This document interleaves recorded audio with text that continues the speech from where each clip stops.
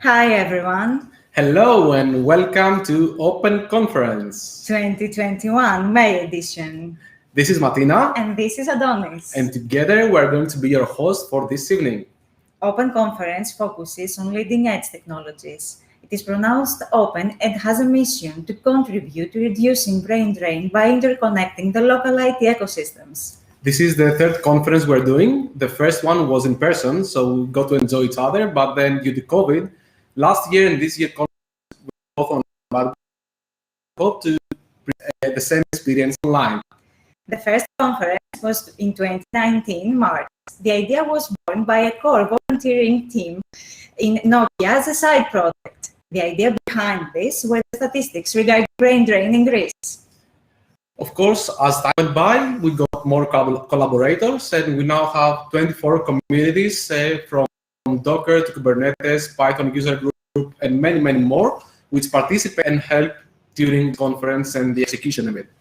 Apart from our volunteering team and collaborators, we need to say that we wouldn't be here without the support of our sponsors. Our gold sponsors are Nokia LS and Hue Elites. Our silver sponsors are Intralot and Signal Group. And our bronze sponsors are Channel VAS and eFood. And now it's time for the orientation course for GatherTown. Adoni, please help us. Okay, let's go. As you see here, we have a platform called GatherTown, which is a very Pokemon-style platform that you can use online. You can use the arrow keys to navigate up, down, right, and left. And while you pass by other people, as you see, their video appears on the top, and you can communicate and talk with them. So by using this platform, you can examine the conference. So without further ado, let's go and examine this very nice venue here. Okay, as you walk in, you can see different objects. And if you go close to objects, they get activated. And by clicking X, you can turn up information inside the object. Every object is different. So you can find games, you can find information, or other interesting things. And where is the main stage? The main stage, okay, let's go. If you go here, you see that there are some lines on the floor which guide you to the different parts of the conference. So by going up, for example, on the dark blue line, I can go to the main stage, which is up on the top. And of course, before getting there, I see that the sponsors have some booths here. So I can go around and visit the sponsor booths. I can go and talk with other people and do all kinds of stuff. Of course, here on the right, we have two different rooms. First, our communities, because we're very proud of them. And of course, two more rooms for the previous conferences where you can go and find some videos of those conferences. And what about our speakers corner? Of course, a conference is not very good without speakers. So on the top left, we have the speakers corner where people can go there, find the speakers before or after the talks and talk with them. We have a demo stage right here. And at the bottom is my favorite part, which is the playroom, because we can go there, we can play. Also, we can play the piano. So this is a very nice experience for me because I have no idea how to play the piano in real life. So in OpenConf, which is online virtual, I can play the piano as much as I want. And don't forget to play around a bit to learn a few things yourself. Of course, yeah, we didn't show you everything right now because we have many other, hidden parts of the conference, and you can go around, examine, and by pressing X, find all the different, things we've hidden inside all this nice conference room. So let's go back to us. Perfect. So you can post your questions during the conference if you want to address a question to some of our speakers from the YouTube channel, or you can also go to the sponsors booths and talk with them and understand a few things about what they do.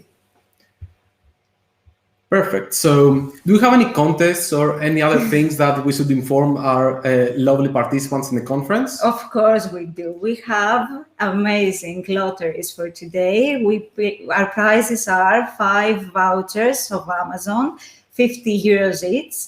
And how can we get them? For the first contest, at the end of the conference, we will put all the names of the people who asked the question in YouTube, and we'll have a draw. And how are you going to get the other 3 or the other 4? For the second contest, at the end of the conference, we will put all names of the people who interacted with our sponsors in the sponsor booths, and we'll have a draw, and then one lucky person will win the voucher. And we have 3 more though. Yes, these are surprise lotteries that we will tell you more along the conference. We don't have any hints or something to say now, or we won't say anything. Stay alert and tuned, and also watch our YouTube channel. This is the only thing I can say right now. Awesome. So, okay, enough about all the introduction. We saw we have Gather Town, we have speaker booths, we have many different activities on the side. But let's now go back and talk about the main event. For our main event now, we have our first speaker, and let's introduce him. He's George Hadzaras, Cloud Engineering Director at Citrix. He'll be talking about observability in the cloud and the melt stack. Awesome. Okay, so hello, George. It's really nice to have you here. Can we have George with us up here? Hi, George. We have a minor technical issue, most probably. And this is because actually we wanted to show everyone that this is actually live and it's not pre-recorded. And that's why we introduced this minor bug here to make sure that everything's happening. So I hear from the control room that we have some technical issues with George. So I'm going to use this time, and I told you I want to play on Gather Town, so I'm going to go back to Gather Town and wander around and go to the piano, because this was my dream, as I told you. I have nothing. I don't know anything about music, so I'll go here and I'll try to play the piano. Can we see how many people are online right now?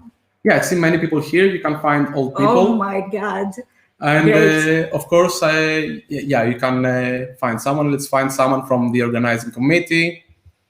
You can follow someone, and if you are really close to him, the microphone and the camera opens, so you can interconnect.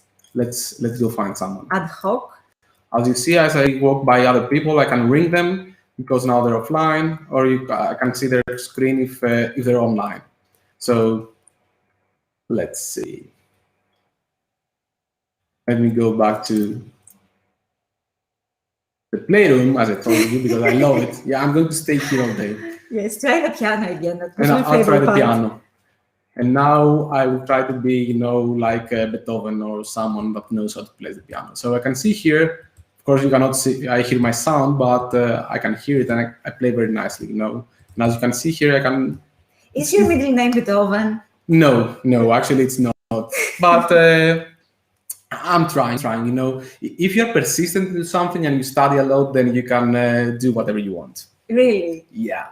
But you didn't like music, so that's why you didn't learn to play piano. I like listening to music, but I'm pretty sure I'm not coordinated enough in order to play music. So I'm only doing it online and, for fun, not for, more things.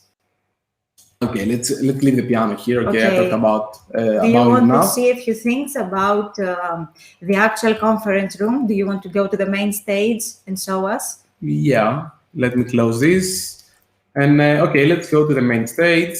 I'm going to go up here now.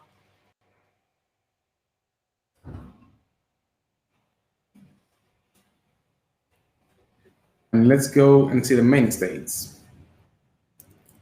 In the main stage, I see more people. Of course, there's some banners from the conference and banners from the sponsors, which, as we told you about before, we love them very much. And this is the space of our sponsors. Okay, let's go here to see the other sponsors. And of course, apart from our sponsors, we also have our media sponsors, which are the Cube and Sputnik. Mm-hmm. And on the other side, we have some other sponsors. I really love this game. I'm afraid that people might prefer this game to the actual talks. They'll put the talks on the background, listening to them, and go examine everything that we have. Okay, yes, I agree with you, but I didn't really like the avatar you chose. Why blunt? You're not blunt. I'm not natural blunt. Okay. To be honest, I just chose the first avatar that I saw, and that was it. I didn't... name demo. Okay. Yeah. You are improvising. To be honest, if I wanted to do an actual, avatar, I would use my own, and my own avatar will be visible during the breaks, where I'll, leave you here and grab my computer and go play in Gather Town on my own. Yourself. And I'll have my own avatar then, don't worry about it. As you can see, we can be talking for hours. Yeah, I mean, it's so nice to have this platform, and I'm really enjoying this, technical difficulty we're having right now because I can go outside. I want some fresh air. And the other very nice thing about GatherTown is that I can roam around on the outside, and I don't get allergy from pollen, which is my actual thing in the real world. So that's a nice thing. Okay. Okay, great. We need to say that we're streaming live from Athens, Greece. Our first conference also was held in Athens, but it was a physical event. And it is our greater aspiration to have the next open conference in physical form as well. Awesome. We know it's difficult due to the pandemic, but we will plan to. Okay. So I'm trying to think if I forgot something about GatherTown to use all the time now that we have. So another nice thing is that we have those chairs, which is called the cone of silence. And when you walk on top of those chairs, we can only hear and be heard by the people on those chairs. So if you want to have like a private conversation, right now. Yeah. you can go on these chairs and have some fun there. It looks amazing. Yeah, it's really nice. I mean, it's easy, it's fun. It reminds me of Pokemon when I was younger. It gives you the feeling that you're around people in a conference. That's why I like it. Yeah, you can interconnect easily. Okay, I'll tell you a little secret. When I go to a conference, like my best part is when I meet other people and talk with them. And with online conferences, this is really harder. And GatherTown was one of the reasons we chose this platform. So I totally understand that, because this is what I expect from a conference, to meet other people and to gain a better network, let's say. Yeah, it's all about people and connections and meeting and creating together. Get their vibes, get how they feel. Okay. So, let's talk about something else. Let's go back to our sponsors, which is really interesting for us. And I'll start with our first sponsor, which is Fuelix. So, do you know that Fuelix has been incorporated in Athens in July 2019?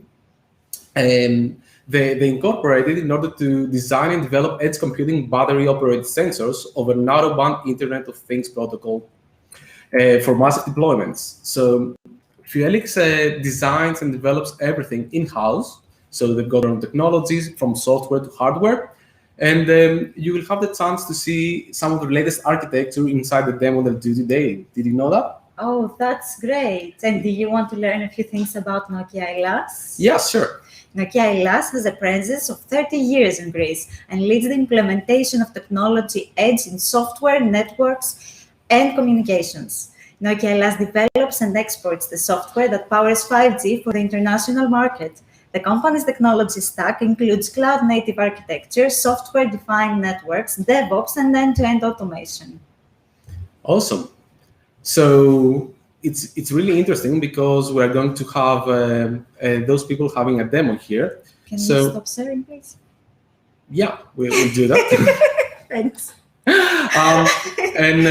First of all, let me introduce you to two of the speakers who are going to do the demo from Fuelix and Nokia. So from Fuelix, we have Evangelos Angelopoulos, who is the co-founder of Fuelix, and Ioannis Nicolaou, who is a partner and head of cloud and platforms at Fuelix. So this will be from Fuelix. And from Nokia, we have Nektaria Kalogeropoulou, Senior Account Manager, Enterprise and Public Sector, and Manolis Paraskevakis, who's a software engineer. So together, they are going to do the demos and show us some of the things they're doing there together. And I really can't wait for that. Awesome. So we have Evangelos. So hello, Evangeli. How are you doing? We can hear you. Yes. Are you muted? I'm muted, of course. You're always muted. Hi, guys. What an amazing conference this is. Yeah, we really enjoyed and we have lots of fun. And I have to say that I think you're muted is like the headline of 2020 and 2021, exactly. Right? Exactly. Yeah. Oh, hi, Nektaria. Hello. Hello. Hi, everyone. it's really nice to have you here. So I think Thank you. that Really happy to be here with our partners and everyone. Thank you. awesome, and thanks again to both companies for sponsoring this event and making this happen. So I think that we'll get to the side a bit now and leave the stage to you to tell us some things more about you and what you do there. The stage is yours. Okay, let's get a little bit acquainted. So I'm supposed to share, or John is supposed to share exactly. So hello to everyone. This is Evangelos Angelopoulos. I'm the business developing director and co-founder of Fuelix. Fuelix is a Greek, 100% Greek deep tech company. We are saying that we do research and development, and we are actually doing that on hardware, and we're known to develop sensors and elastic cloud infrastructure in order to serve the sensors in the... Sorry guys, can you hear me? I'm hearing background noises. Sorry guys.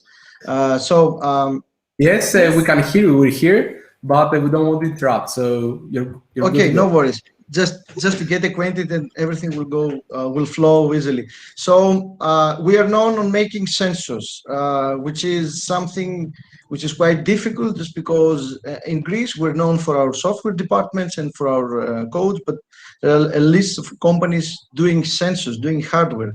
So we're known on making battery operated sensors with edge computing capabilities, remote management capabilities, and firmware over the air capabilities. These are the sensors used for smart cities. These are the sensors for the sensors that are used for fuel management using, let's say, our proprietary technologies. Now, I don't want to waste any more time, because you will see the presentation. You can come after to the Gather Town and discuss with us.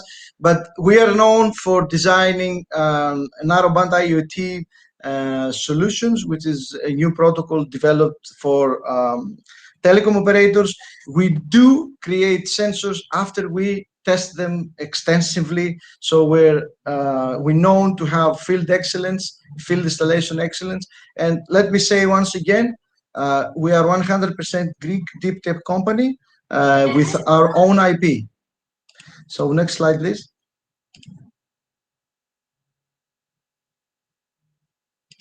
Next slide.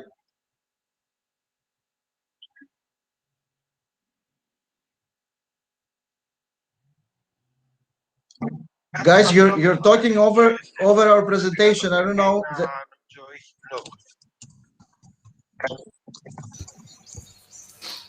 Hello.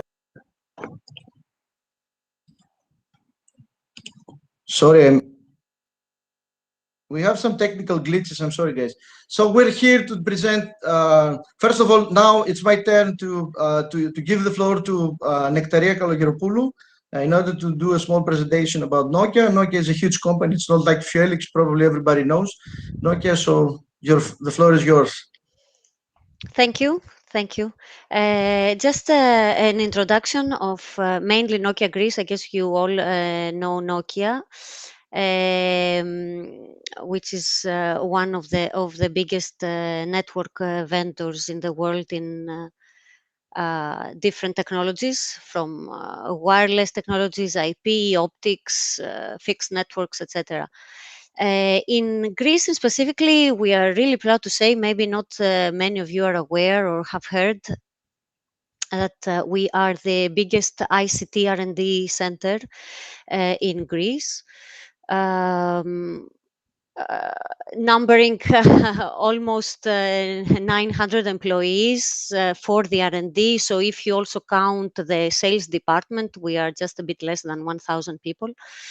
Established many years ago. We consider to be a young age at the peak of development and innovation and creativity group.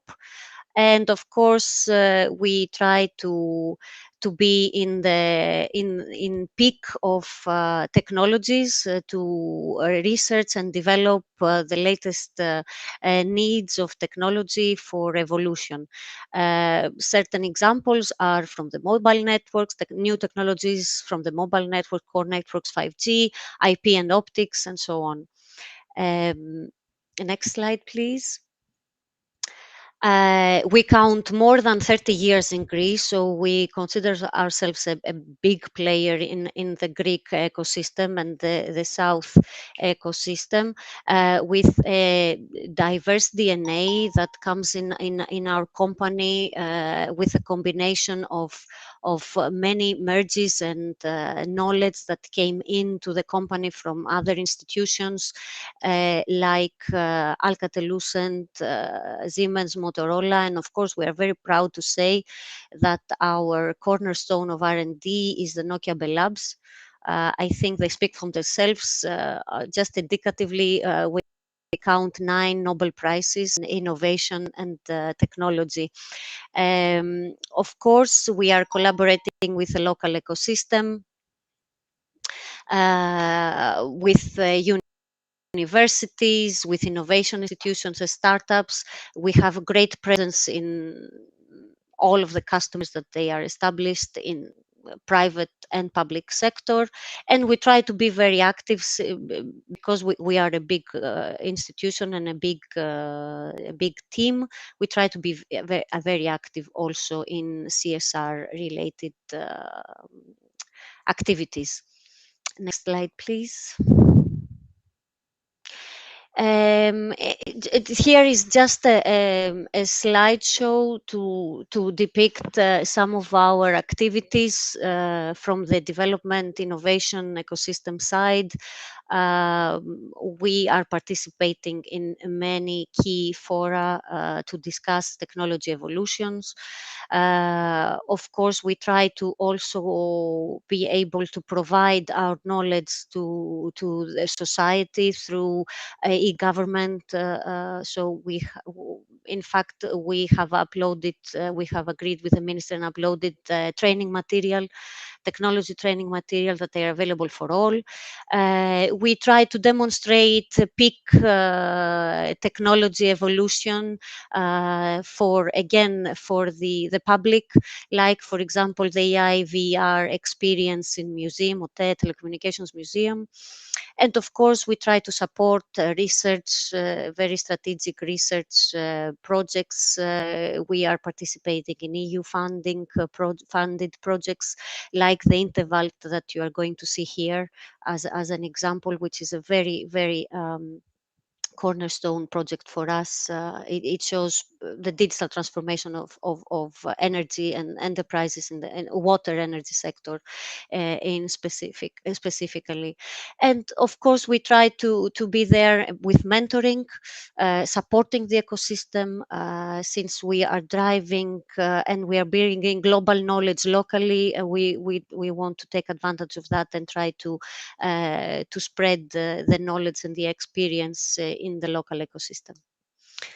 I think this is all from my side. We can go to the very nitty-gritty of the project. So I give it back to our partner, Felix.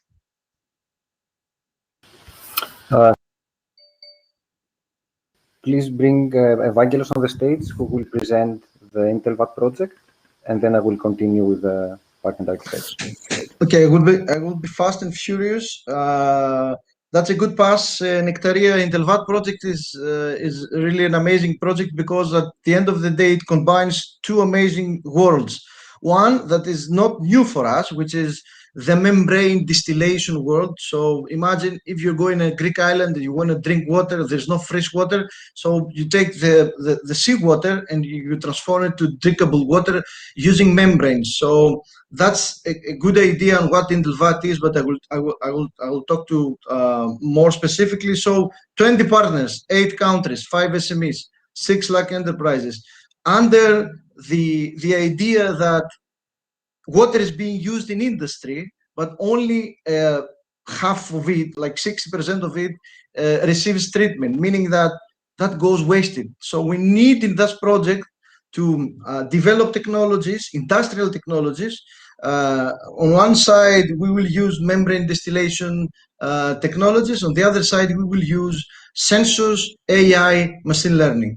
The project we're collaborating with Nokia is around 12 million euros, and we have a big chunk of that, doing mostly sensors, either on the case study one, which is in a power plant. You know that there is a lot of water being used in the power plant in order to cool down the water there that is circulating. So what we will do there is that we will install in Megalopolis, which is in Peloponnesus, Greece, a system that will specify and specify how the water will be treated in order to reserve water. The case study 2 is a very, very interesting case study that will run in Barcelona, outside Castellali, it's called. It's outside Barcelona. So imagine in this case study what we will do, that we will use waters coming from rivers, one salty, one more salty. If you combine this through a membrane, what you do is that you create energy. So what we will do there is that simultaneously on creating energy, we will try to reserve as much fresh water as possible. Lastly, all our cars are being electroplated. So plastics become metals in factories in Central Europe and North Europe. So in one factory, what we will do is that we will try to recover as much nickel or all this type of materials as possible, using again the same idea. Next slide, please. The idea is that you have here all the sensors. You communicate them through an edge computing infrastructure through Impact, where the machine learning model will get this data, and we will train it in order to put it back on the industry and meet the KPIs of the project.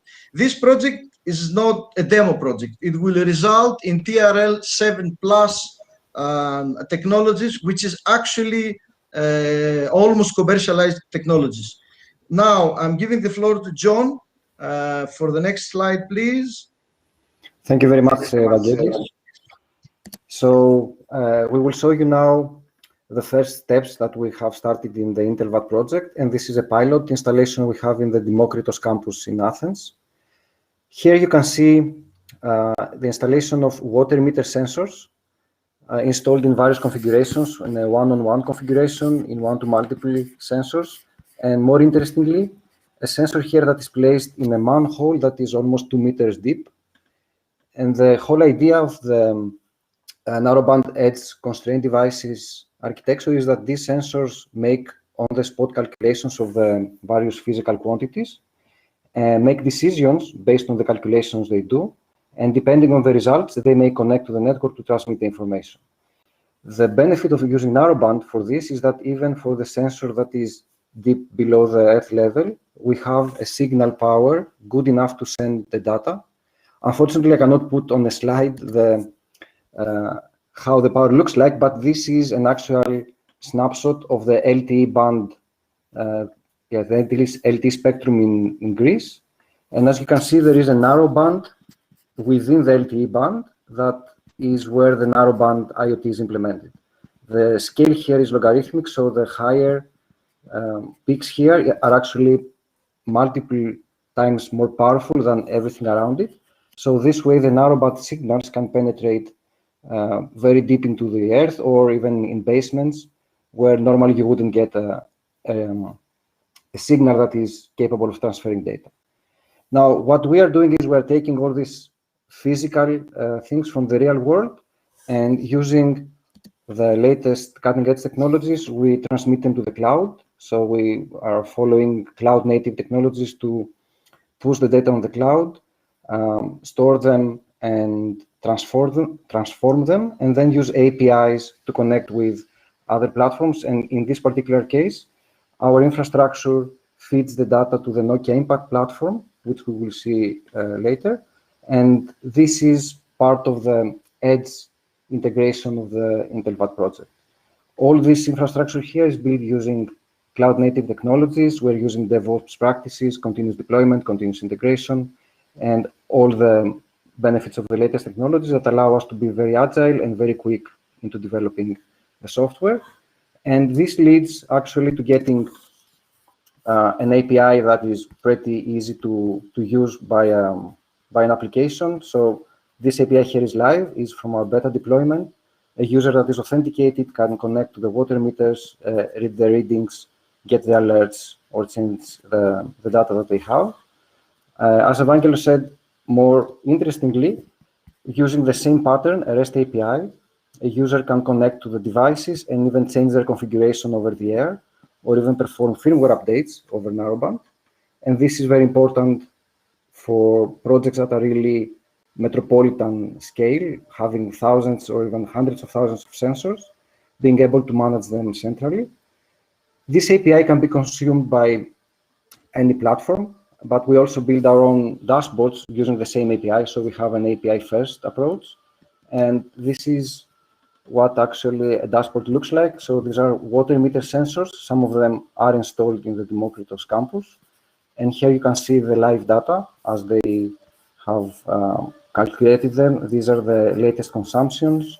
For some of the sensors, there are alerts, but these are mostly test alerts, so no need to worry about that.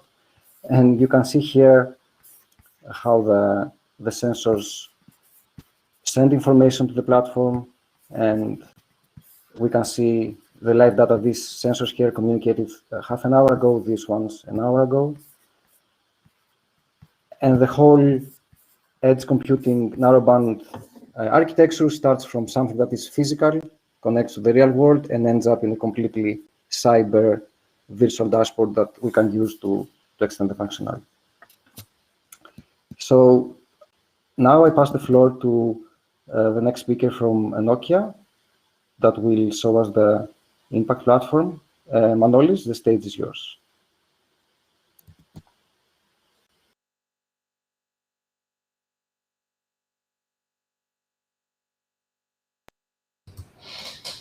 Seems like you're muted, Manoli.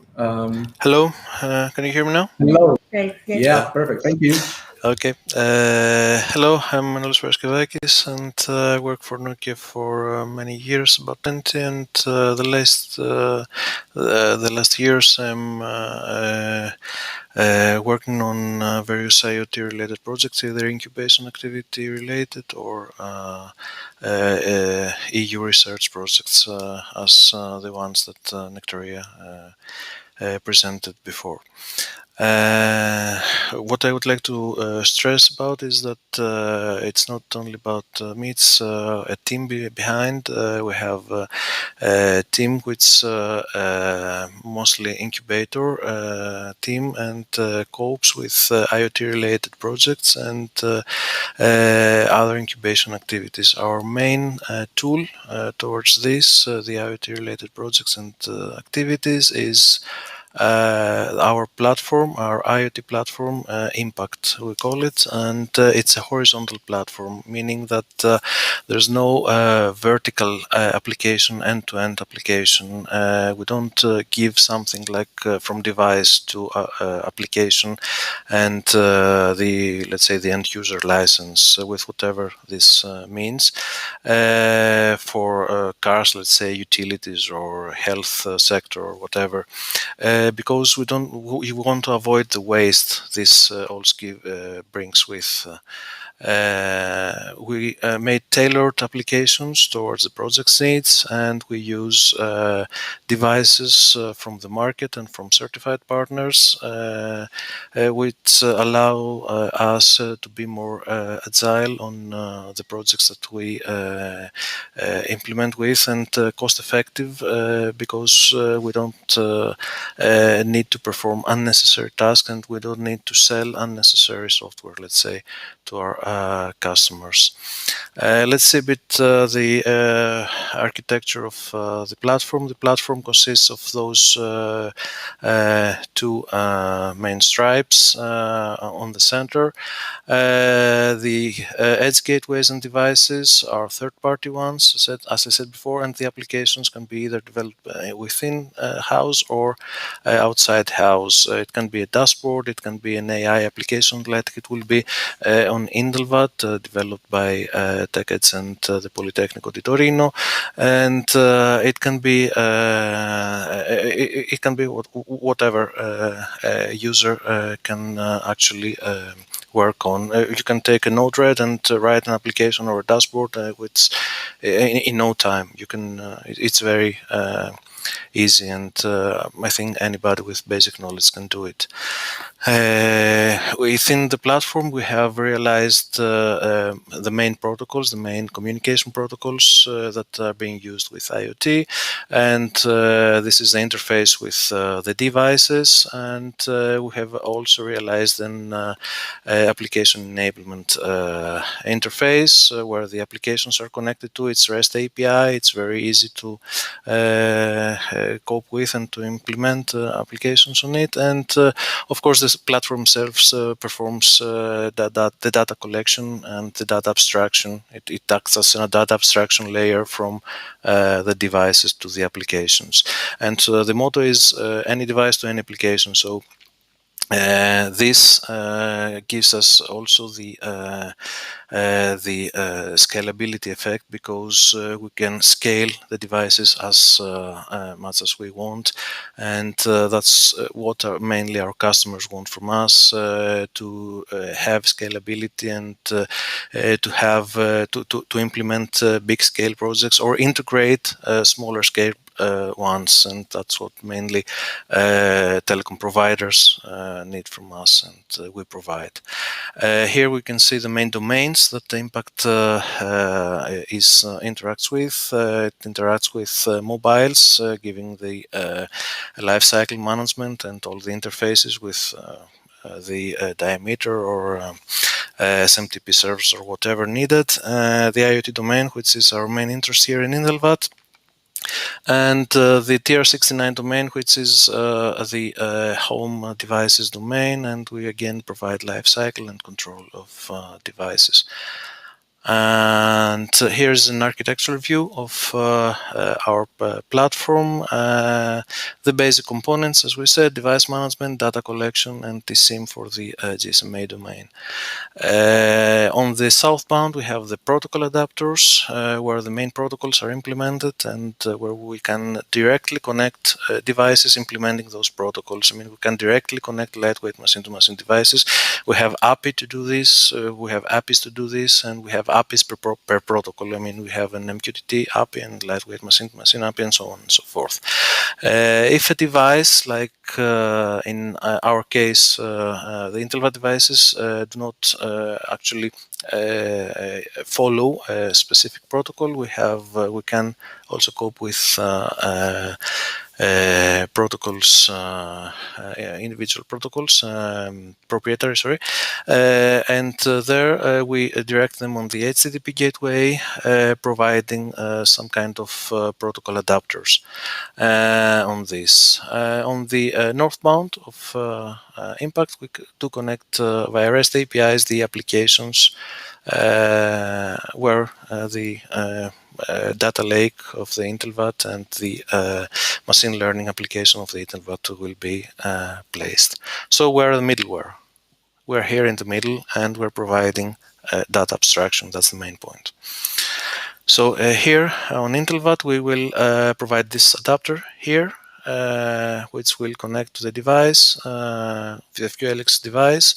Actually, at the first stage, it will connect to the device's gateway, because they will provide us a REST API, and we will connect there and get only the metrics of the devices. On the second stage, we will implement some more flows. We will implement a webhook where we will get some control messages to, and then we will implement the whole call flow of the devices, control and data messages also.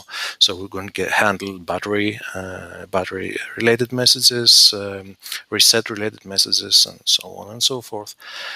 And here you can see some very, very indicative, and it's almost spontaneous flows. You can see that the adapter is treated like a device. Every device that is connected to Impact needs to have a token created, and then to onboard the device we need to use this token and to make a notification. So this adapter is like any other device, and like any other device is treated in this tenant logic that Impact uses, meaning that its device is only seen from the tenant that it's supposed to be seen. Here you can see a registration, and the most interesting of all, you can see here a registration for notification to subscribe to a resource and get the metrics and the ratings from these resources. A resource, let's say, by resource we mean a sensor's ratings, the stream of a sensor's ratings. And this device /0/battery is a resource, let's say. So this is propagated from the application of Impact to the platform itself, and then to the adapter, and from the adapter to the remote gateway, or later on the device itself. And here's the response path by its JSON object, and then back to Impact, and then back to the application. And that's all, folks. Thank you.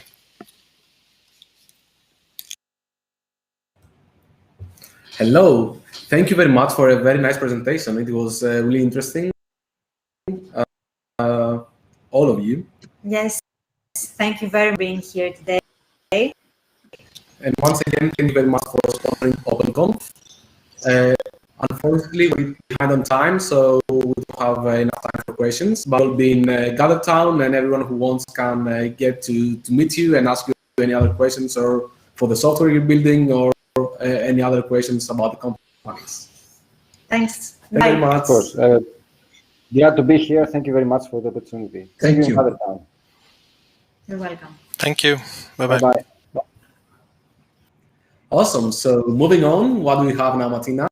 Now we have George Hadzaras, who's a cloud engineering director from Citrix, and he will be talking about observability in the cloud and the melt stack. Welcome, George. Okay, so George, I think he's a lot timed. Hi, Martina. Now he's okay. Welcome. Hi, how are you? How are you, George? How are you doing? Hi, guys. I'm good. It's nice to be here. Awesome. So the stage is yours. Thank you, guys.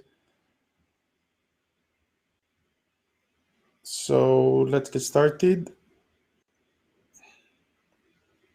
Perfect.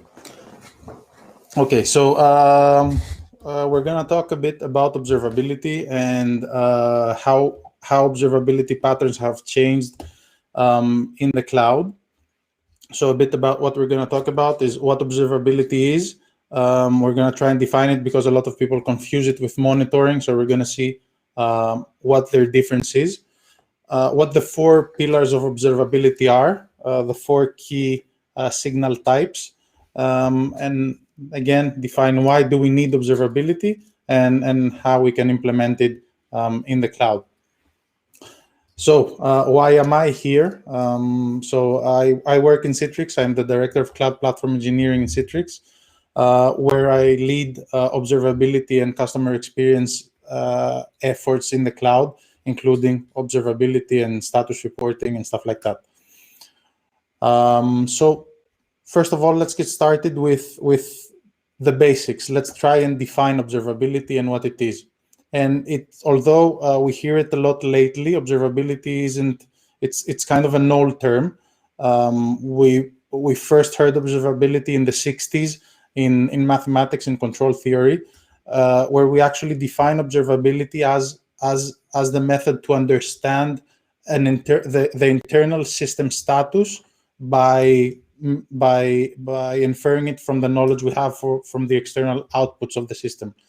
So this is now it seems kind of incomplete to what observability is nowadays. Many try and say that observability is just a nice way to convince engineers to practice monitoring a bit more. Of course, I don't agree with that. And this is, in my opinion, the most concise and accurate definition out there. And it was first said by Brian Cantrill in 2018, saying that observability is a system's capability to allow a human to ask and answer questions. And the reason I like this definition is because it shows us exactly what the difference with monitoring is. And it says that here we have to ask the questions, and then we get the answers from observability. And that's the big monitoring. So observability is actually the practice of collecting, analyzing, and getting intelligent insights from all your signals. While monitoring, we watch and understand the state of the system just by predefined metrics, predefined thresholds, alerts, and so on. And that's the biggest difference. So with observability, we are able to actively debug the system, not having knowledge in advance and not having to think of everything in advance. Besides this big difference, there are also a lot of differences, a lot of smaller ones. Monitoring is usually used.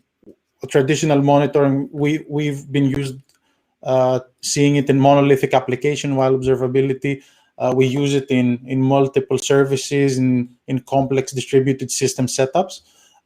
Again, when we follow microservice architecture, we usually have polyglot persistence. That's best for observability rather than monitoring. Same for the elastic infrastructure with microservices. We have a familiar infrastructure and all this flexibility. This creates the need for observability.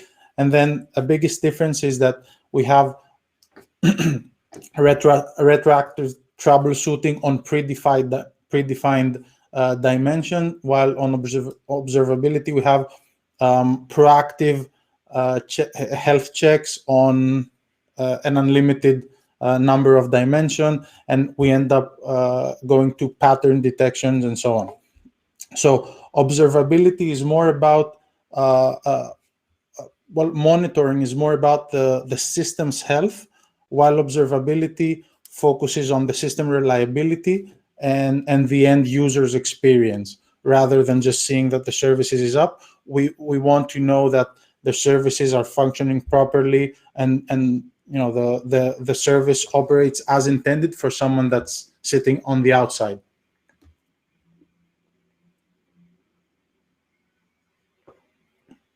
So an important question that many will ask is, since this is a term from the 60s, why did we just now start caring about it, and why are we talking this much about observability? The first reason is the rise of cloud computing and the SaaS delivery models. As these start and rise in comparison with the traditional on-premise models, we have more visibility in our application. In an on-premise contract, you normally give your application and you give the code, you give a binary, and you don't care about what happens after that. You don't have much visibility there. And you also, in a SaaS model, you are responsible for the customer experience. So you have to constantly improve that. And the easiest way to do it is from availability and reliability of the system. Also, through cloud computing and microservices. We have more distributed architectures. We moved away from monoliths. A good example here is the microservices graphs of Amazon and Netflix. This shows the arbitrary number of services that get involved in just operating a simple system, like pretty much anything, not Amazon or Netflix. Like a really simple ESOP nowadays will have a transaction system that handles all your banking transactions, your card, your ESOP, all that kind of stuff, which interact in different ways now that we've moved to microservices. Another thing that has changed recently is the way we deploy. It has become a lot easier to deploy code. We ship code a lot faster, a lot more times, with modern CI/CD practices. Two fun metrics.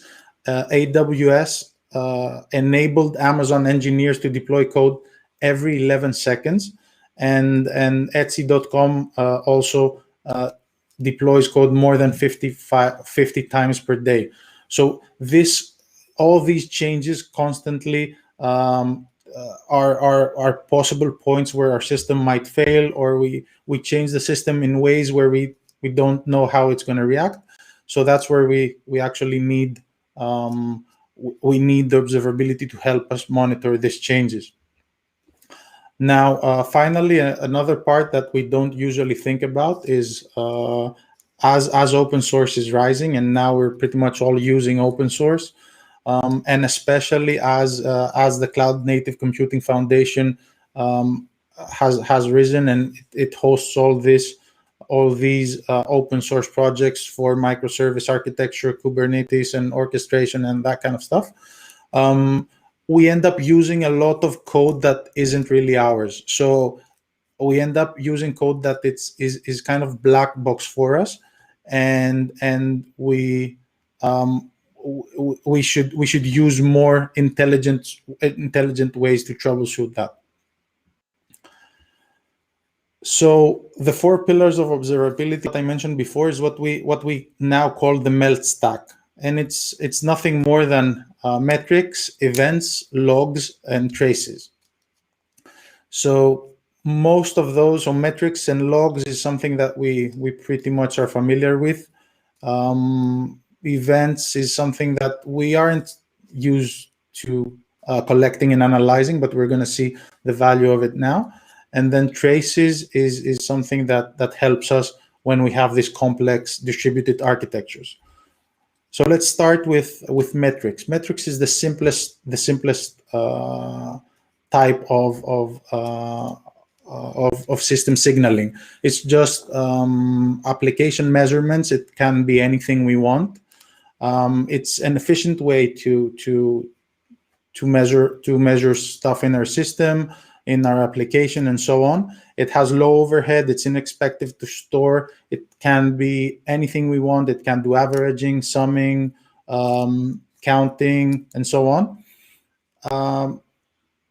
And it comes with a compromise. The compromise is that metrics have to be predefined. We have to think ahead of time what we want to count, how we want to count it, what the benchmarks are, the alerts, and so on. So we want to be we have to think of our system before even setting metrics, and that's the reason why metrics on their own are not enough. Tools we use today, you've all definitely heard of Prometheus or New Relic if you want to go in a SaaS model. And then Graphite is a more traditional metrics collection. So here's an example of our metrics. Can be system metrics, as like latency and network traffic, or it can be application metrics like the average of a purchase value and so on. Now, metrics can be a lot of stuff. We can pretty much set up metrics for anything. So a lot of people ask, where do we start with metrics? What is the first we do? And Google went on and kind of solved this problem for us. they defined what we now call the 4 golden signals. The 4 golden signal is latency, which is how long it takes for us to answer in a request. Traffic, which means what is the number of requests that are inflowing in our system. The error rate, which is what number of errors do we have in our system. And then saturation defines the load on our system. And saturation is really important because we all know that if a CPU is working 100%, then our system our application is gonna be a lot slower and so on. Now the second type is events, and events is something we don't usually analyze as much as we should. Event can be pretty much anything. It can be application level events. So in an eShop, it can be my customer clicked on purchase or added something to his cart, or system level events. So in Kubernetes, it could be that I redeployed the service. Events are really important because it's the data types that is going to help us correlate or end up in causation. So what that means is that we're going to be able to correlate errors with user or system behavior. So we're going to be able to triage any issues with that. We're going to be able to see what actions create issues to our system. So the first thing you'd say, okay, if it's that important, why don't we just collect all events, everything? But because events can be anything, it's expensive to store, it's expensive to process, it's expensive to collect. So we have to be kind of thoughtful on what events we collect. And here on the left, we see application event examples. So someone purchased barbecue chips. And on the right, we see system level events, which is auto-scaling, scaling out a replica set in Kubernetes. And also important aspect of events is that during ingestion, we should enrich them as much as possible. And here you see this difference. On the top table, you see the raw events. On the bottom table, you see those events enriched. So later on, you're going to be able to correlate based on payment type or to find some kind of correlation based on value and so on. And this is also something really important. Now, the third type is logs. I think we've all used logs at some point, and I'm sure we've all used logs correctly, and we've all used logs in the wrong way. Logs is said to be the original data type, and it's nothing more than a line of text. It's text that we want to be produced while our code is executed. It helps us know exactly where we are at the execution lifecycle of our program.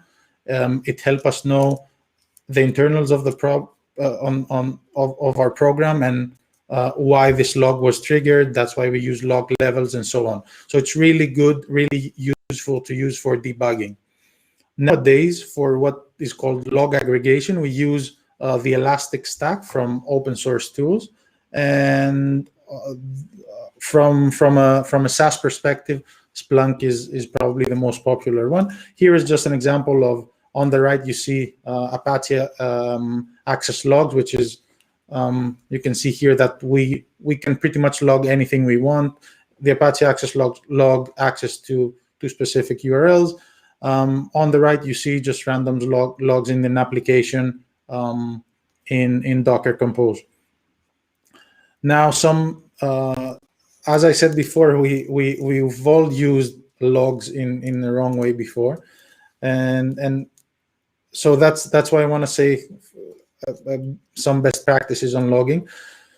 Firstly, we don't have to reinvent the wheel. Logs are used in every language. There are a ton of logging libraries.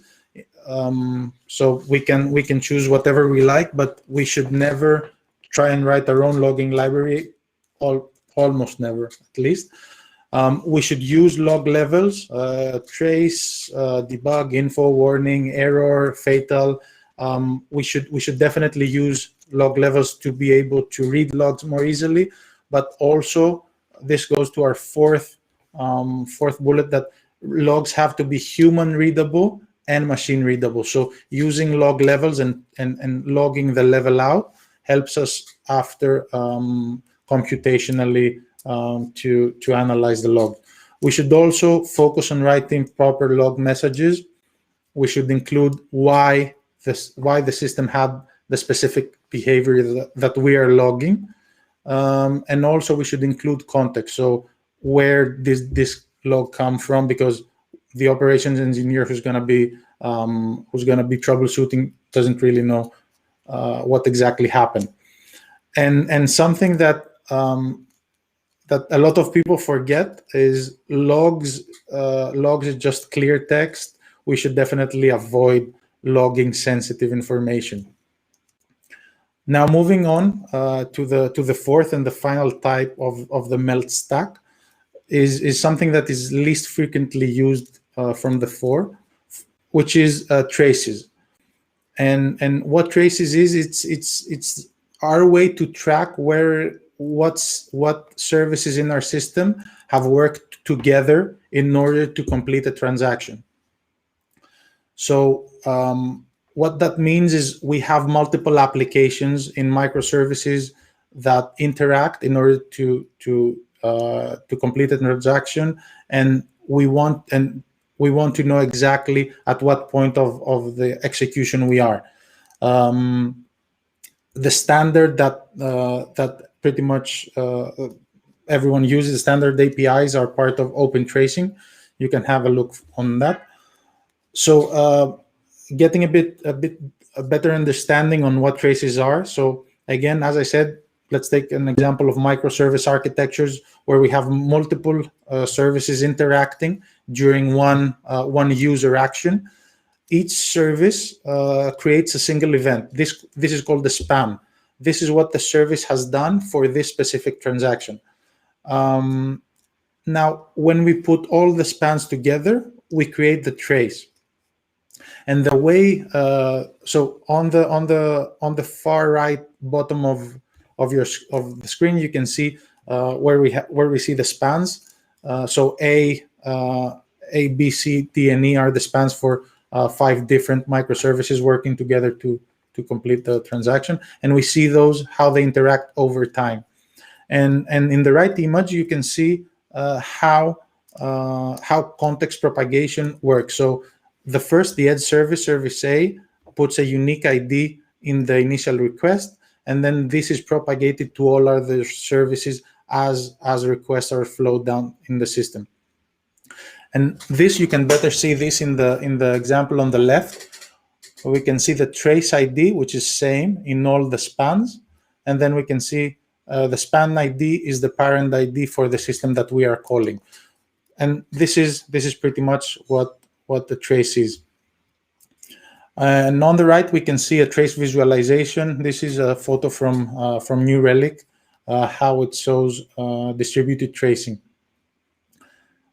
Now, we covered melt, but again, we need something extra in order to cover what I mentioned before, to reach the actual goal, which is improving the end user experience.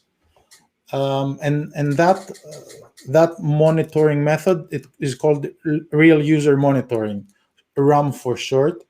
You can also hear it as outside-in monitoring. It is a part of synthetic testing, but synthetic testing can also be inside out. And actually, real user monitoring is us trying to simulate user interaction with the system, including mimicking the infrastructure, mimicking the geo distribution of our users, and all that kind of stuff, in order to have an accurate view of what our users are doing. And the goal is to actually see, while our users are interacting with the system, what happens in our system in the background. So if we put all this together, the melt stack and RAM, if we put all those together, this is pretty much the flow of testing, what it would look like. So we use real user monitoring or outside-in monitoring to simulate user action, and try to create specific user flows which are critical to our systems. We call those critical user journeys, and then we want to test those and see what the expected behavior of the system was. As we do the real user monitoring, events are generating from the simulation. So in the backend, we collect these events, and we also collect logs and metrics. So as we collect logs and metrics and the events, once we see abnormalities in our metrics, in our logs, in the background, we try and correlate and find the root cause through correlating events and metrics. And finally, when we want to find the root cause and we want to find exactly at what part of our system something went wrong, that's where traces come to play. So this is like a simple setup of what the observability architecture would look like.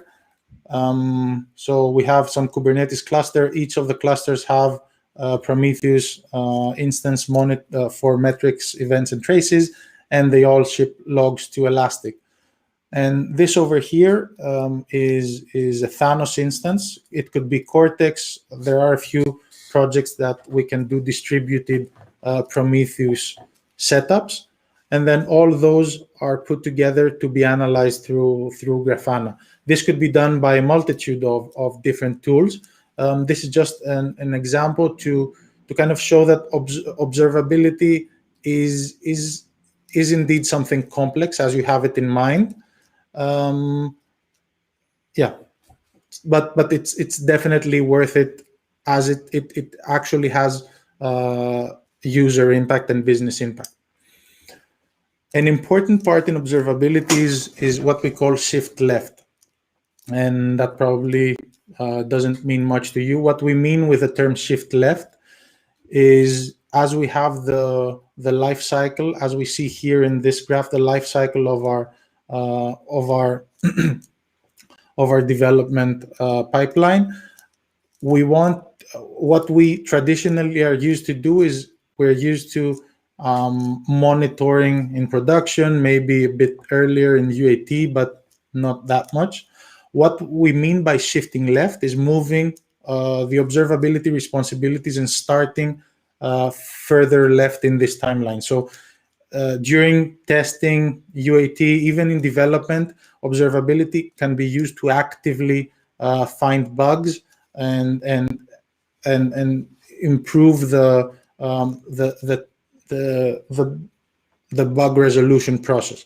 Also, it can be actively used in release, and we're going to see a bit how it can be used in software release life cycles. We can use it for metric-based rollouts. We can use it for approving releases automatically from our observability, and so on. Now, as observability is implemented in various ways, and it's kind of it's still growing. There have been a lot of myths coming up. The one is that if I just go and create the architecture I showed you before, then my observability is set up and I'm good to go. That's not really the case. So observability, is not about the tools. It's more about the insights, and it's more about the intelligence we can derive. So observability is about putting the tools in place, but then going back and asking the right questions. Another myth is that you can't have too much data. That's not really true. As we said, with events, data come with a cost.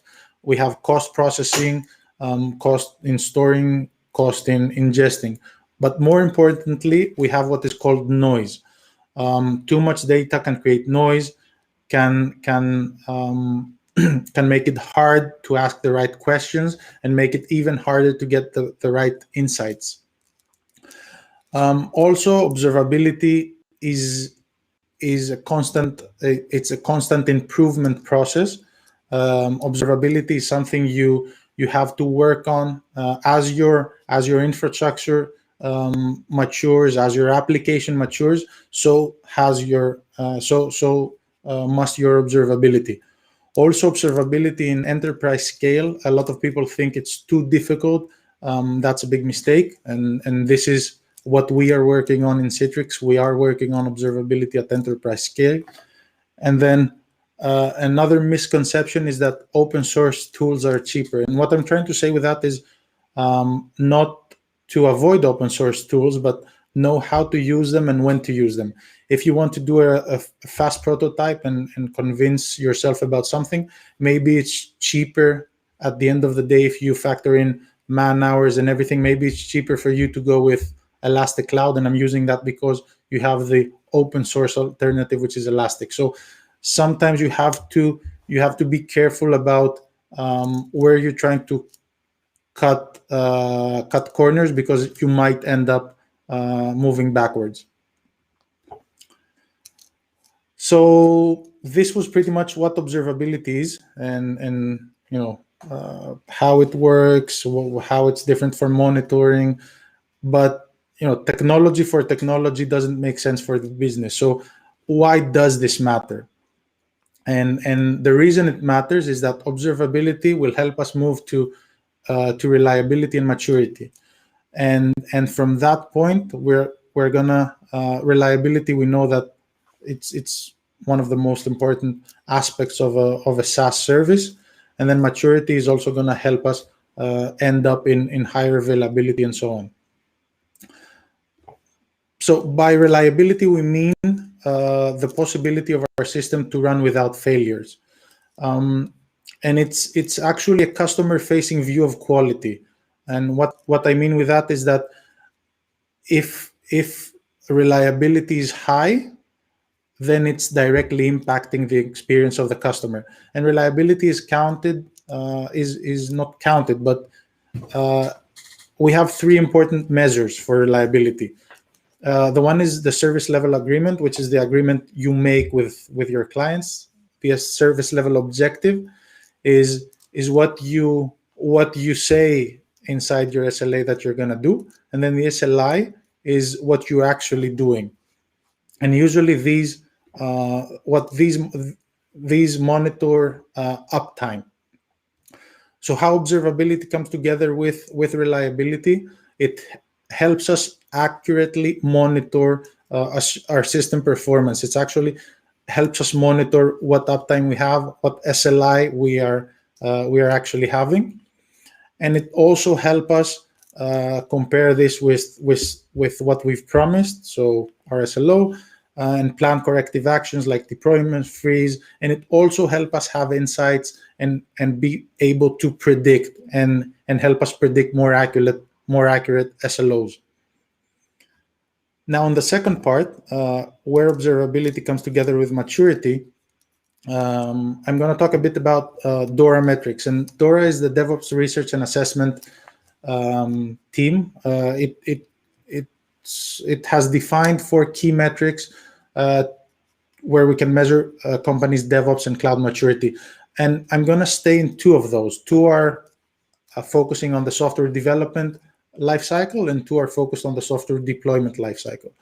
So on the software deployment lifecycle, what we measure is change failure rate, which means when you deploy something in production, how often does that break your production environment, and time to restore, which means how fast you can restore something that went wrong. So change failure rate can be closely monitored by observability, and you can make sure that you triage the issues properly, so you know that accurately a change created the failure.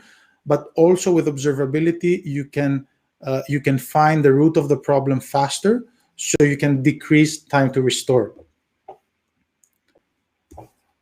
And a bit before we close, a bit of what we are doing in Citrix with observability. I'm part of a team called Unified Cloud Engineering Team, where we are trying to implement a company-wide and enterprise-scale observability strategy to orchestrate multi-service observability. And that's because we have a lot of services interacting, a lot of services working together in order to deliver our end product to the customers. So we are building the infrastructure to actually be able to monitor and see how these services are working together. We're also leveraging real user monitoring, and this is to mainly simulate user usage, real usage for critical user journeys across the world, and we actually use that to improve customer experience, find where latency looks bad, find wherever we have possibilities for improvement, and then we put this in our observability and try to improve that. And we are also leveraging observability to optimize customer status reporting, health dashboarding, and so on, so everyone knows what the health of their system is.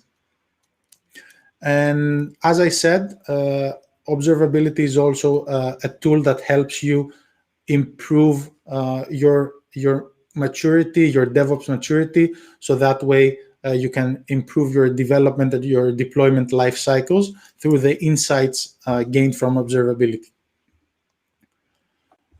Now, how anyone can get started with observability? It's kind of a complex journey. So many might have this question. The first is you really have to know your system. There's no one size fits all for observability. So you have to really know your architecture. You have to be an expert on the infrastructure you are deploying on. Second part, you have to start somewhere. And sometimes what we say, start anywhere.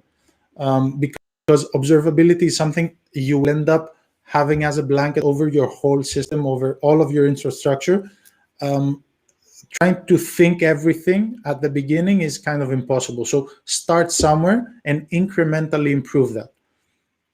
Use your past incidents to improve, to learn, and to see where to start first, but also see what metrics to collect, what services to correlate, what events to use as correlation or causation points, and so on.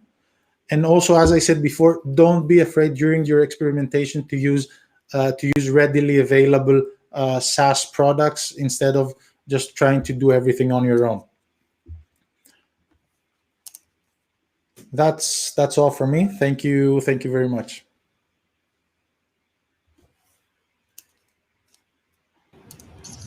Awesome. Thank you very much, George. I have to say that I'm melting, and that I would definitely get a bottle of rum right now.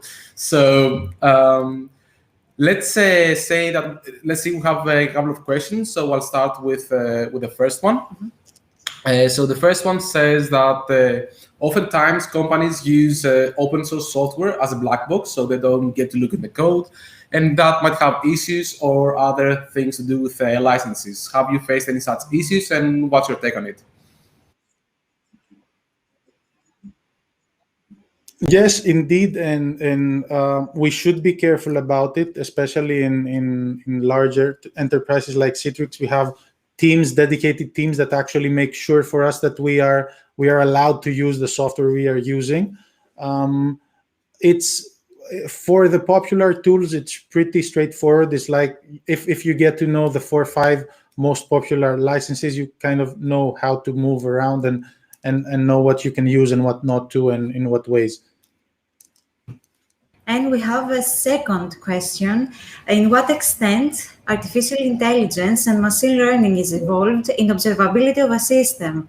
How far we are from a system that observes, predicts system failures, and reheals itself?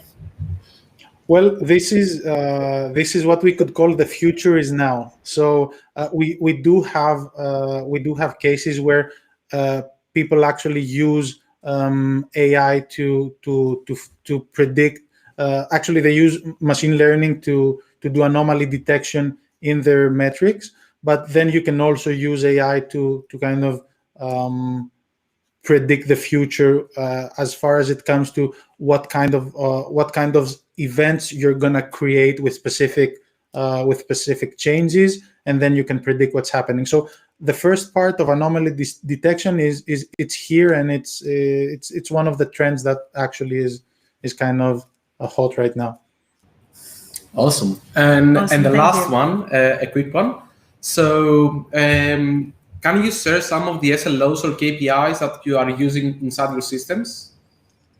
Well, so SLOs, I can't actually share the real ones, but KPIs are limitless. Again, as I said, all observability use cases are different, so you have to understand your system, and you should actually see the business value. The simple question to ask is, what would cause your company to lose money if it failed?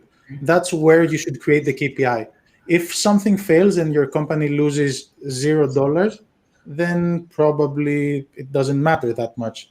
If something fails and you lose 10% of your revenue in a day, then probably that's where you should have a KPI and an SLO. Awesome. Thank you very much. Feel free to wander in Gather Town if you have the time. And thanks again for the great presentation. Thank you, guys. Thank you. Bye. We'll be moving into a break for 5 minutes. So we'll be back at 6:25. And while we get back from the break, we'll have the first contest. So make sure you're back in time. So see you in a bit. See you. Bye.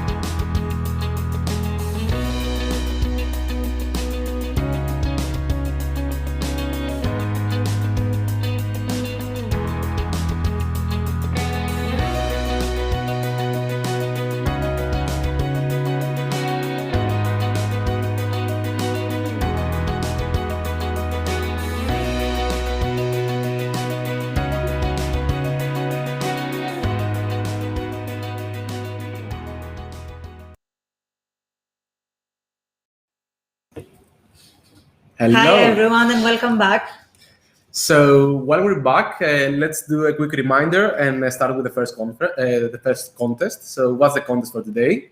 We have 3 kinds of contests for today. we have the first one, the person who will ask, among the persons who will ask questions in our YouTube channel, someone will be picked, will be selected randomly and will gain our first prize. All of our prizes are Amazon vouchers for 50 euros. The second contest is among the people who will talk to our sponsors in the sponsors booths, and we'll ask them questions. And we are kind of ready now for a third kind of contest. So we will tell you a phrase and a question or something that you might choose, and you have to be fast, very, very fast, and write it in our YouTube chat. Are you ready? So the first one who answers gets the prize.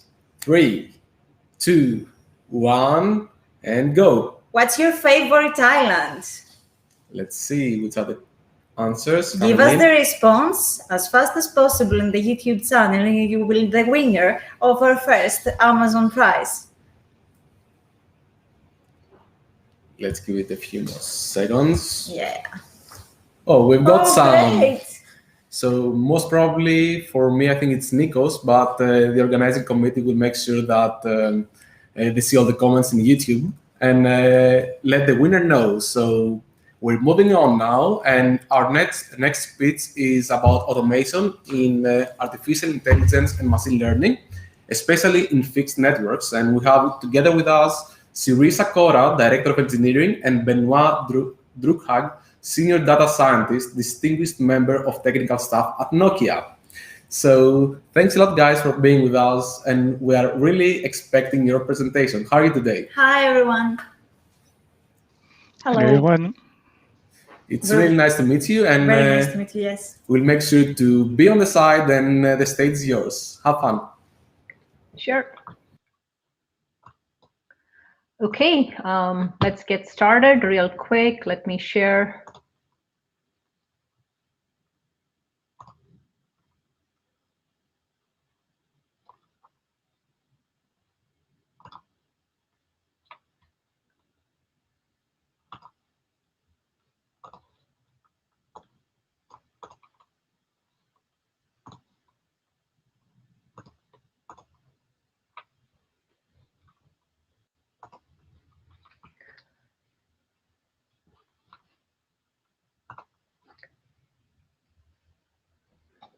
Hello, everyone. I hope you can see the presentation right now. Like Tina and Antonius mentioned, I'm Sirisa Kora, and I have Benoit Drukhag along with me, who's going to be presenting along with me about automation and artificial intelligence and machine learning, especially in fixed networks. Well, in telecom, and we're going to be focusing a bit on the fixed networks part of telecom. Well, telecom is a wide area, and we will be actually telling about a few things on the landscape of things that are happening in telecom as well, and then we'll go over what automation is all about and how artificial intelligence and machine learning could be used here. So before we get there, let's actually look a little bit on the landscape, right? Because it's very important to understand what actually is happening in the industry. And you all know that ultra broadband is almost becoming a necessity right now. It's no longer considered as only available to a few things. Many countries are taking initiatives to bring ultra broadband to every citizen, and it's going to become a human right pretty soon. And because of this, and because of various other things, like you all probably noticed what happened with the pandemic too, right? We've seen an explosion of data usage in a short period of time. There was a prediction that in the next 5 years, the data is going to usage per user is going to explode almost 10 times, right? But we're going to see that even faster, to be honest, especially some of them being sped up by the pandemic itself. It's not just about the broadband traffic growth because of this whole digital era where everybody is using all these smart devices. It's also the type of applications that are changing. We are seeing that there's a lot of new applications that you see coming up in general. Basically, like if you can see over here, you have things like what we call the Internet of Things, the smart sensors, the different connectors in your house, everything smart, right? Smart homes are becoming more and more popular. That's at the lower left quadrant here, but that's not the only thing, right? The applications that are changing are also ones that actually are more towards things that need to be much more responsive, like industrial automation, or if you can think about AR and VR headsets, and either you use it for educational purposes or whether you use it for entertainment purposes, and all that is also becoming very popular. So now this is driving requirements towards how the networks have to behave. The networks not only have to deliver lots of data, but they have to deliver that in a reliable fashion and also in a very, very responsive fashion. And that's where the next thing comes into play, right? What we are seeing right now as a result of this is that in order to be able to provide and cater to all these different growing needs and these different applications, we have to really think about a disruptive way and evolve our networks in such a way that we could work together with all the existing mobile and fixed networks, and also the using cloud in a fashion that we could use it for bringing all these response towards the end user, right? That's what you see over the end here. There are several different kinds of applications, and in order to deliver all of that, you actually need to rework these networks in such a way that they could work together in a closely knit fashion. And that's also what we are seeing with the 4G to 5G transition right now, which is actually helping us provide not just more bandwidth, but also ultra low latency networks. And of course, using cloud native and DevOps is something that's become inherent to this, and I'll talk about how that is in a little bit as well. This is also providing ways to actually use better network asset sharing mechanisms as well, and utilizing the network in a smart fashion. And that's where augmented intelligence actually comes into play, and machine learning is going to help and aid us there. Now let's look at another thing, right? As a part of this broadband traffic growth and also the change in the different kind of applications that we are seeing grow over the next few years, there's also another expectation in general from the end users and also from operators that are managing these networks. Nobody has time to wait now, right? Everything has to happen pretty quickly. And things that used to take hours before, people expect that to be in seconds now, or maybe even lesser. And the things that used to happen in days needs to come down to minutes or even lower. And this involves planning cycles and adapting to changes and response to threats as well. So it also comes into play when we talk about this. So consumers are looking at being able to, for better response time, being able to go down from seconds to less than seconds. And at the same time, operators are also looking at deploying these services towards the consumers much more rapidly. And how do we get there? How do we get to all this? And the answer is just all about automation. And that's where we get to this presentation, right? It's not that we are trying to use automation just because we'll have to use it. It's because it's almost needed to move away from human operations and move to automated operations to reduce the complexity of the network, which is a key challenge, especially now you're looking at all these different applications which will need both physical networks and also virtual networks. And the complexity of managing them just is very high. And in order to reduce that, you need extreme automation. And extreme automation, again, has several different parts, right? And there's a long journey towards building these autonomous networks. You just don't think that, okay, I need to build autonomous networks today and then just build it the next day, right? There is a journey towards that. And today, if you look at it, and also it's more the past, networks are more managed in a scripted fashion. What I mean by that is that, okay, they are built for humans. They're built for an engineer or a service technician to actually manage them. And of course, they always have looked at mechanisms to improve that, right? They wanted to obviously not do repetitive tasks. And because of that, they've invented scripted sort of push button automation, where they could just send a script, fire and forget. Did it solve the problem? Yes, to some extent. Yeah, they're able to automate repetitive tasks. However, that's not maintainable, right? It's very labor intensive, and it's still built mainly for humans, although some part of it can go towards machines, but it's primarily built for humans. And it becomes very labor intensive, and then you have to actually keep various versions of this, and it's not easy. And that's where the industry started looking at what is a better way of actually managing these networks. We have to look at the networks and how these networks are inherently managed, and that's where the whole model-driven aspect comes into play. So making these networks expose open models, which can be used by these network technicians, will actually take a step further towards making it much more autonomous. So now that's actually providing a path towards programmability. And that's essentially what this model-driven is called. Basically, the networks are also inherently changing to move more towards providing APIs for that programmability.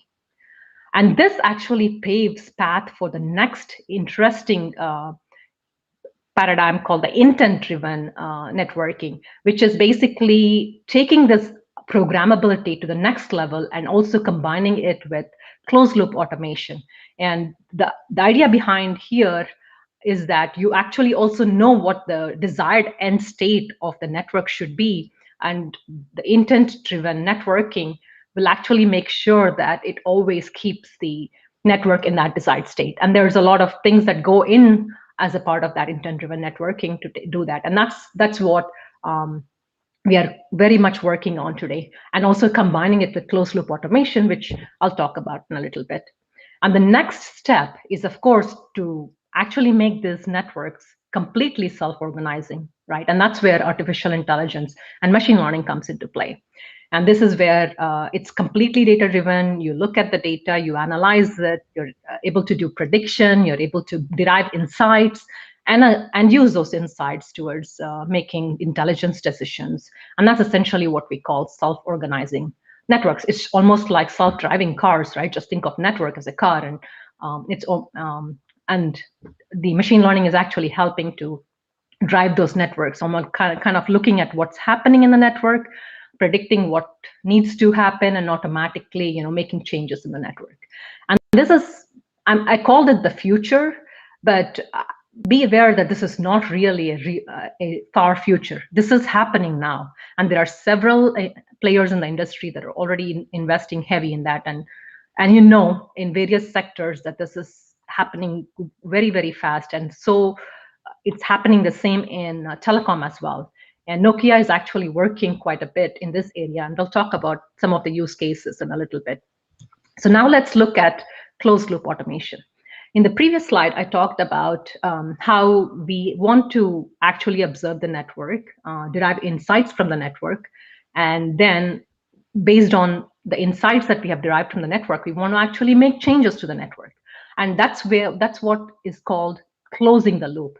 Essentially, what you see in the bottom is a network, which could be a very complex network, right? It could have a lot of things in the network, like it could have several networking gear all the way from the home to the core, which is used for delivering internet service to your end subscribers. So you are the capability to observe this network through a common point or to a set of control, what we call the controllers, or via the common cloud function. It's quite interesting. You can actually choose what you want to observe and basically observe that and derive the network. Hello, sorry. So you can observe the network.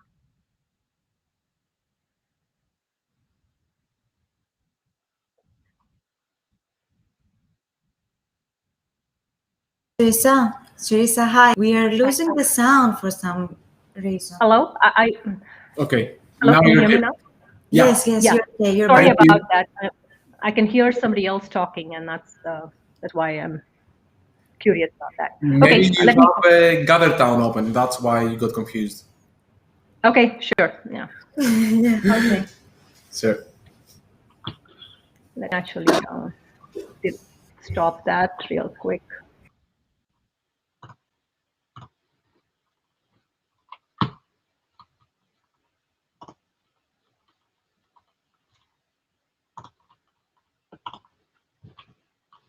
Okay, sorry about that. Let me continue.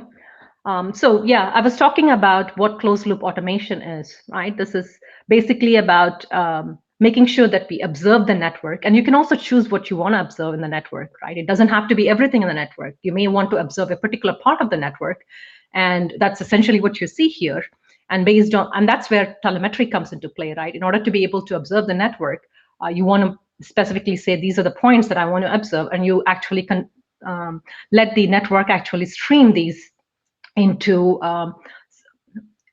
somewhere in the cloud, and those get saved in big databases, also called data lakes. And that's essentially what you see here. And typically they're called as telemetry. In this particular case, since you're getting them from the network, it's network telemetry.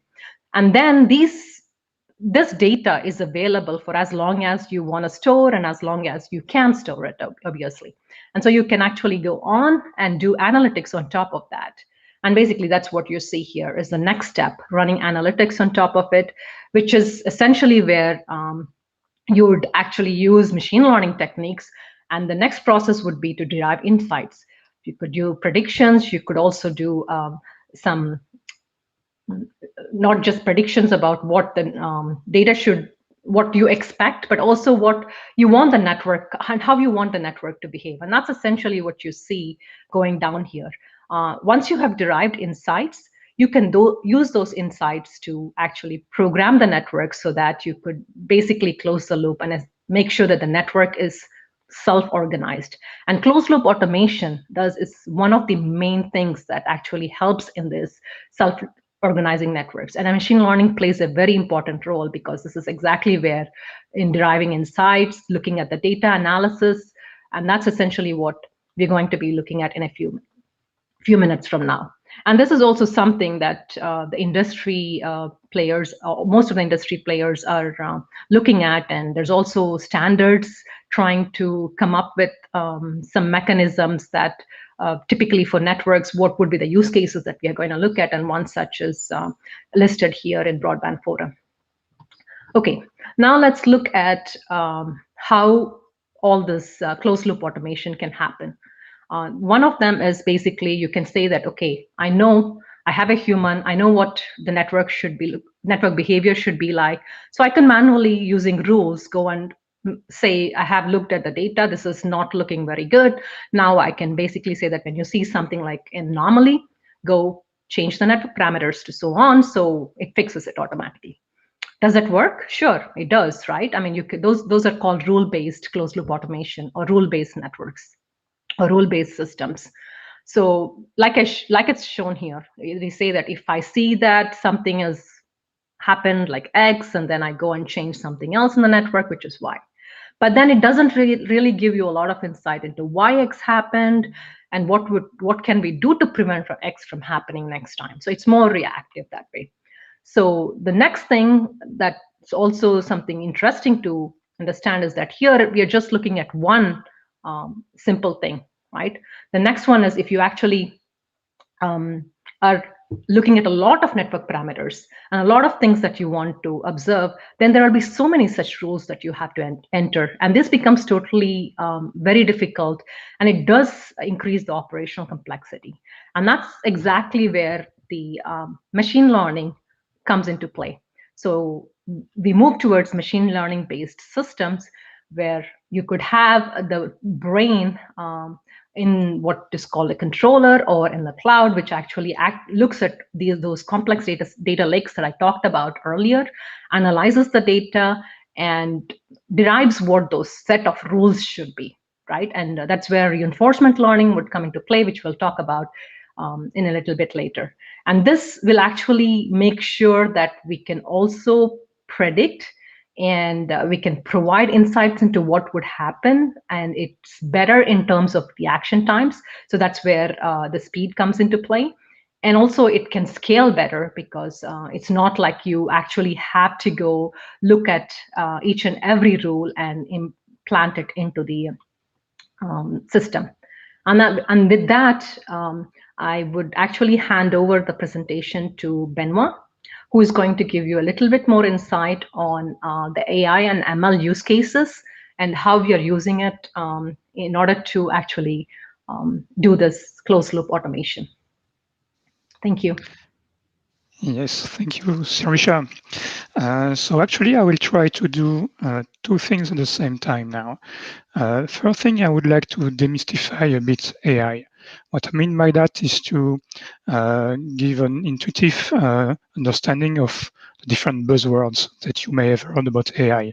It's really a world where you have buzzwords everywhere. You may hear about AI, machine learning, supervised learning, unsupervised learning, reinforcement learning, deep learning, what else? So I would like to demystify a bit that, and at the same time, I will walk you through some real use case that we have seen in our domain, and in a chronological fashion. So you will see also how all that lead us to more automation in the network. So many people will tell you that a good AI or machine learning project will start with data. I would argue that actually it starts from a good problem and a well-defined problem. And in our case, or at least in my case, the first problem I had to solve is the vulnerability of ADSL, at least in the early version, against physical layer impairment, like bad contacts typically. So here the story is actually began in 2004, 2005. At that time, the bitrate that were provided over ADSL were rising to a few megabits, up to 10, 12 megabits. And that's also the time where the providers start, so the internet providers start to offer IPTV over their lines. And when they did that, many subscribers start complaining about the fact that their line was not stable.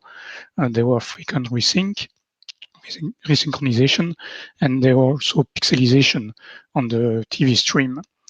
And very quickly, we realized that the weak link was the physical layer, so the cable themselves. So to fix that, we had to send field engineers a bit everywhere, because you can have wire cut, you can have oxidation, you can have bad cabling, you can have one of the two cables of the telephone pair that was open, and moreover, you can have all those problems either near the central office or somewhere in the middle of the street or in street cabinets or in the subscriber house. So the technicians were very, it was very difficult for them to isolate the problem, to fix it. And when they fix something, they are never sure that they fixed the real problem or that it was the only problem creating a bad service. So they were really alone. And it was extremely costly for the operator to do that maintenance because you need multiple truck rolls to fix the issue and things like that. And it led also to a lot of unsatisfaction from the subscriber. So that was the problem for which I started to apply machine learning. And hopefully already at that time, we had a good way to collect data. That was our chance, I think. So we start collecting data like the curves you see here on the left picture. So what you see there is the frequency response of a telephone line in the DSL bands, in the DSL spectrum, so from 0 to a few megahertz. And I've plotted on top of each other many curves of the entire network. And the problem is, or one of the problems is that it's really a lot of data already at that time. It's more data that anyone could parse manually. So hopefully at that time, machine learning was existing already. So there were some algorithms that were available to us to do some what we call clustering. So unsupervised learning here means that we apply the algorithm on the raw data without any extra information. And when we do clustering, we will actually split the data set into multiple subsets of data that will be grouped based on some similarities. So for example, in the first group, you see that all the curves are nicely decreasing with the frequency. In the second group, you have some kind of oscillation. On the third group, you may not have noticed, but actually the common particularity is that all the curves are starting from a very low number here, while they should start from a high number, close to 0. And in the last family, you have another kind of oscillation. So this is what unsupervised learning and especially clustering can do for you. The next step, and believe it or not, but AI is no magic. And AI only will not tell you what's wrong. At this stage, at least, you need to rely on an expert in the domain, someone who knows transmission line theory, in this case, to help you to understand what is the real problem. So we will call our expert here, let's call him Albert, for example. So you will ask Albert to look at your curves. So you will probably give him a few curves of every family and ask him what's wrong according to him. So Albert will tell you that in the first case, there's no problem. It's perfectly fine. That's the frequency response that it should be. On the second case, well, the oscillation could be there because the subscriber forgot to put the filter on his telephone, for example, and it's known to create interference with the DSL signals. On the third case, Albert will tell you that those high attenuation and low frequencies are created by bad contact. So this is typically a bad contact signature. On the last family, Albert will tell you that those small oscillation is because you are using, or the subscriber is using a bad cable in his house. Maybe he's using electrical cable instead of telephone cable. And thanks to Albert, you will be able to put a label next to each data. So you will have your database of curve, database of collected data, and you will build a database of labels. So that's what we call the data labeling phase. Once you have done that, well, it's already a big step forward because now you know what's wrong from a certain measurement. But still, we can collect millions of those curves every day. And okay, Albert can maybe teach a few people how to do the diagnosis. He can explain how he's doing that, but you cannot find enough people to look at all the data that you collect. So you need to automate that diagnosis. So in a sense, you would have something like on the right side here, you would need something that automatically is somehow a clone of Albert's brain, right? So something where you can feed the data and it will tell you what Albert would have tell you. So that's what we call supervised learning here. But to arrive to that goal, we need to train the machine learning model, which can be a neural network, for example. And to do that training, that must be done upfront. You need to feed in the data and the expected labels, so what Albert told you. You feed both information, and then you train the neural network, and using backpropagation, you will adapt the neural network such as the output will be the same as the expected label. That's the training phase, and once you will have done that, you will have your trained model that is somehow the clone of Albert's brain. So that's what we call supervised learning. And once you have that, you can put it in production.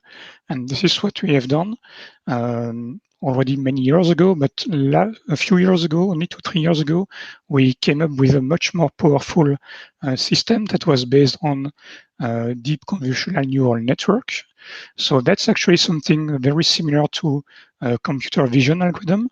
So the algorithms that are able to extract information out of a picture, except that the picture is in 2 dimensions, while here we had a curve in 1 dimension. But conceptually, it's the same. We are using convolutional layers that are extracting meaningful information, and then we use a traditional or normal fully connected neural network that does the classification between the curve where there's no problem and the other problem that we know. And this is now deployed at many operators, either the previous version or the last version. And actually, I think this is under evaluation by one operator in Greece at the moment. So the main benefit is now that our field technician can be assisted by an AI agent that will tell him upfront. So when there is a customer complaint, or when we detect there could be a customer complaint, we will take the measurement, we will run it through the AI model, and we will provide the outcome to the technician that will immediately go at the right place, fix the right thing. So there will be much less OPEX for the operator and much higher satisfaction for the subscriber. But the story here, I'm keeping it very simple. But actually, it has been a long journey before we could get there. It took us many years before we could really have something that is really outperforming even what the expert can do, or most of the expert can do. But as I said, that was a long process over many years. So isn't it a way to somehow automate the idea, the process, the technique, and to also apply it to any kind of problem, so to be more generic? And this is what we are working on now. We are building a framework that could be called a kind of automated root cause analysis. So the idea is that we continuously stream from the network telemetry and all kind of KPIs that we can measure from the devices, network devices. We stream that together with the alarms and the different incidents or the different events that can be reported.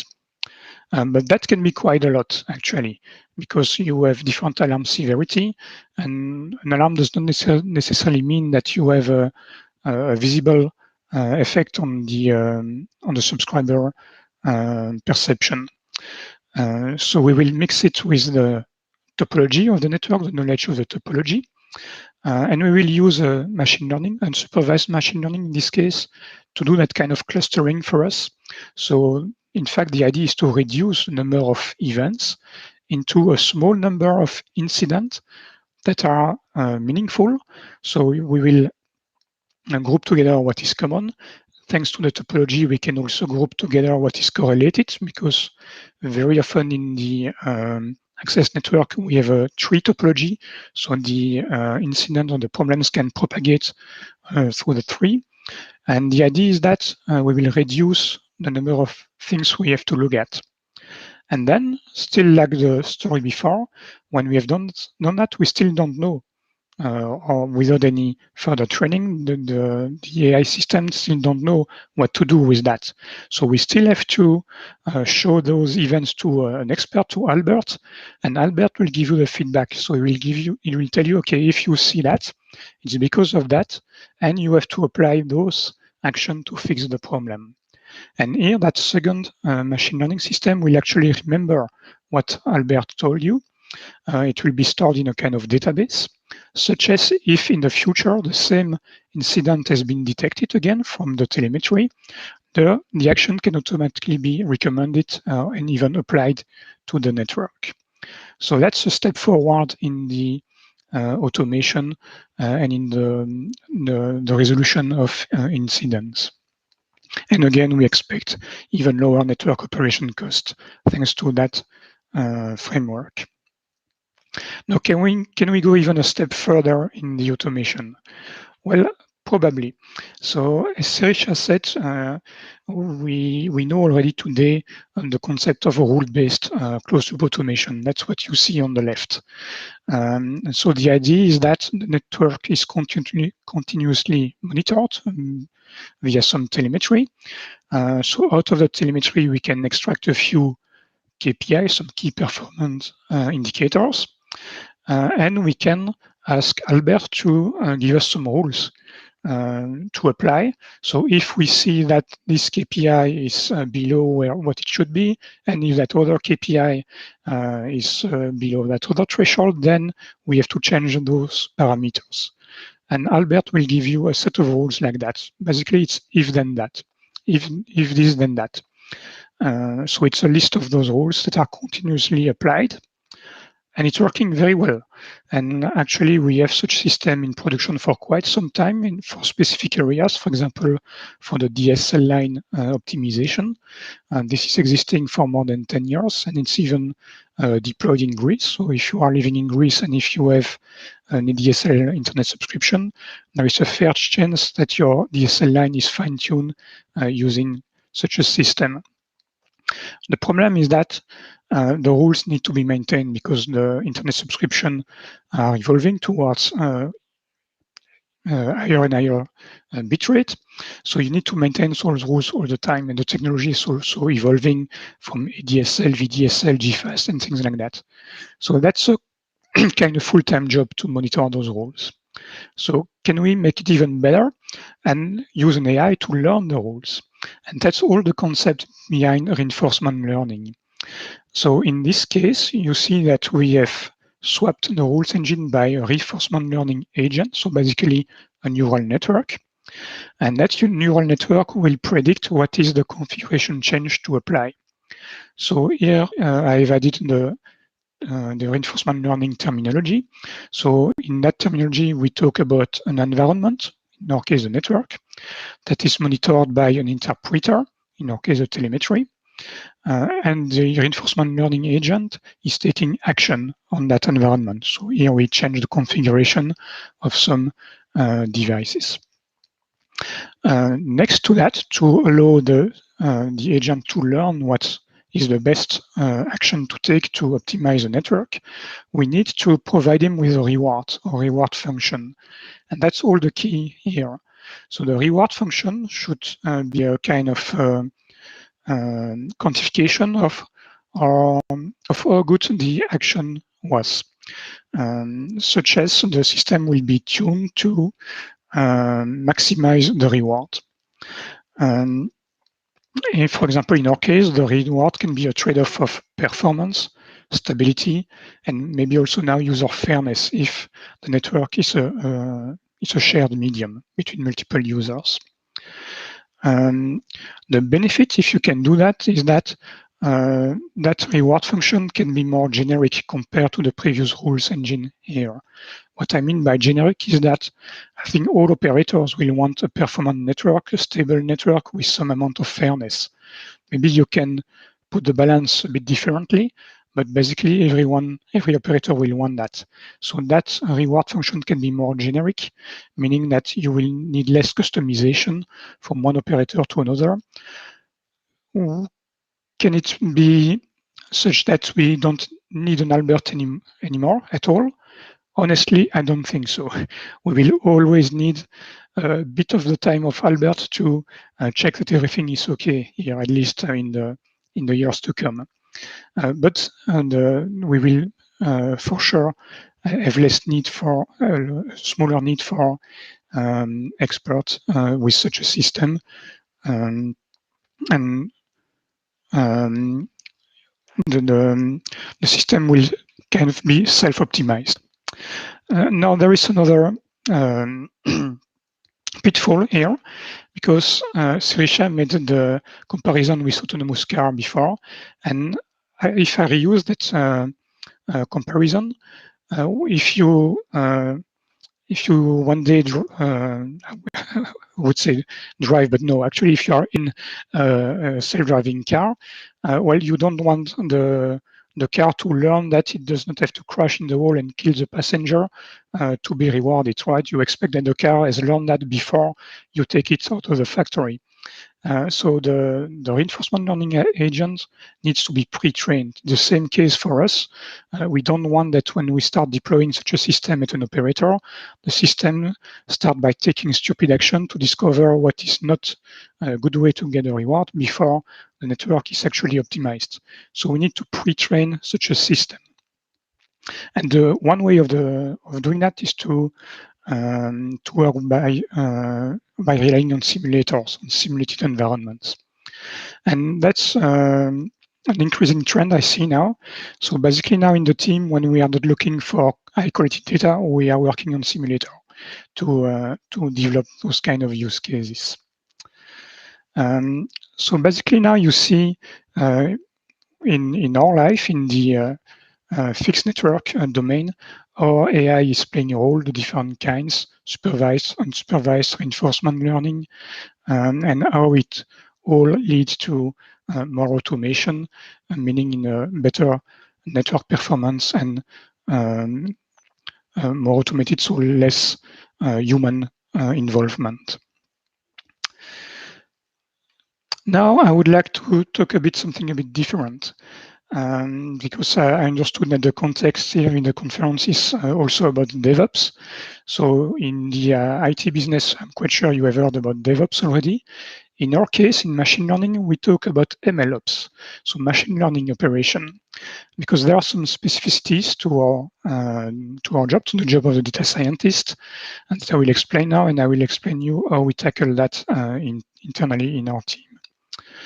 So you may think that, like on the left side here, a data scientist or an AI engineer is spending most of his time in writing some code, in training models, and all the rest is done for him. While the reality is more something like on the right side. Actually, the data scientists spend only a small part of their time in writing code or in training models, and most of their time is going to data collection, data cleaning, so turning data into features that can be used. They need to train their model. They usually need a lot of computing power with GPU, so they need to find those machines. They need to monitor the machine when they run their model to make sure they have sufficient computing power, that there's no bottleneck somewhere. You also need a specific versioning system for the machine learning model. You must be sure that everything you do is repeatable. So you need to version your model, but you also need to version the data that you have used to train the model, otherwise you will never be able to reproduce. So you also need a kind of versioning system for data sets. And eventually, when you will have your model ready, you will want to expose it to the outside world. So depending how you are working, if it's AI as a service or if you deploy on premises, you need to take care about where the model will be deployed and if all the dependencies can be made available. So that's more the real life of a data scientist today. So in terms of working environment, I think it will not be a surprise for a lot of you if you have already touched a bit of data science that we really like notebooks in this domain. And the most popular notebook system probably today is JupyterLab. So for the one who would not know the concept, the idea is that you don't write the code in a flat file, but you write the code in a kind of interactive environment. You split up the code in small cells like that, and you can execute the cells in any sequence that you want. So you can re-execute some cells, you can skip some cells. So somehow it's a bit a dangerous tool because it may cheat you, but the main benefit is that it's an interactive environment that you can use to visualize data. So you can do interactive visualization, you can load data, you can visualize with histogram, with plenty of fancy and interactive visualization libraries. So that's the main benefit of working with notebooks, but that's not good enough to be really a reliable working environment, a professional environment, I would say. And for the good thing is that JupyterLab, at least in its latest version, is now very flexible. Everyone can develop new extensions. There are already a lot of very good extensions available. And I would just mention the two that for me are the most interesting. The first one, and I think the mandatory one, is what you see on the left, that's the Git extension. So you can couple your JupyterLab with a Git repo, and from the environment, you can really interact with the repo just like any usual IDE. So you can push and pull from the repo, you can manage the branches, you can see what is changed, you can see what is untracked, you can commit your changes, you can even visualize the changes with side-by-side notebook comparison, which is quite powerful. So I think that's the minimum you need, but that's really mandatory for a professional use of Jupyter. I would like also to mention the debugger, which is very interesting, and it really helps to close the gap between traditional IDEs like Visual Studio or PyCharm for Python. You can now put some breakpoints in your code. You can do step-by-step execution. You have a variable explorer. You can observe the call stack and things like that. You can even deep in some modules that you would have imported from your notebook, even if that piece of code is not in a notebook, but it's in a module that you have imported, you can step down via the debugger. So that's quite powerful. I would not say that it's this up to par with Visual Studio or PyCharm, but it really helps to close the gap, and for relatively small Python project is perfectly usable. But as I said, it's not enough because we are not working alone, and a Jupyter Lab like environment like the one you see would already require some customization. So you would like, just like for traditional software development, you would like that all the team members have the exact same environment, exact same version of all the components. So there are different ways to achieve that. You can work with a virtual environment in Python using Conda, for example, or something else, or you can Dockerize the entire environment and then let everyone just deploy the Dockerized environment. But it's not only that that you want to solve.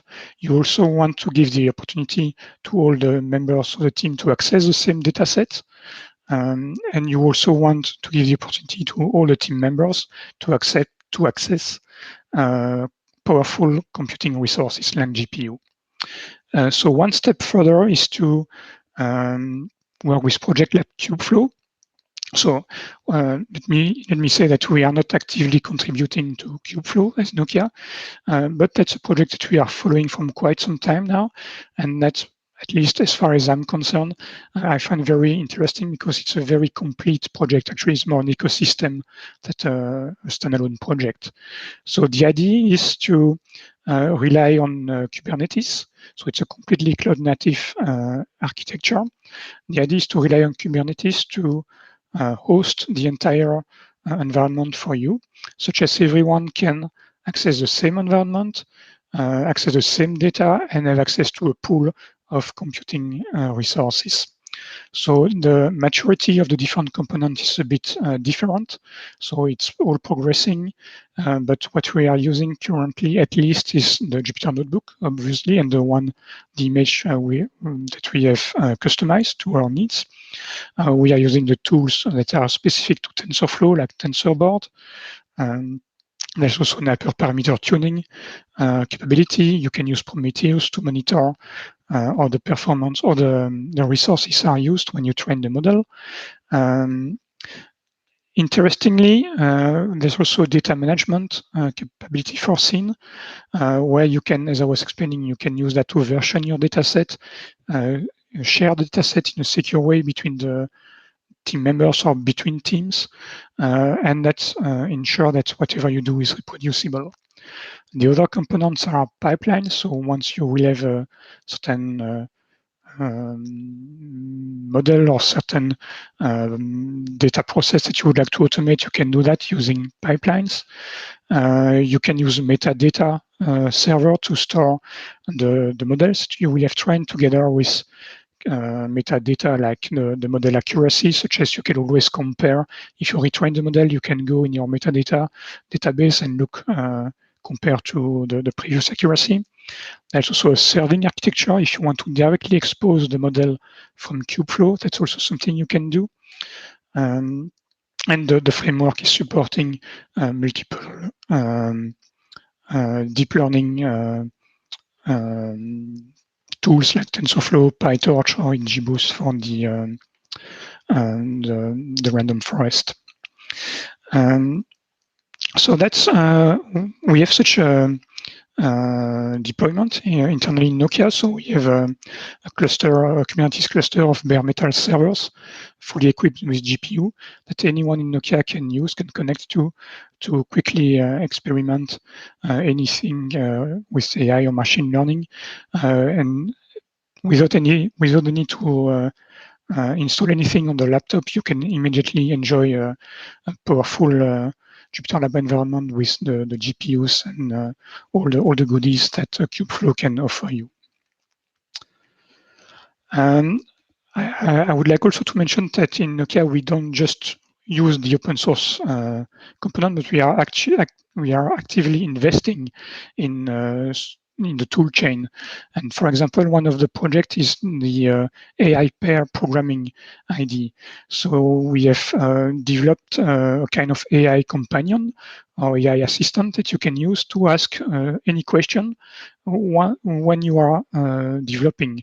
So for example, if I would like to import data using pandas, for example, in Python, okay, I know that I have to use pandas for that, but I always forget what is the command to, or the method to import a CSV file. Is it import CSV? Is it read CSV? Is it load CSV? Is it in one word or with a underscore in middle? I never can remember. So I can ask my assistant, how do I read that data from a CSV file? How do I read from a CSV file? And the companion will give me a code snippet, an example that I can accept or not, or that I can adapt just by clicking enter. So the way that we are asking the question, so to speak, is to just type in a comment, in the notebook, and then with a certain keyboard shortcut, we have the immediate answer from the AI companion, and so on and so on. You can ask him how to plot data, or to plot certain column, or to group by, or anything that the system has been trained for. So you can argue that you can actually just type the same question to Google or to a forum like Stack Overflow, and yeah, for the simple case like that, yeah, of course, that will work. But the difference is that the AI companion will not just look at the question you have asked, but it will also look at all the code that you have already typed in the notebook, for example, and that will it will use that context to give you a more specific answer to the question, knowing the type of code that you are working on, the libraries that you have already imported, and things like that. So if you're interested there are some public demo available, and I can provide the link to that if you're interested. And that's basically conclude a bit the talk. So to recap, there are a few key points that we would like you to remember. So as Sirisha explained in the beginning, automation is becoming crucial for network operation. So with all the the network are becoming more and more complex. That's a fact. They are somehow abstracted and virtualized, so that can make them more simpler to operate, but at the same time, it makes them also more flexible, and meaning that it's also it introduces more parameters, because more flexibility means also more different ways to configure them. So there will always be a need for more automation, just to make the network faster and cheaper to operate. And of course, as we have seen through the example, AI will play, and it's already playing, and will keep playing a big role into the facilitation of the automation of such a network that will have a double benefit. So as I said, because the network are automated, they are cheaper to operate, but also the performance is always maintained at the best level. So the network will also be more performant. AI or machine learning can be visible product features. So in the network controller, we are starting to introduce AI feature like automated troubleshooting or things like that. But actually, it's also starting to be used internally in R&D teams, in software teams, or even in hardware to optimize the design of our product. So just like AI is now entering a bit our everyday lives, even if we don't even realize, with all those app on our smartphones, all those news feeds, all those recommendations that come to us, this is driven by AI. And it's a bit the same for the product here. So we will use more and more in the future, we will use AI or machine learning to improve our product, but that will not maybe not be marketed like that. So maybe our customer will not even know that we are using AI, but they will just notice that we are making better product, basically. And a final remark that I would like to make here is that for us in our domain, in fixed network, AI is more an evolution, and I would even tend to say a natural evolution rather than a revolution. So as I said, before we started already more than 10 years ago, so we have not waited for DeepMind to beat the world champion at Go to start using it. Machine learning algorithm were ready before that. We were using it before. Before reinforcement learning, we already have rule-based closed-loop automation in production today. So for us, it's more an evolution towards more and more automation. And that concludes the talk. So I would be happy to take a few questions if we have the time. Presentation. Thank you very much for the presentation, Teresa and Benoit. Unfortunately, we don't have time for questions because we're a bit behind on schedule, but you can go back to YouTube to answer any questions or hang out to Gather Town to talk with people and interact with them. So thanks again. Thank you very much. And for all the people that sent the questions, remember that you will be part of the lottery we'll have at the end of the conference. Thank you. Previous lottery, we have a winner. It was with the Island Zeros, so congratulations. You will be informed by the conference committee. And now moving on, we have the demo for today. And let's welcome Tiago Marquez, software engineer, and Odysseas Lamzidis, developer relations leader from NetData. Hi. Hello, everyone. Hello, Thank guys. you for inviting us here. Hello. Tiago and Odysseas will show us now their demo entitled Linux Superpowers Made Easy. So happy demoing. See you guys. All right, see you. Bye-bye.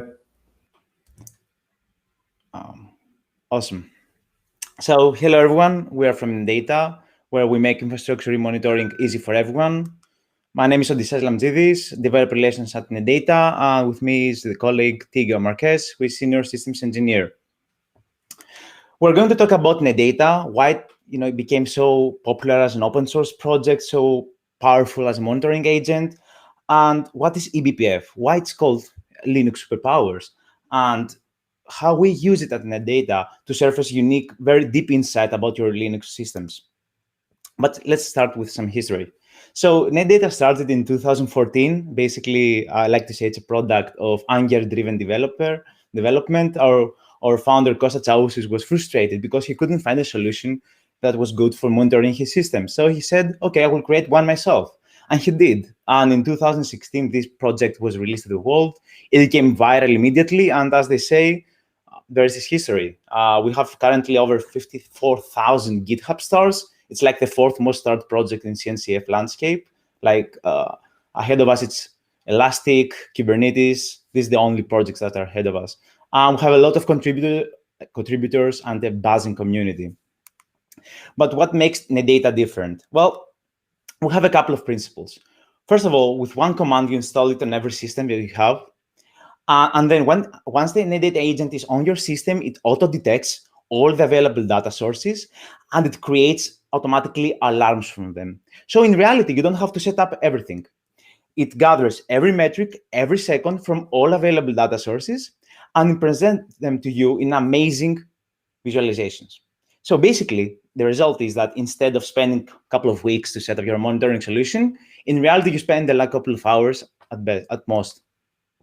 It's very efficient. Well, while we gather every metric every second, it's written in C. And the minimal overhead is because the data rests on the data source. We don't centralize the data on a central server, but every NetData agent stores its own data. And you will say now, okay, but if I have data on every system that I gather, and I have like hundreds of VM, how am I going to view all this as an infrastructure? Well, for that, we created our SaaS solution, NetData Cloud, which is basically, it's a very simple system, simple for the user. It's very complex in the backend. And the idea is that you go into NetData Cloud, you invite your colleagues, you enter into a room, and you connect all your NetData agents. And while you see all the NetData agents on the same view, on the single pane of glass, in reality, the metrics are streamed directly for every system to the same dashboard. So for you, it may seem centralized, but in reality, it's a distributed architecture. No data is stored locally. And what about pricing, right? Because that's important, I think. Well, the agent is free, and it's always going to remain free. It's an open source product, and we're committed to improving it. The Netdata Cloud, as you see now, it will remain free. But in the future, we will have some enterprise features, premiums, that we're going to charge for. Basically, it's the same business model that GitHub follows. Okay, now we have our basic understanding of Netdata, like super broad. Let's see about eBPF. eBPF started as Berkeley packet filter. Basically, it was a very limited VM where you could define a couple of rules to do packet filtering inside the kernel. But then it was extended. eBPF came along, and it gave a generalized VM where you could write more complex programs. Basically, eBPF does to the kernel what JavaScript did to HTML. Well, you're going to tell me now, JavaScript, HTML, what are you talking about this as? Well, let me explain. So what's the Linux kernel? It's an abstraction, basically, a set of APIs where processes can connect and communicate with hardware, physical or virtual, and with other applications. That's static. It's very difficult to change. If you want to make a kernel change, you have to either change the kernel itself, super slow process, or create a kernel module. It's good, but with every kernel update, this might break. So eBPF does what JavaScript did to HTML, which means that when you click on a button and something happens on the HTML, on the static page, it's the same with eBPF. You write your eBPF program, you load it into the kernel, and then you define an event. When do you want this eBPF program to run? For example, a syscall, when a syscall happens. And that's what is eBPF. 4 main use cases for eBPF. First of all, security. You define the security rules inside the kernel. Tracing. You can find this very hard to identify slow MySQL query that has been killing your application. Networking. You don't need to create a higher level servers for routing or filtering. You can do that inside the kernel much more efficiently. And observability, real-time performance and monitoring of applications. That's our use case. You can even fix a bug of a kernel without waiting for the bug fix by the official kernel team. Leaving this quick demo, I want you to remember three things. First of all, when you go to Google and see what's eBPF, you will start with BCC and BPF trace. They're simple tools. They use Python to load the eBPF programs, and they are the ideal way to get into this new paradigm and understand how it works. And then you will move to libbpf, which is pure C, and this is what we use. The second thing you have to remember is, okay, you will write an eBPF program, but when is it going to run? You have to remember these event-driven rules you want to define so your design makes sense. You have to remember your probes. And finally, hash maps, how this eBPF program will talk with another eBPF program, or how the eBPF program will talk with a user space program. This is the 3 things you have to remember. And as I said, it's huge. It's Linux superpowers. It's a quiet revolution. There's a lot of tools that target very specific parts of the stack. These already exist. You can use them or take ideas to create your own. And now we have done our intro. It's time for the demo. So Tiago, we'll go to you. Before I go to the charts and demonstrate for you how eBPF is working together in Netdata, I will describe for you how we decide to bring the eBPF collector for you and how can you install and configure it if it's necessary, because by default Netdata will show for you all the charts without any configuration.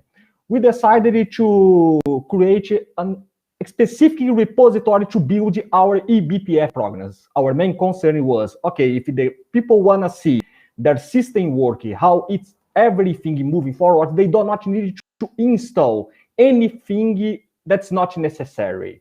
So we are doing everything for you in our kernel collector repo. And when you are install Netdata, you do not need to do any special thing to have the eBPF plugin and all the stuff related to it.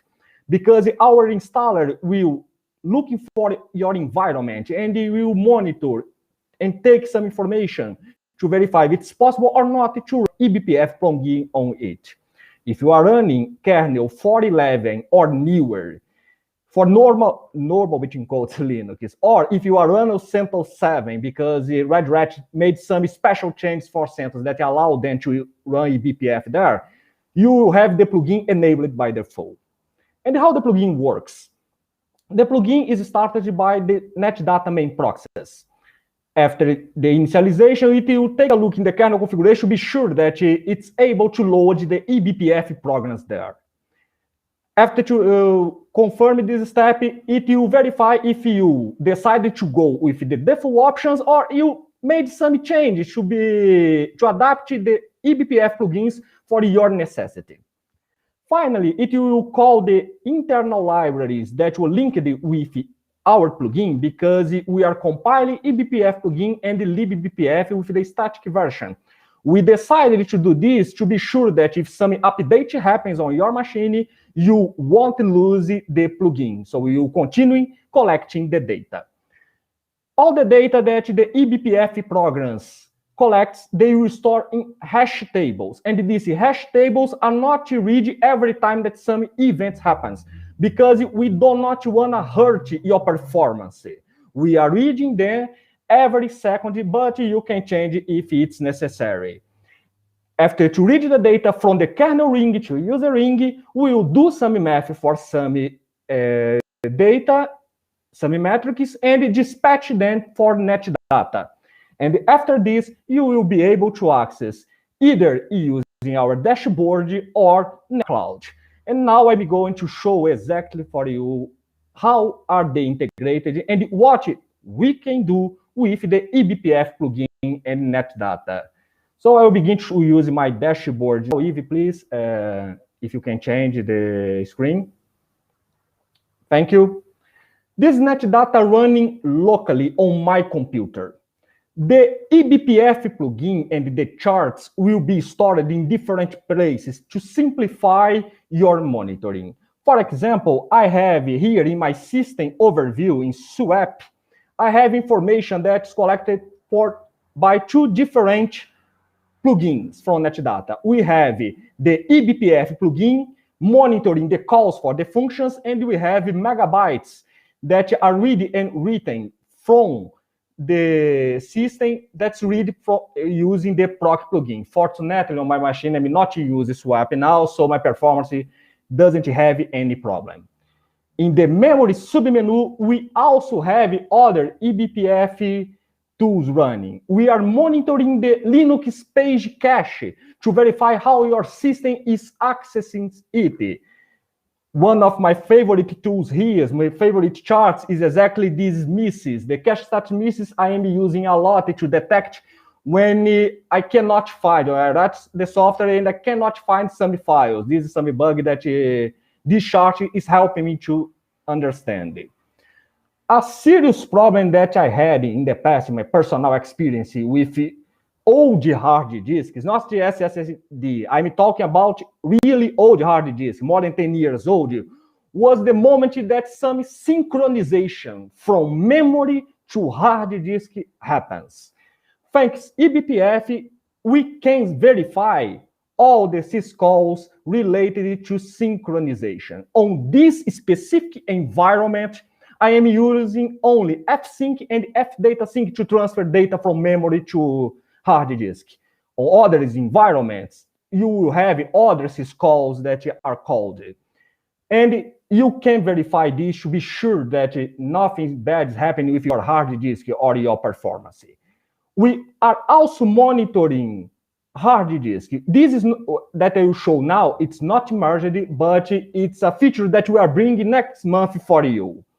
The file system monitoring will monitor basically two levels of it. We are monitoring a specific file system, like the ext4 here. We are measuring the latencies that each process running on the computer is having to store data there. Here I need to say that for a while we have stack charts, but our visualization team is already working to bring for you histograms to visualize this information better. We also have information related to virtual file systems.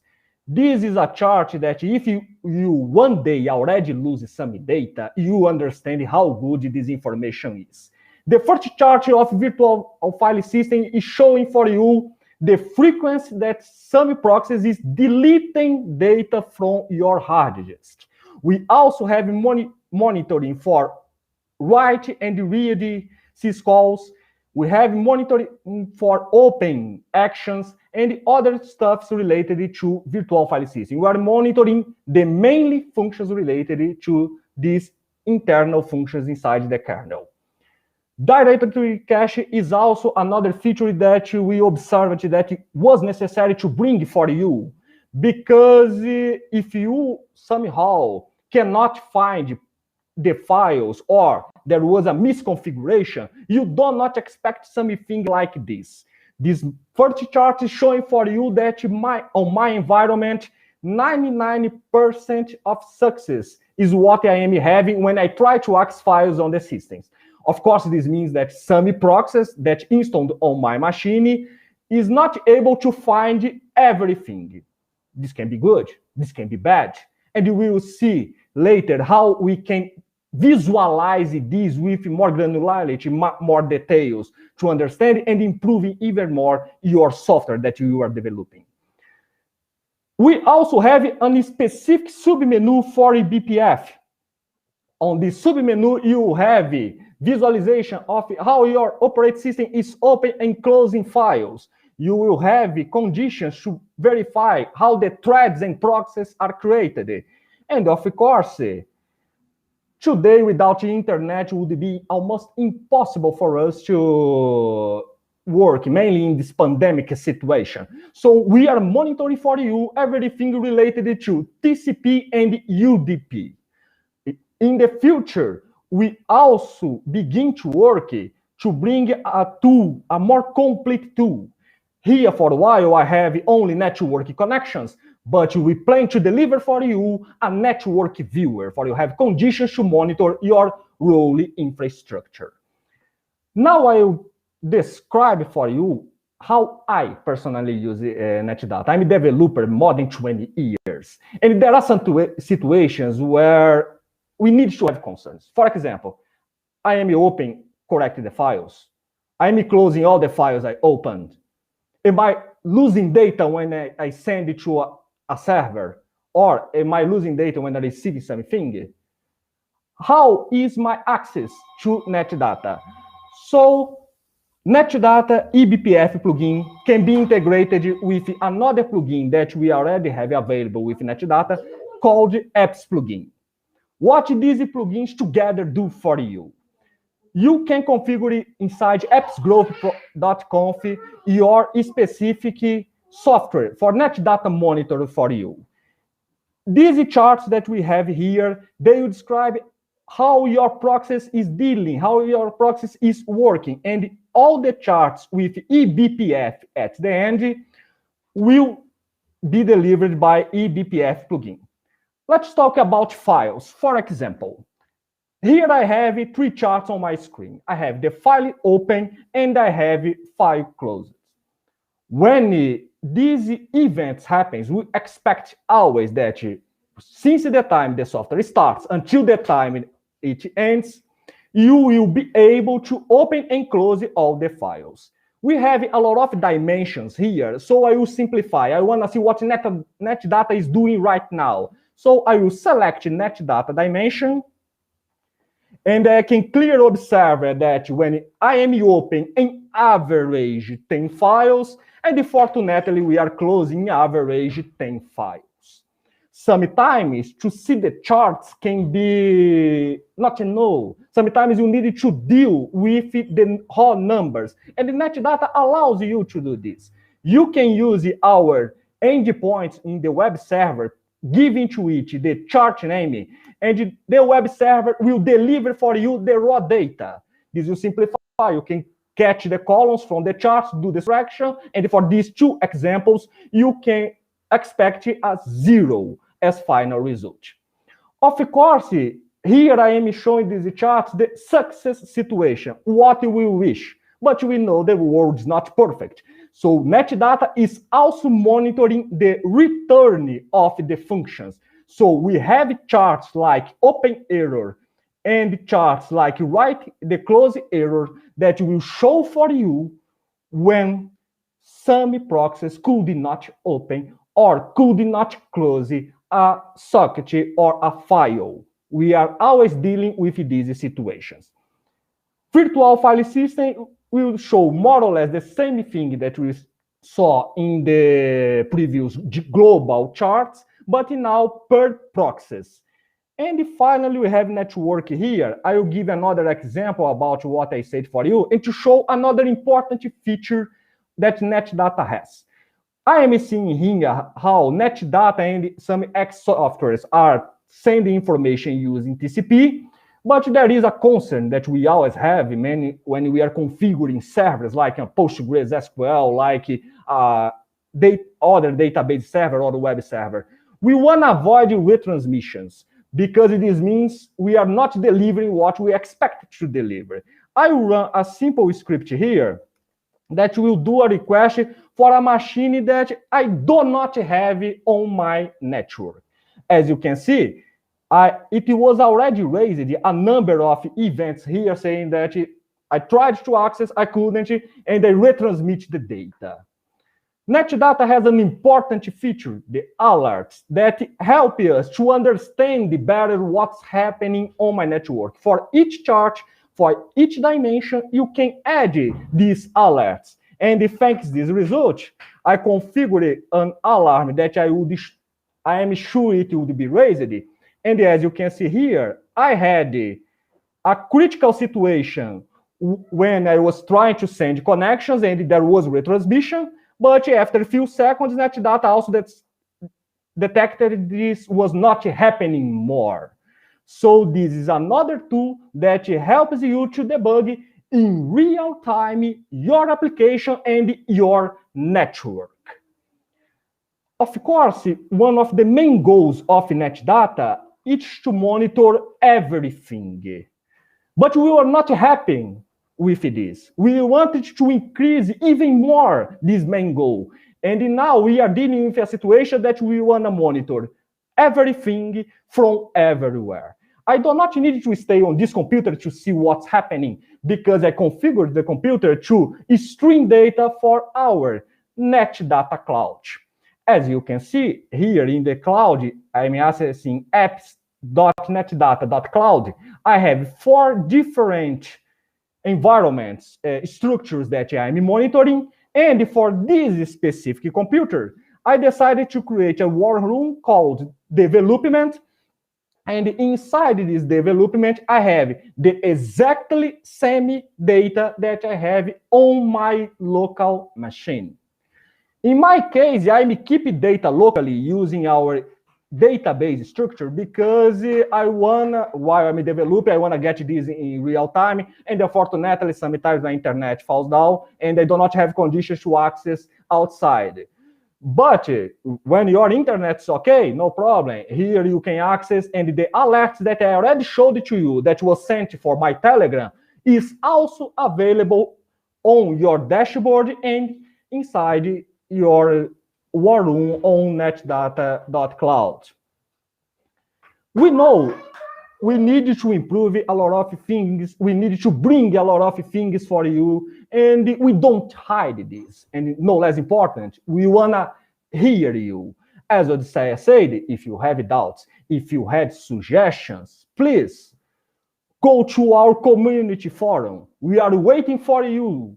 We want to hear what you need. We can figure it out. Our product team is doing this every day. But this is not enough because probably you have a very specific wish. You have a very specific necessity. And thanks to the fact we are an open source company, you can either request us or you can contribute with yourselves using github.com/netdata. You can create your own plugin or extend the current plugins for having to monitor what you exactly want. Finally, we have another repo that's more related to kernel. Be free to also go there and write your necessities and describe any problem that you are having. Remember, we want to monitor everything you want. We want to give you access from everywhere you are, because NetData was built not only to help Costa, but right now we want to help you. Thank you very much. I hope you enjoy the eBPF plugin. I'm waiting for you in our community forums for we extend even more our work and help you to move forward. Thank you very much, Tiago and Odysseus. A very nice presentation and also a very interesting demo.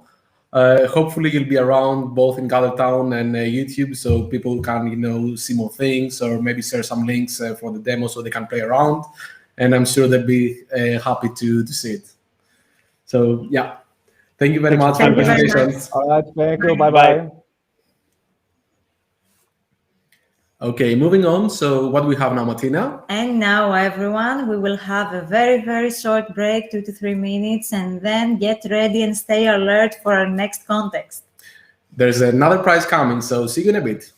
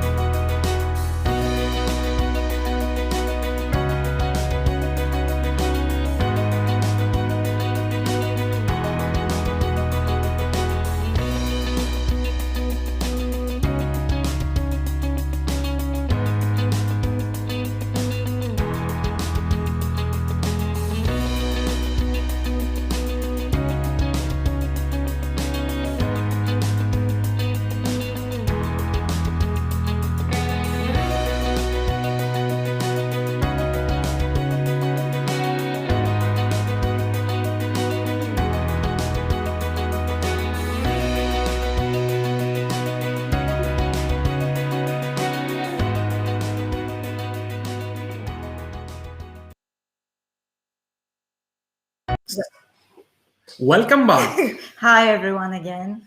So now we're ready for the prize. It's time for our second prize. Let's remind you that the quickest always wins. Go to our YouTube channel, and for now, what you should write is... What is your favorite programming language? So the first one who answers gets the voucher. Let's wait a few seconds so that the answers start coming in. Drum roll. We should have a drum roll effect here. Live? Yeah, most probably. Effect, just effect. No, not live. I told you I'm not good at music. You're totally into instruments today. So we've got a couple of 3 C++. Okay, maybe that's the shortest language. That's why everyone pasted it. So most probably from my stream, it's George. Python. Yes, someone wrote Python. Yes. Perfect. Great. So moving on, I would like to thank once more our gold sponsors, which is Nokia, Elas, and Fuelix, and also our silver sponsors, which is Intraload and SignalOcean. But now we'll hear a bit from SignalOcean, which is the technology arm of Signal Group with offices in Athens, London, and Poland. Their main product is the SignalOcean platform, which allows commercial shipping users to securely process, combine, and analyze complex arrays of private and public shipping data. Powered by sophisticated machine learning and artificial intelligence technologies, Signal is building cloud solutions using C#, .NET, Core, React, Service Fabric, Python, MongoDB, MicroSQL Server, Redis, Docker, Kubernetes, Grafana, Influx, and many, many more. So Signal aims to use the state-of-the-art architectures and technology stacks in order to empower our global AI-powered technology product vision with using concepts of dual-track agile or Scrum. So now we have with us Paschalis Robanos from SignalOcean, who is a senior developer lead there, and he will present us how SignalOcean platform aspires to be the digital transformer in the shipping industry. Paschalis, thanks a lot for being here with us.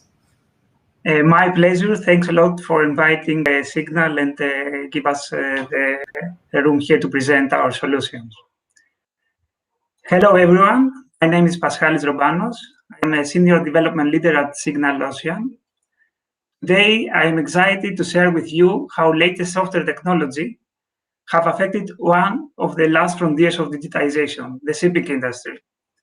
The past few years, a big number of new tech companies are established in order to influence the industry with creative ideas and solutions. And this is happening now because we have the tools, the technology, and the people to digitize an industry with such an inherent complexity.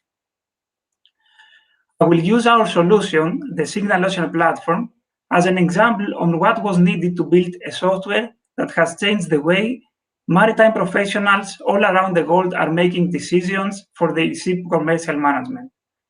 Before presenting our technology backbone, let me explain in a few words what makes this industry so peculiar. First of all, despite the fact that a huge amount of market data is circulated around the industry, this happens in a non-structured format and in non-computerized format. Secondary, shipping people protect their private information and they would not adopt a technology that doesn't respect this privacy.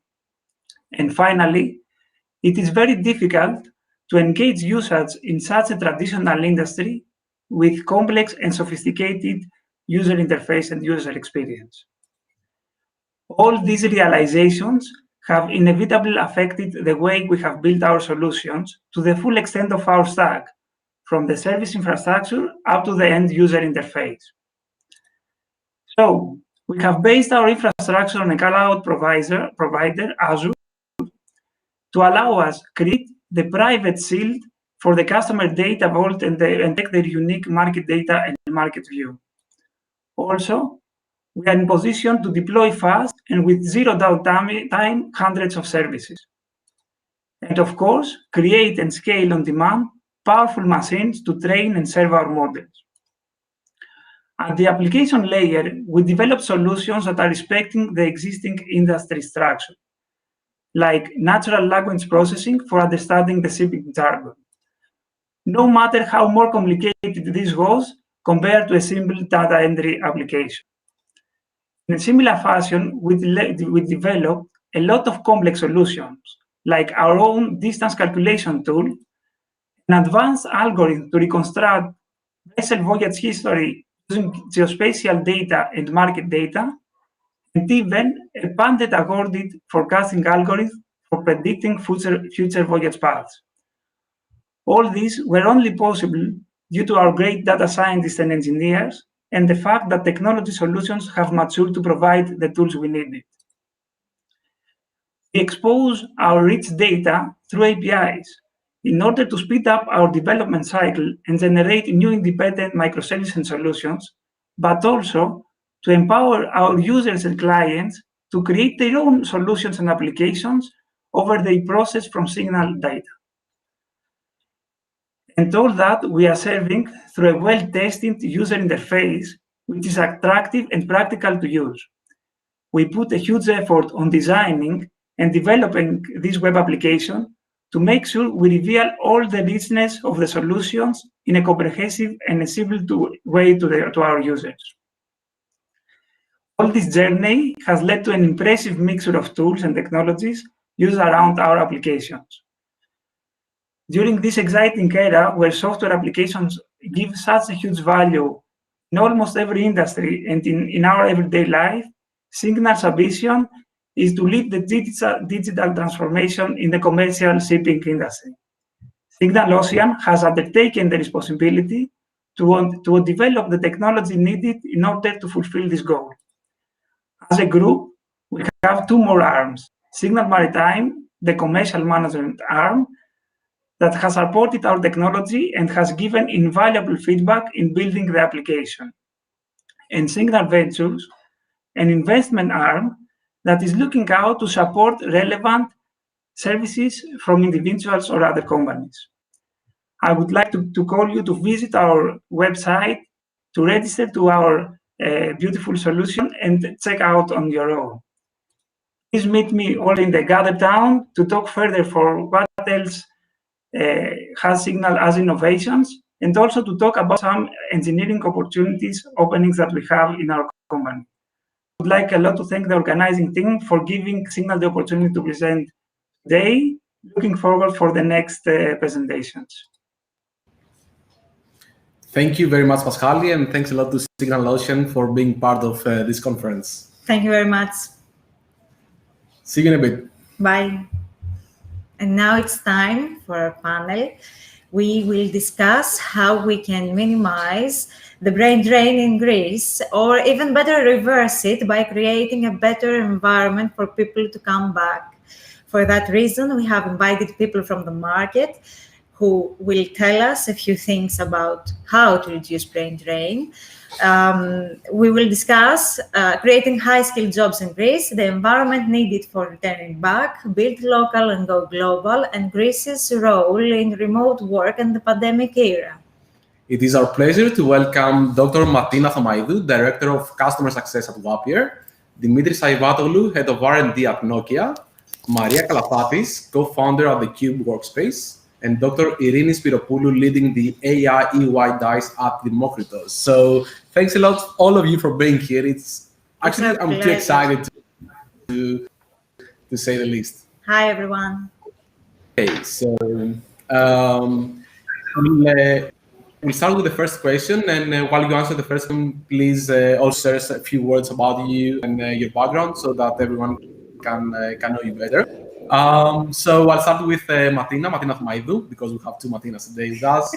And Martina, I would like to start with the following question. So, do you think that in the long run, the brain drain will result in, or can result in, reduction of leaderships and people that can lead companies like what you do? And do you have some examples from the education sector, the health tech sector, or politics for that? So first of all, I wanted to thank you a lot for the opportunity to speak on such a topic. I'm going to give you a little bit of my story to put you in the context of our discussion. So I recently joined Wapier as the Director of Customer Success, with a mission to enable the success of our mobile games and apps clients through the power of AI. I have recently moved back to my hometown, Athens, together with my family. And I relocated from Ireland. When I was working in Facebook, I was at the marketing science organization. And more specifically, I was working with gaming clients. I worked at the core product of Facebook, the ad auction. So this is a little bit about myself. Now, but about the question. In general, I have two things in my mind for the examples that you mentioned. I don't have a very good, overview of the specific sectors. I have, a little bit of knowledge around the tech sector. So I have two things in my mind. The first one is that, people leave and, they gain experience and they return back to their home countries and they apply this experience. But this is one thing. Another thing are these kind of people that they leave and they never return. And I'm worried about this situation, because the problem is that you have potentially two things that it's make it tough for them to return back. The first thing is that they might clash with the current Greek environment. And the second thing is that they have such a good, work environment and life environment in the countries that they're currently in, where it's really, really tough for them to return back. And they have also this kind of, let's say, zero privilege. They don't have a support network in Greece. So they built their whole lives in another country. They built their careers, and it's really, really tough for them to return back, which is a vicious circle. It's a vicious circle. So eventually it might lead to some kind of leadership crisis, because they gain this fantastic experience and you miss, this kind of opportunity to apply back in the Greek environment, create a healthier environment, create this kind of change everyone wants. So it's a vicious circle. So somehow we find to find ways to break the circle and convince them. I don't know how to return back. Maybe the tech scene, in the tech scene of Greece, there are these kind of opportunities, but you have to have, the environment from let's say the whole, from other perspectives of, let's say, life in Greece, in order to convince them to get back. Yeah, pretty interesting perspective, and of course, our view was more like on the tech sector, but I believe that this is more like not a global thing, but in every different sector, you see such things. Okay.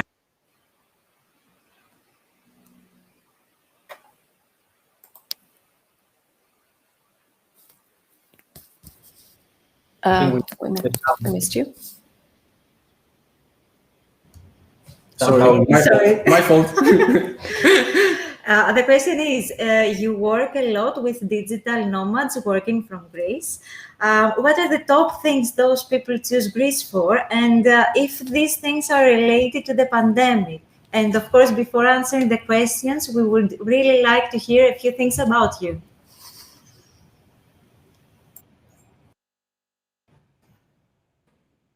Oh, you're muted. You're muted too. Perfect. Muted. Give me 1 second. We can hear you now. You can hear me now. Great. So hi, everybody. Thank you very much for inviting me. It's a real pleasure and privilege. I am one of the 2 co-founders at the Cube Athens, a co-working incubator hub makerspace. I would say that in any crisis, we all know this, that crisis brings opportunity. And as any other crisis, COVID has done so also.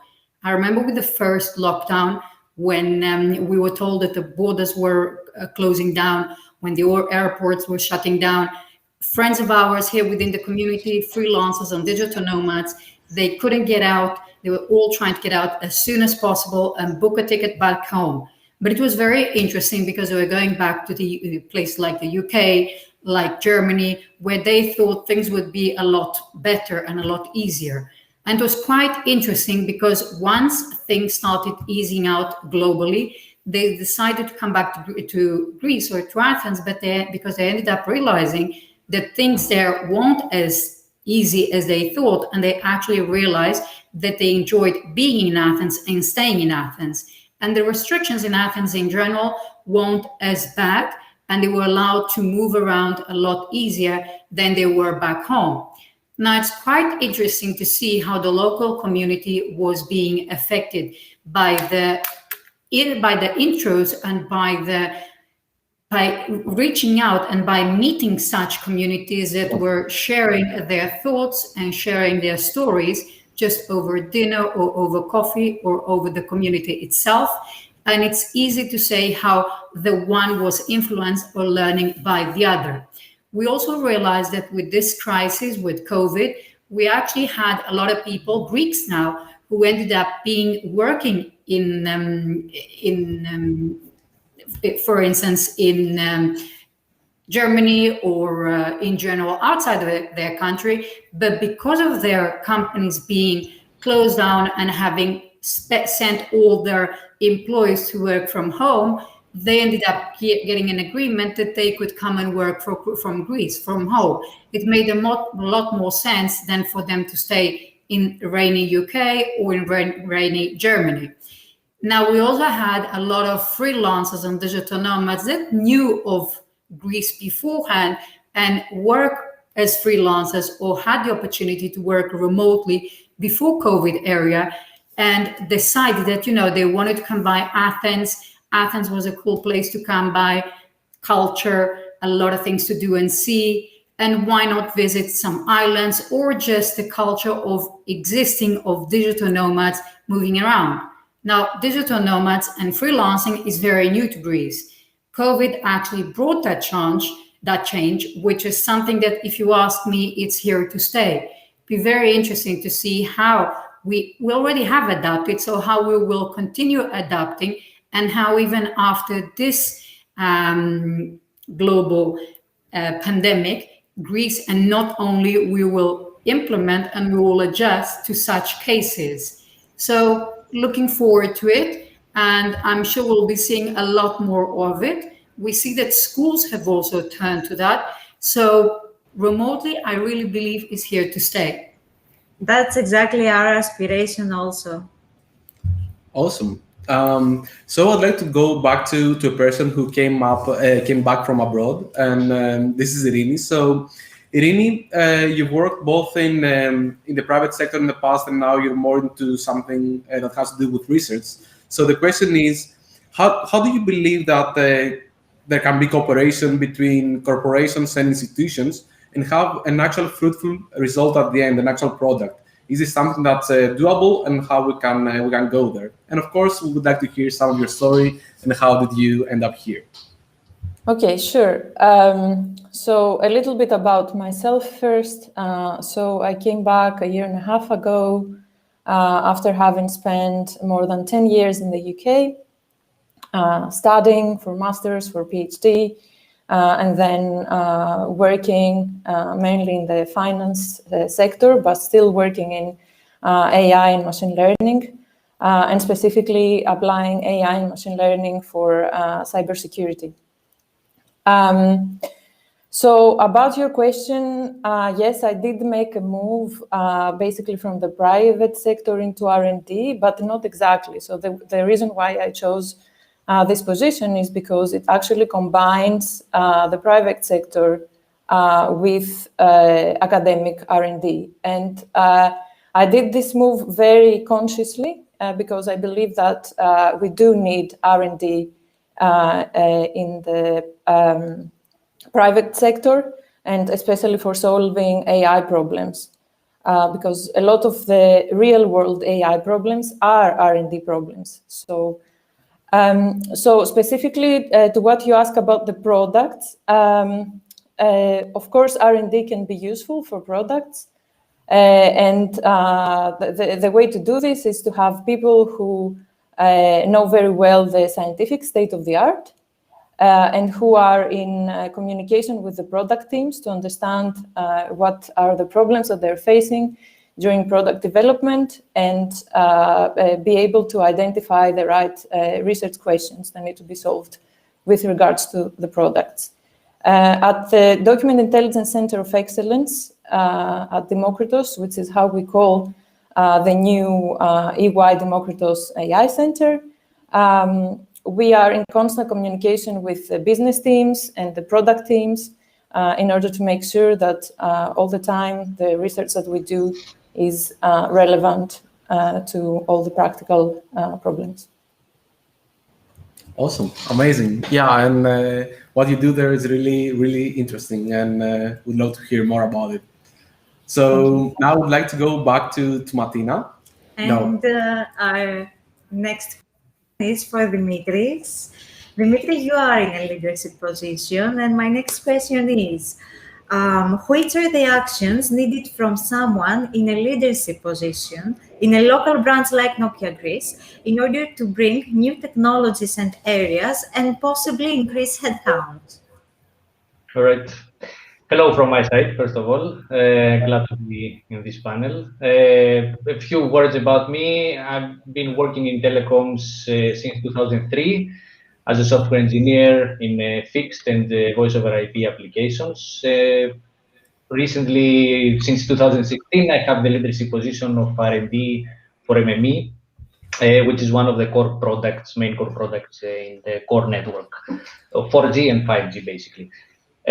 So to the question, working in a multinational environment can be a bit tricky when it comes to decisions about investment, because when we are talking about expanding an organization's or team's area of responsibilities, is a type of investment from a company to the team. Having said that, of course, there are many actions that the leadership team can take in order to prepare the ground, and a basic information that is needed in order to do that is to try to identify what comes next, what is the need that the company will have in the short term and mid-term time frame. For example, in Nokia Greece, we have established a team. It's a cross-functional, cross-product, cross-role team. You might have heard of it, Martina. I think I was part of it. Yeah. It's called, we call it Athens Think Tank. I have the privilege to co-lead it with a colleague of mine. In there, we casually discuss about problems that we have in various products that we develop, what comes next in the products, or technologies that we see around and we think that they might have an impact in our products. And based on that, we try to find ideas on what can we do, how can we prepare for the next thing to come. This team has gave birth, for example, the idea of the need for DevOps. Continuous delivery is a new thing in telecoms. In IT, it's already established, but for telecoms, it's a new thing. So discussing and seeing what's coming, we prepared some of the teams to we prepare the ground to have the knowledge on delivering and establishing pipelines, integrating our products into already established pipelines for continuous delivery. And 1 year after that, we managed to have now teams that are globally leading integration efforts for the biggest customers that Nokia has right now. So this is a good example of how you can prepare something and sees the profit after 1 year by having an expanding area of responsibilities.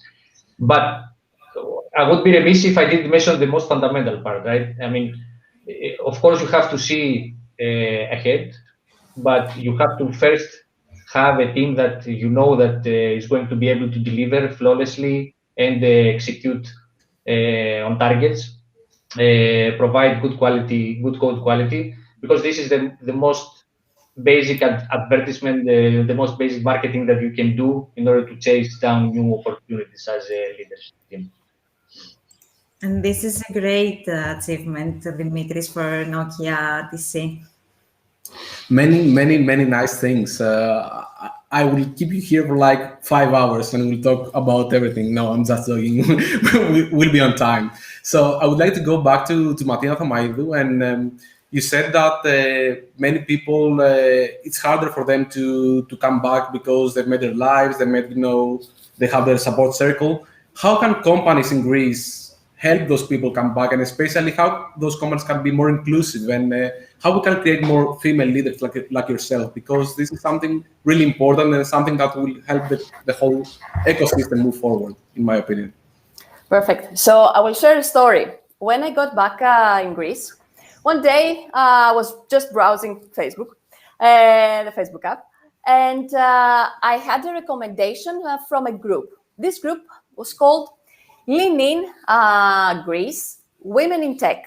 And the founder of the group was saying that, oh, I need help to run this group, to run the initiative. I need help from other leaders to co-lead and put a little bit of more effort in our mission.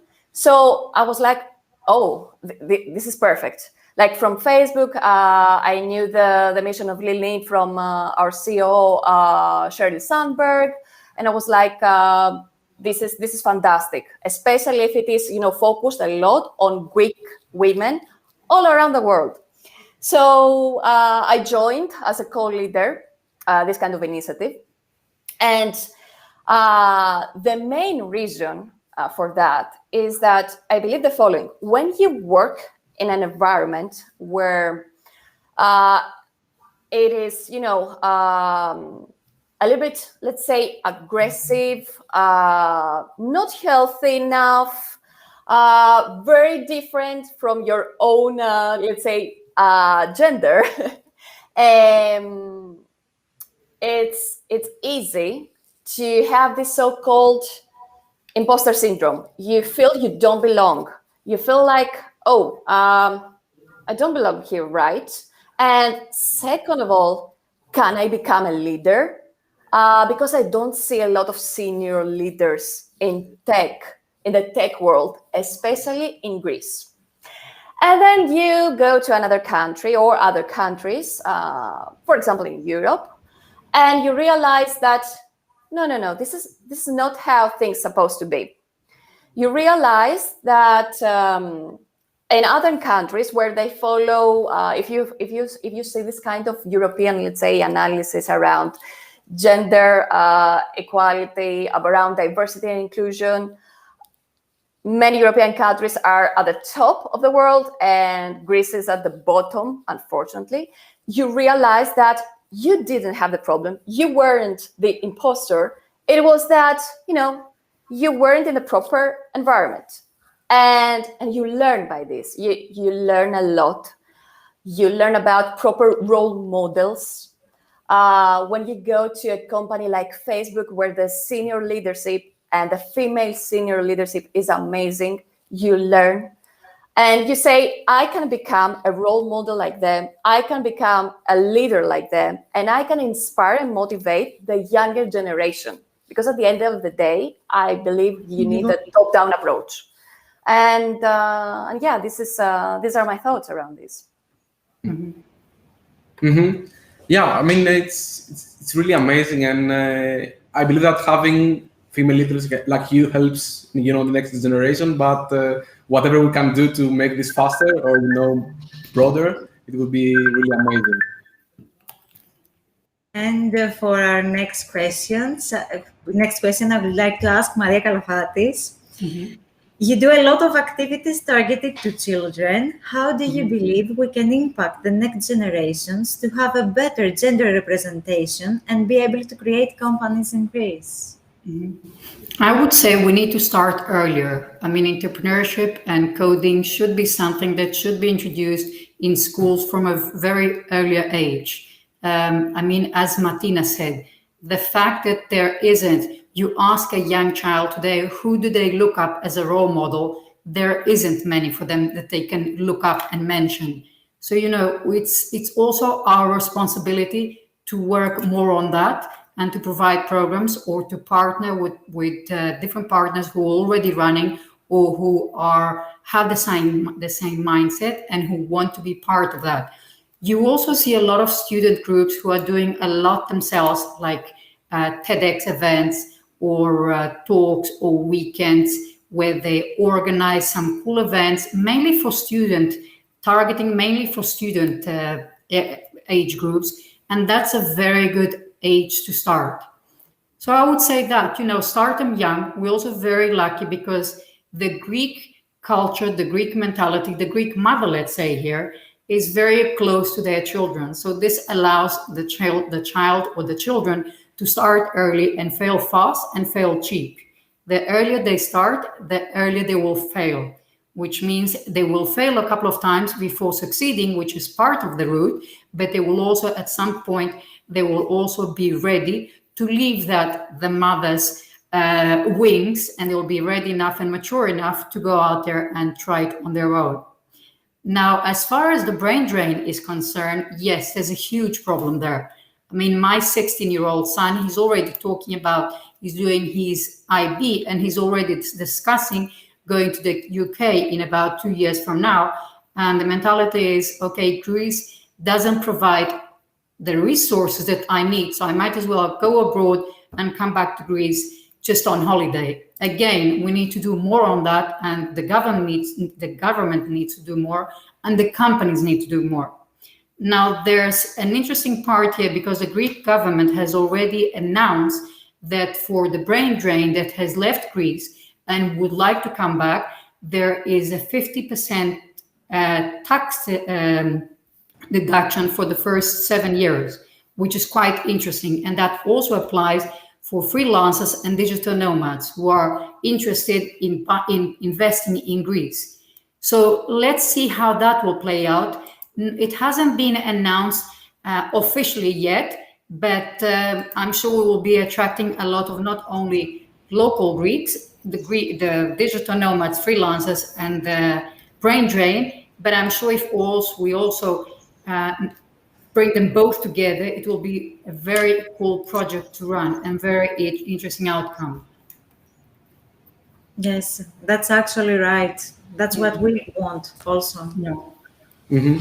So let's keep children here and bring more people back. I like the theme of where this conversation is going, and I would like to get back to Irini now. And Irini, you helped establish a very big excellence center in Greece. It's with a very big company like EY. Also, Democritus is known for other big companies cooperating with them and to build hubs for R&D in Greece. Can you talk a bit more about how you can do those things? What are the things that are needed in order to be able to establish such hubs in Greece? Is it talent? Is it other things? Okay, so we have two hubs running now in Democritus, as you said, EY and Tesla. In order for these to become a reality, a few people spent a lot of time and effort. So for this to scale and to bring more R&D hubs in Greece, there needs to be more work at the strategic level, I would say. The talent is there. So at the strategic level, we need to analyze the advantages and disadvantages of the different types of agreements that we can do and build one framework that companies could use to come and set up R&D hubs here. After that, it will be a matter of advertising this framework and as well as the hubs of scientific excellence that we have in the country. That's what I think. Really, really, really interesting. And I hope for the best and that you will have like 100 hubs in Democritus in the coming year. Let's hope for that.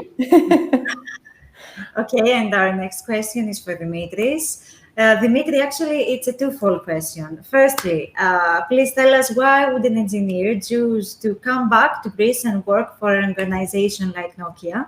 And secondly, what is your experience from a leading position for remote working? How has Nokia coped? And is there any long-term concern related to the pandemic? All right, starting from the first.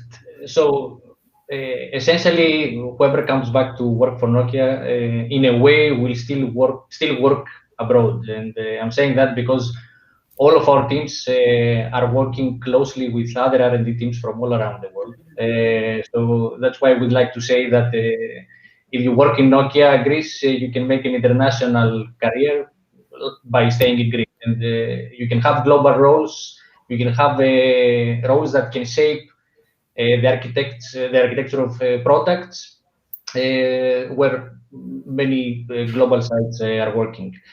But apart from that, I think the main point is that companies like Nokia offer you the following. You get to work on the next thing. And I think for an engineer, that's the most important thing. And sometimes in my discussions with friends, I like to exaggerate a little bit and stretch the truth. And I say, okay, 5G is an old thing for us now. Because we have been working on that for 2 years now, all right? Now it's commercial. Of course, it has a lot of enhancements forward, but I truly believe that in the next 2 years, my team will start working on 6G. And this is essential because we need around 2-3 years in order to develop the first release and then commercialize it. And the world will see it in 7 years from now. So I think the journey that an engineer can have in companies like Nokia, where you can start from developing something that the world will see in 7 years, I think this is something amazing. And I think we all know that the networks have been architected in a way that only mobiles would be needed to connect. But we all know now that this is not true. We want to connect the whole world in the networks, and this needs a whole re-architecture of the thing. And there is a lot of exciting work to be done in order to support this. And again, I'm saying companies like Nokia offer you this, and I think this is a very exciting project for an engineer to be. So working with state-of-the-art technologies and having everyone interconnected with the whole world, having a team that's global, is the best thing you can offer to a person to come back to Greece. Thank you. Let me go to the second part of the question, if I may. I will be very quick for the teleworking, right? So we have been quite ready for teleworking, although we rely a lot on hardware in order to do our work. We have a whole mobile network in our labs in order to test our products. But we had all the automation frameworks in place beforehand, so we were ready, and the transition to remote work was quite seamless. My long-term concern is that you lose a bit of your collaboration when you work remotely. You lose the thing where 2-3 engineers sit in front of a monitor and they do debugging together, or they brainstorm, or they do troubleshooting, or they test together. This is something that cannot be very easily transformed to teleworking. So we need to find ways to find hybrid models to cope with that, because this type of collaboration is essential for R&D teams, I think. Okay, and actually this is what all companies try to do due to the pandemic, find a hybrid model, working from home and working remotely. Thank you. Amazing. So now I would like to go back to the experience that people who have worked abroad bring back to Greece, because I believe this is a very interesting and important at the same time thing. And we have two people who've been working abroad for a long time, both Martina and Irini. You started working abroad, and then you brought a lot of experience back to Greece. So would you like to describe a bit what is that experience, and how it's perceived, and how does it help the local companies also evolve and reach all those goals we've been talking about all this time? I don't know, Martina, you can start first, and then Irini. Absolutely, absolutely.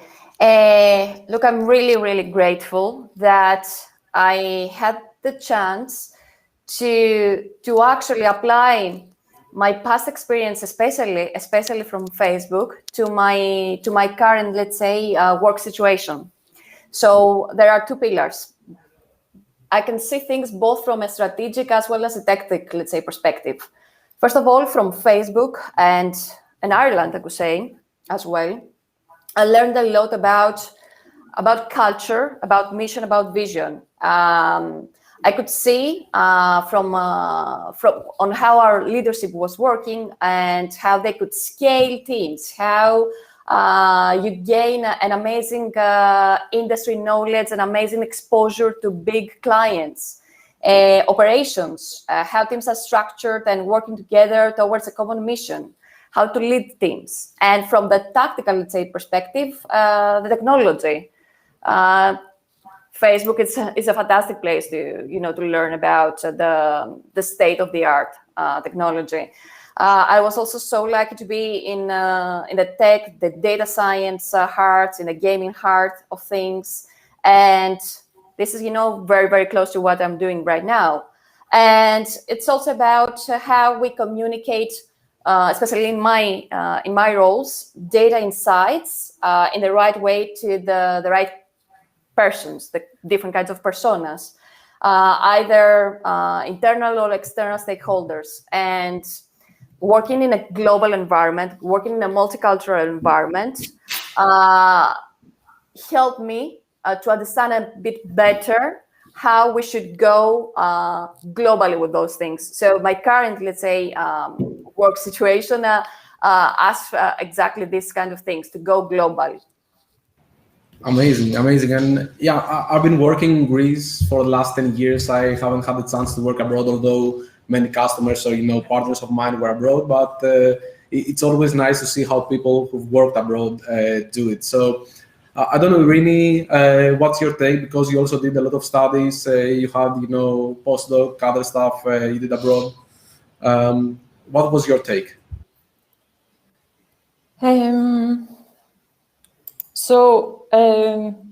What I bring specifically to this role that I have now is basically my experience, going from academia into the corporate world and actually working on tech innovation in the corporate world. Because banks and consulting companies like EY, they're not tech companies. So innovation within these companies is different to tech companies. In what sense? In the sense that whatever you do, you build it almost like a startup within that company. You build it from the ground up. Luckily, I had this experience at Barclays. I joined it when the first data science big data team was created. I was one of the first data scientists. And what we built in cybersecurity, we really built it from the ground up over the years that I was there. This was an invaluable experience. And of course, having the academic background as well, it means that in this role, I can understand both sides. That's what I bring. Yeah, it's really interesting and really important to use that experience in a nice way. So I would like to do a quick follow-up question on that. And so what was one of the things that helped you or made you come back, and was one of the key factors that helped you in that decision? Right. So it was a combination of wanting to be here for personal reasons and the excitement that this role brought due to leading a new AI effort in Greece. However, coming back was not easy. During the first months, I was really demotivated due to the public sector inefficiencies, and I was having second thoughts, I must admit. So it's not easy to make. It's like making a new start, basically. Also, I would like to say that there have been some recent efforts from the Greek government to give incentives to people to come back, as Maria said as well. However, the professional reality in Greece is still challenging, in my opinion, and the biggest problem is that the fact that there are very few positions for skilled and experienced people. So, in my opinion, brain gain needs to be rethought in a more holistic way. Mm-hmm. Yeah, that's really important, and yeah, we might be very well trained in the local way of things, but this does not have to be true for people coming abroad. And you make a very important point there. Yeah. So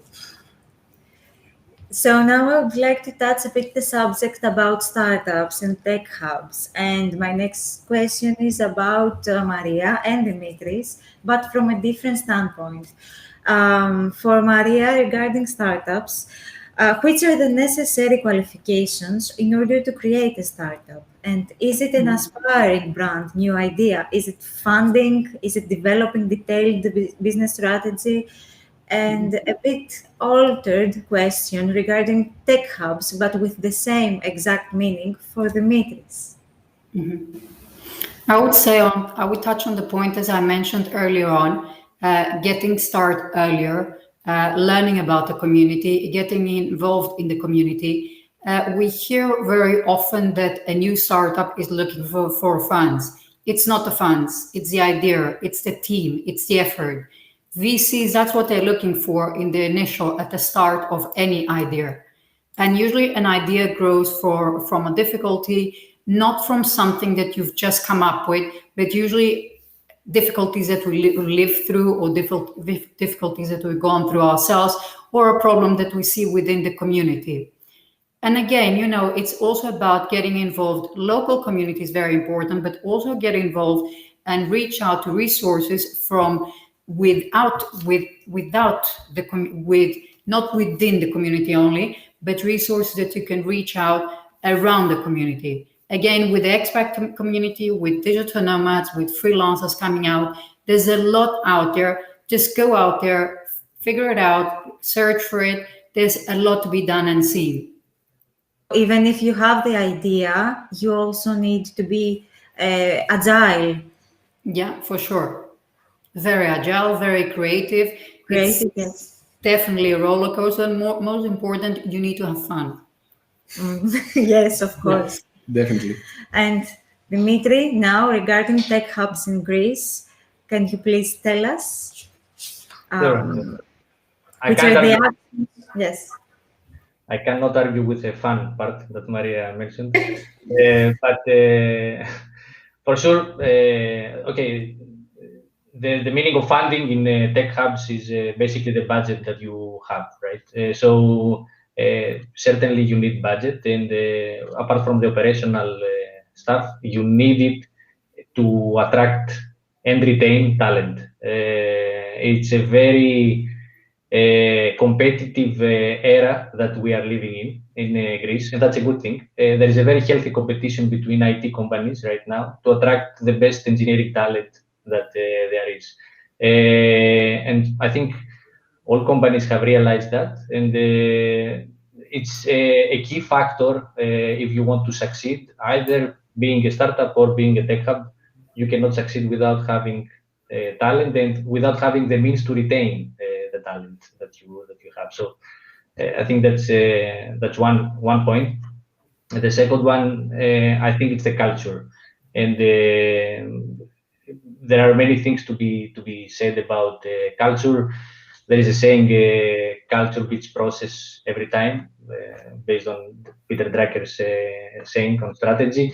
It's a very long and tedious process to establish the right culture in a tech hub, in a team.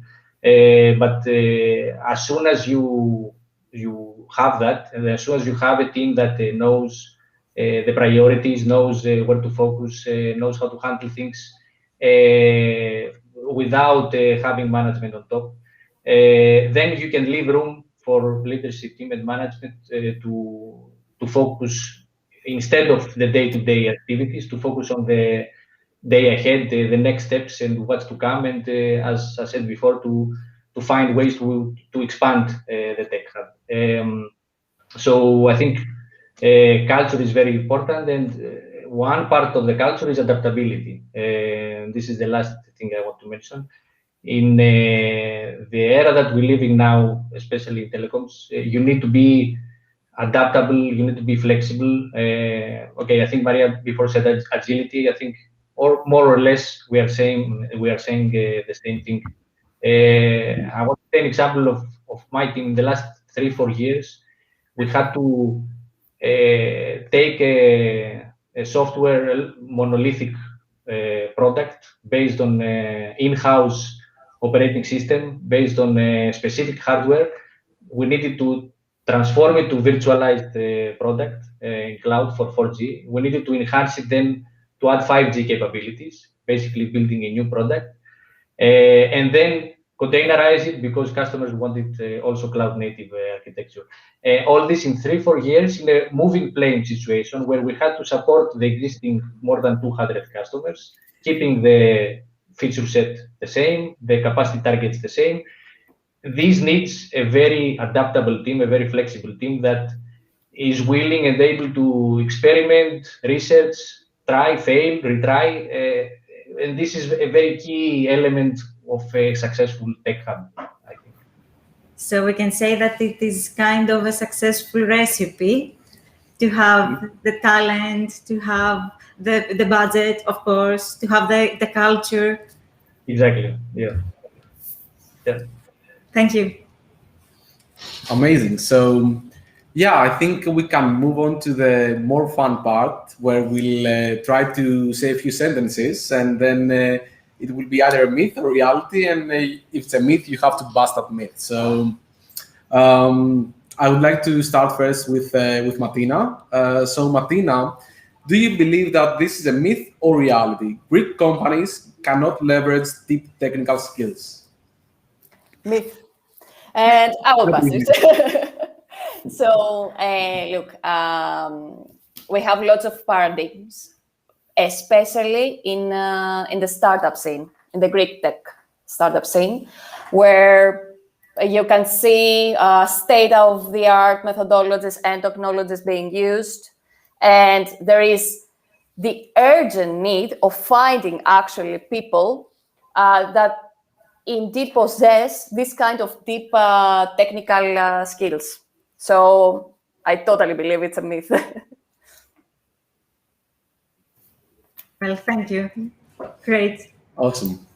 And now, Dimitri, myth or reality?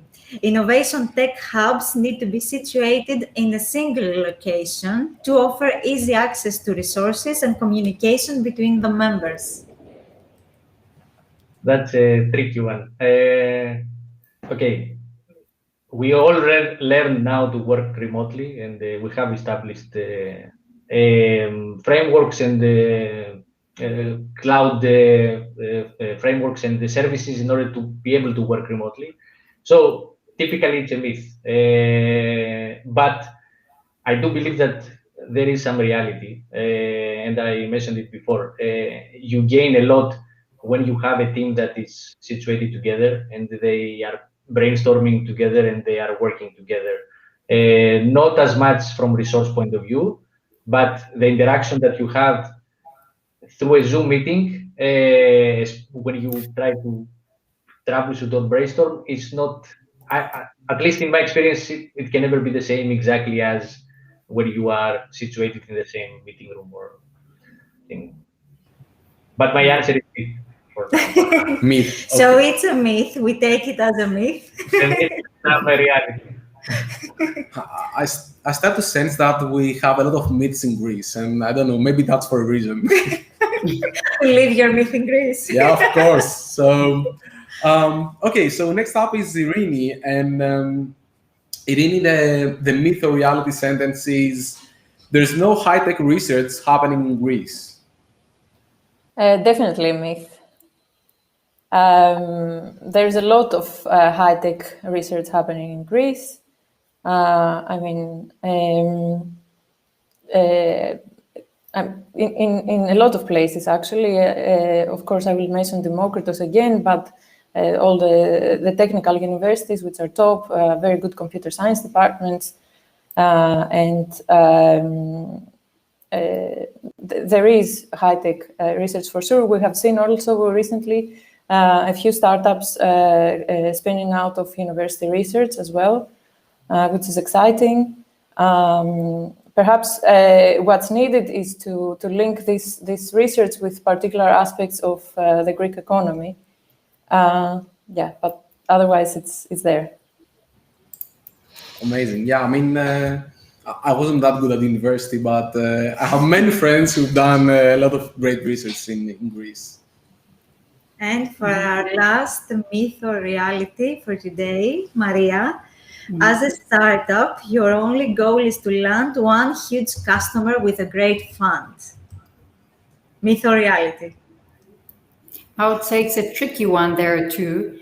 Yeah, for sure. I mean, as a startup launching, for sure, everybody wants to succeed at the beginning, and their aim is, yes, to find that first customer so that they can also prove themselves and attract their first VC. But yeah, that's not their aim goal, because usually we take one direction, and once we pivot the idea or the product, we see taking a completely different direction from where and which we initially had. So I would say, it's a tricky one there. It has a both ways, a two-way one here. With some reality and some some myth. Yeah. But mostly myth or reality? We have to choose one. Okay, if you had to choose one, yes, what would that be? Mostly myth. Mostly myth. Okay. Yeah. Okay. So we made it 4 out of 8. Okay. Maybe that was intentional. I have no idea. Maybe that was intentional. Okay. So yeah, before we move to the last part, where it will be great fun, I would like to gather some things that I've heard throughout the conversation from different sides, and I believe that it's really important, to rephrase them. And I've heard things like, support network. Having your support network back in Greece it's really important. Having the needed taxation and public sector in terms of processes and also rules is also important. Also, you need to have a lot of innovation and to pursue your dreams, and you need to do something yourself. You don't have to wait for everything to be ready, but things always help. So you can ask for help. If you have a great idea and you're smart enough, you can ask for help. You can ask for funds. You can ask for being part of an innovation hub or a startup, or you have the chance to do it here in Greece. It's really, really nice. So for the last part, we'll just say some words, and without any turns or anything, just say the first thing that comes to your mind. If you don't have something to say, just say nothing. But it's not like personal questions. It's open for everyone. No, nothing is not acceptable. Say the first thing that comes to Okay, mind. okay. Let's try to do this way. Okay, let me try first. Okay. Yes. Okay. Okay. So, blockchain. Passion. Love at first sight for me. Elon Musk. Oh my, amazing answers. Amazing answers. And DevOps. Important. Kubernetes. Yeah, very recent, very new for telecoms now. No, that's not true. Next one, digital transformation. COVID. Everyone is doing digital transformation now due to teleworking, right? Yeah. Urgent need for the Greek public sector. Yes, good one. Very good. Right, very good. Definitely. Machine learning. Work. My life. Efficiency increase if applied correctly. Nice one. You put an asterisk there, right? Yes. Internet of Things.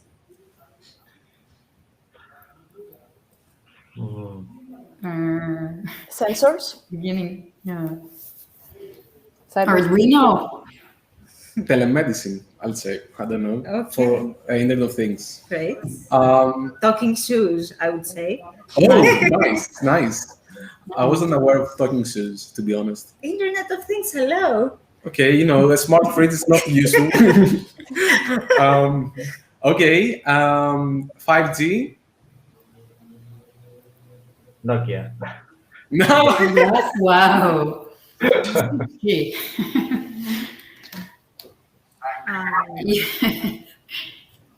Anything as a service.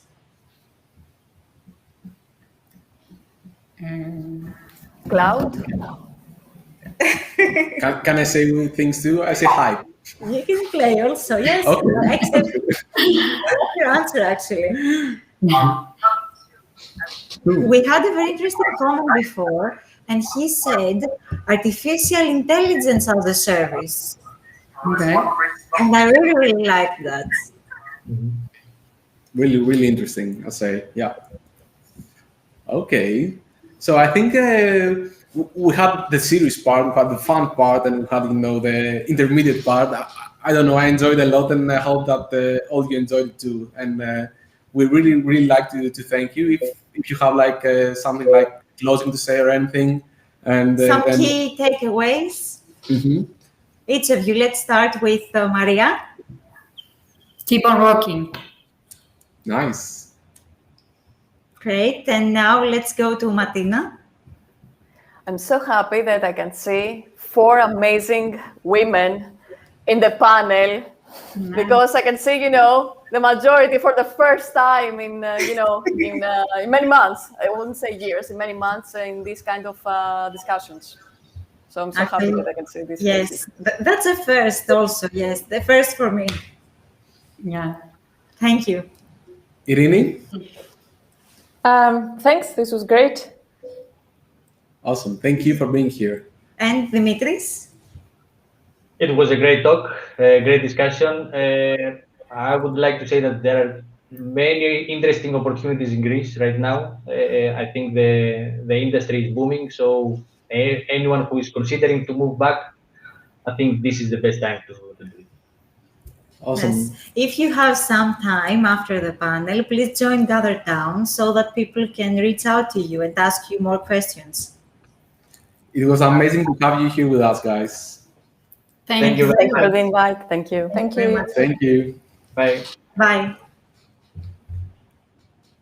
Okay, so moving on, I would like to thank our silver sponsor, Intralot, and let me tell you a few words about Intralot. So, Intralot is a publicly listed company established in 1992. It's a leading gaming solution supplier and operator active in 41 regulated jurisdictions worldwide. With a global workforce of approximately 3,400 employees in 2020, Intralot is committed to redefine innovation and quality of services in the lottery and gaming sector while supporting operators in raising funds for good causes. And of course, together with us, we have Thanos Nikolaidis, who is Enterprise IT Manager at Intralot, and will talk to us about Azure modern architecture on large-scale data centers. So welcome, Thano. We're really happy to have you with us. Hi.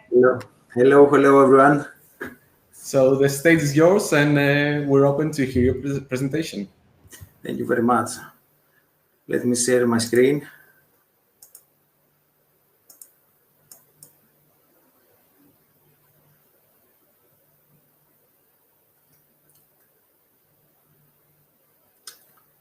Okay.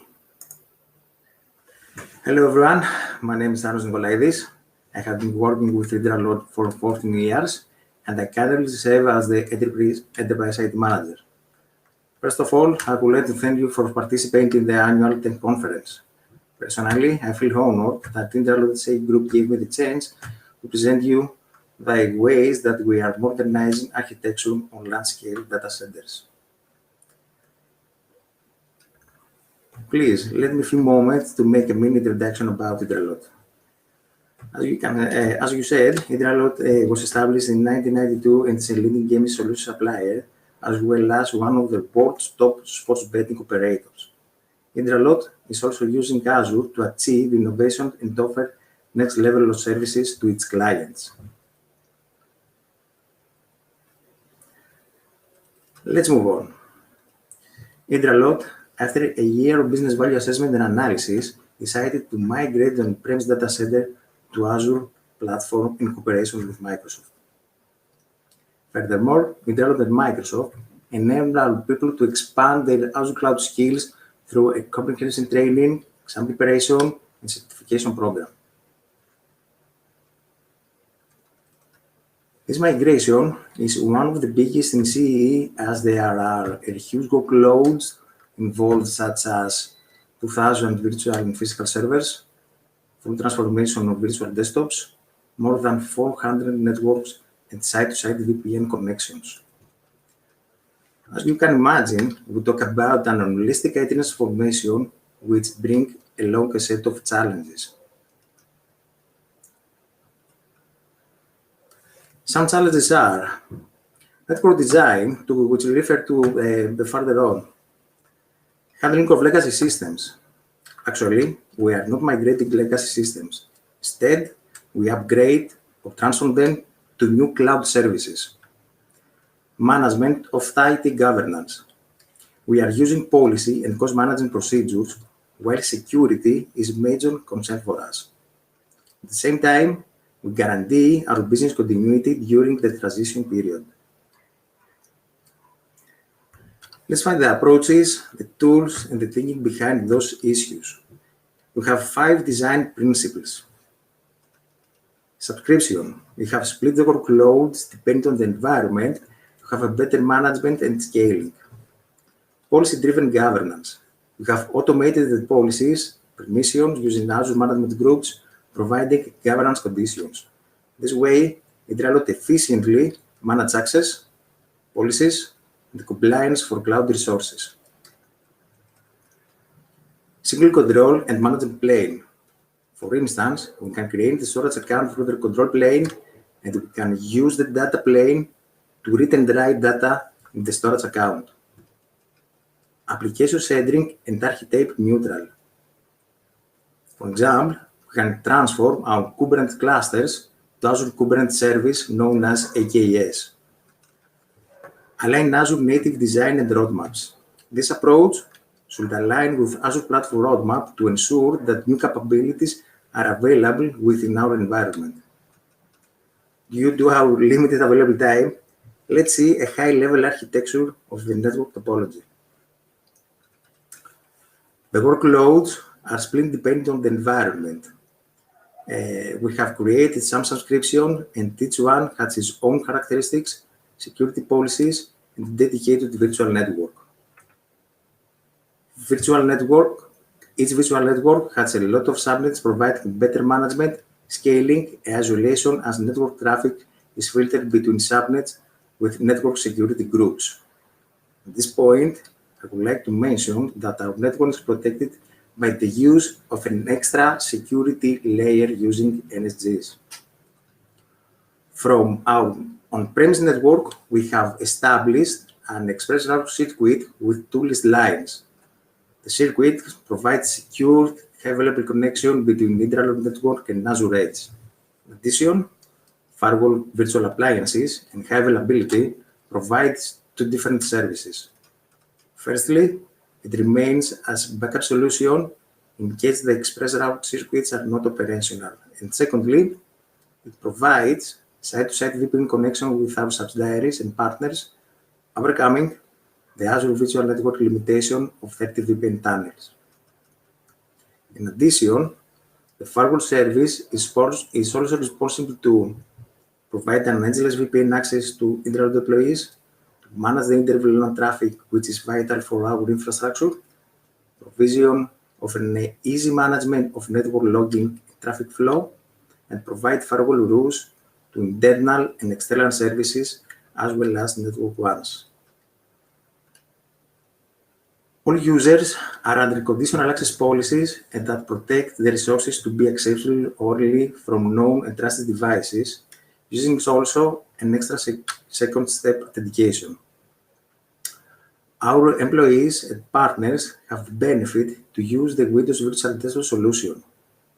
This way, Hydralot provides a secure connection and ensures that every partner has control access only to required resources using a state-of-the-art solution.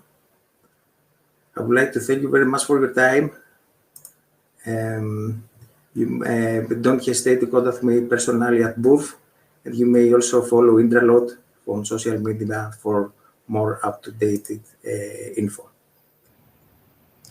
Thank you very, very much, Thano, and thanks Hydralot for being part of this. Thanos will be in the booth of Hydralot in Gathertown, so feel free to pass by and ask any questions you might have about the company or about all these nice things that we saw. Thank you very much. Bye. See you. Okay, so we'll have a very brief break, like 2 minutes, and after 2 minutes, we'll be back with the last contest, where we'll have another Amazon prize for €50, and the last presentation by Chris Wolf. So see you in a bit. And stay alert. Stay alert. Bye.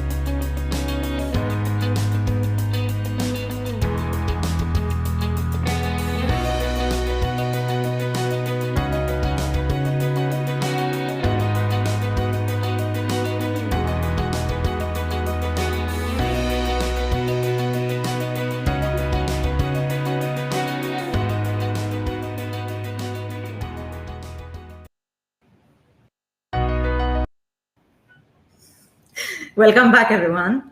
Welcome. And now it's time for our third contest. So we would like you to be very, very fast and go to our YouTube channel and type your favorite cloud technology. Okay, let's see the answers coming in. Yes, and let's wait a few seconds. Who Drum will roll, be the please. first? I don't have a drum, I have only nails. Nail roll. So I think George was the first one that said Azure, and then Nico Azure again. So Azure is really, oh, you see data flow, Azure again. Okay, so we've got a few answers, and we'll hear back from the organizing committee to make sure that we got all the comments and let you know who's the winner. Thank you very much for sharing your ideas. Mm-hmm.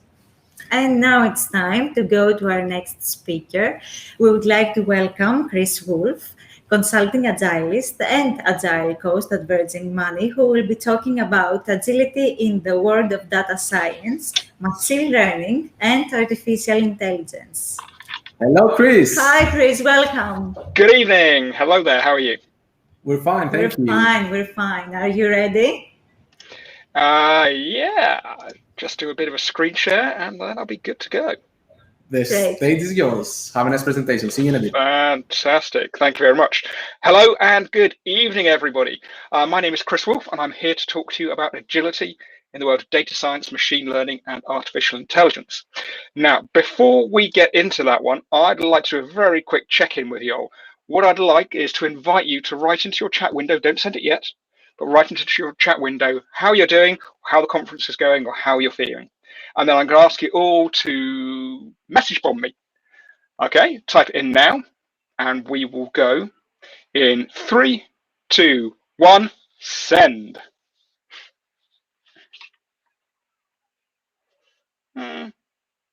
All right, perhaps everyone's keyboard isn't working this evening. No matter, I shall crack on anyways. Right. So my name is Chris Wolf, as I said. My contact details are on the screen. If as we're going through the presentation you want to do any screen grabs, do feel free, but please grab my details just in case you want to reach out or ask any questions or queries. Just by way of introduction, I started off at training as an analyst and software engineer, and very quickly realized that I was better with people than I was with computers. And I went to work in London as a digital project manager. I was very lucky to be working with some of the UK's top agencies there, and I was delivering projects for British Airways, Land Rover, Smirnoff, and Unilever, to list just a few. About 8 years ago, a chance conversation led me into the world of agility. One of the developers I was working with said he'd been on a conference and that he'd heard of this thing called Agile Scrum, and perhaps it's something I'd like to look into. And I did. And immediately it resonated with me as a way of working, and I started my Agile journey. And over the course of those past 8 years, I've worked with some truly fantastic companies. I've worked with the NHS, with Tesco, with the Times, Starbucks, Chivas Whiskey, and even international video game makers.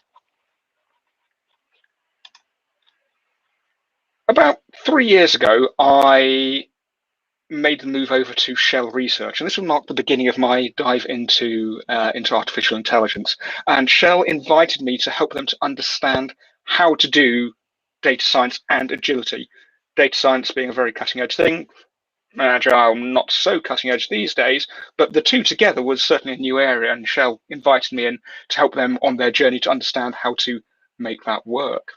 These days, I'm coaching at an international financial institution where I'm working as an Agile coach, helping them on their transformational journey. Now, as we go through the course of this presentation, if you do have any questions, do pop them into chat, and I will endeavour to answer them as I go. Time is a little tight, so I'll answer as many as I can. Might not be able to get to talk to everyone.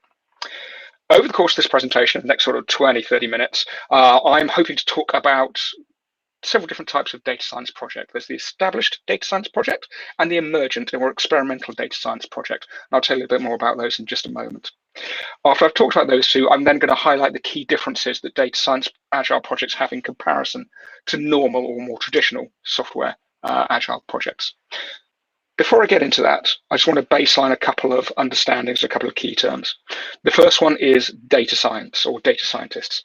These are the people who are highly skilled and responsible for analyzing and interpreting and processing extremely large sets of data.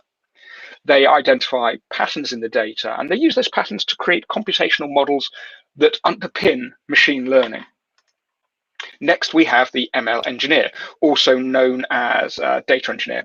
Now, these folk are specialist software engineers. That is, first and foremost, they are software engineers, but on top of that, they've developed skills that help them to integrate those data models produced by the data scientists into software applications.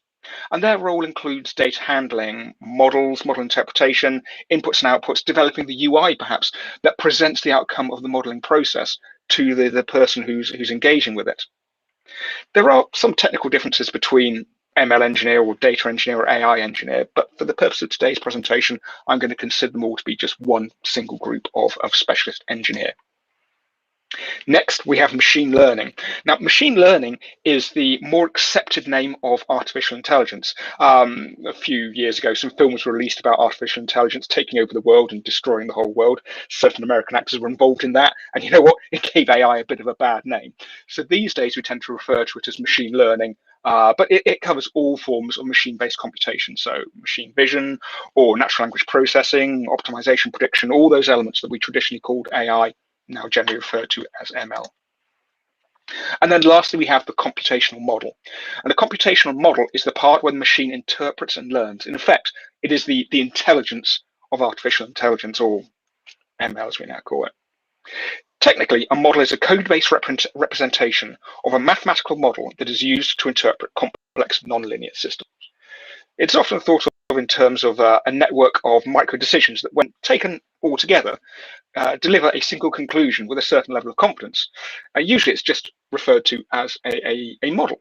The picture we've got there is a representation of that network of nodes making a decision.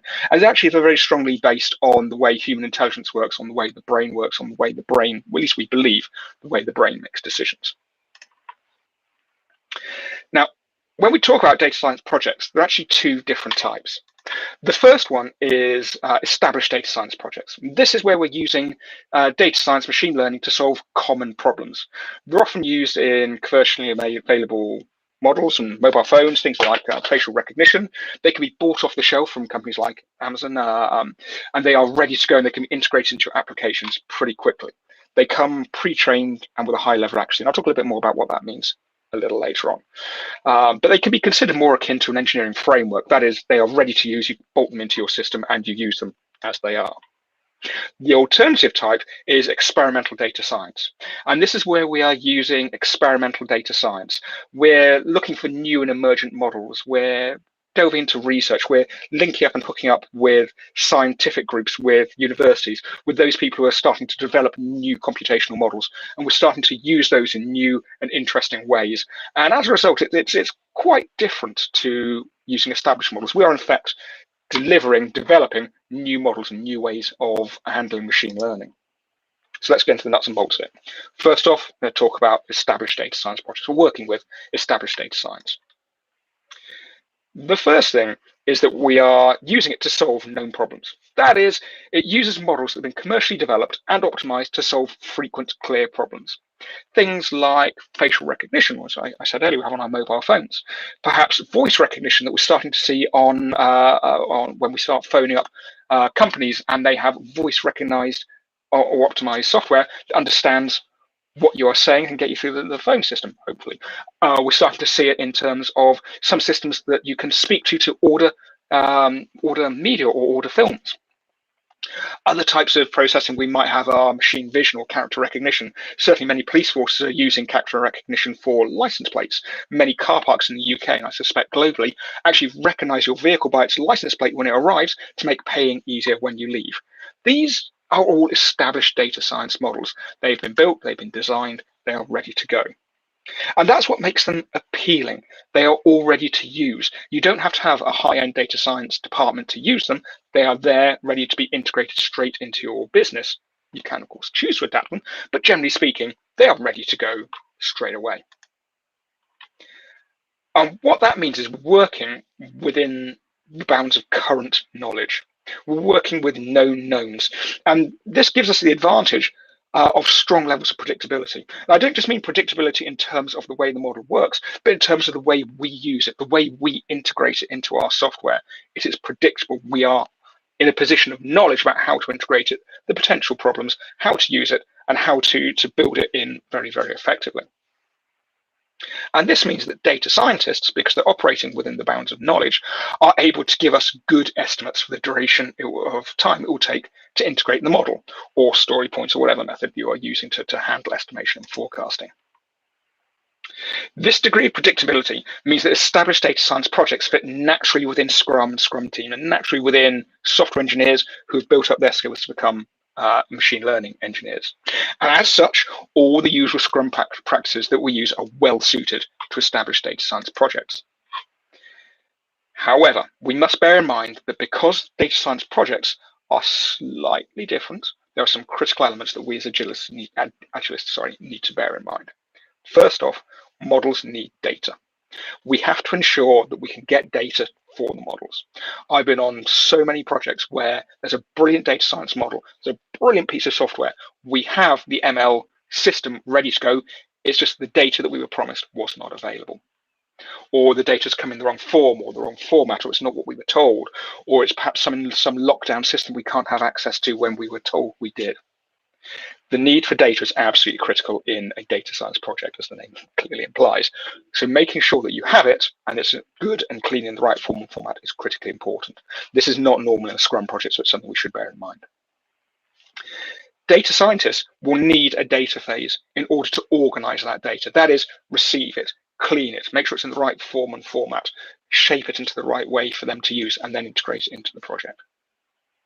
The accuracy target that the model needs to achieve must be defined. Again, I'll talk about that more a little later, but fundamentally, the accuracy is how performant the model is. We also need to consider things like model drift and retraining. I'll talk about that more now. I can't fit that into a short sentence at this stage. But these are extra elements that need to be incorporated into the way we work, into our project, into the timelines, into the sprints that we are working with. We also need to be very, very aware that it's highly likely it will come across siloing and wagile. It's a real risk. And the reason it's a real risk is that in data science type projects, it's awfully easy to do the data science part, or pass the data science part over to the ML engineers. The ML engineers receive and integrate it into the software, and then they pass it down to the testers. So there's a real easy hole to fall into where we slip from Scrum, where we slip from Agile into Waterfall, simply because there's a kind of a pipeline for the way that data science models and software need to be developed. So we must be very, very aware of that and very careful we don't end up in that position. The big problem that sort of approach has is it reduces the speed with which we can deliver value. If we develop the model, then we develop the handler, then we insert the model into the handler, then we move over to the testers, we're actually delaying the value that Scrum brings us, being able to release value on a regular basis, on a regular cadence every 2 weeks, whatever your sprint is. Now, speaking of that sort of delay, we also need to understand where those challenges come from.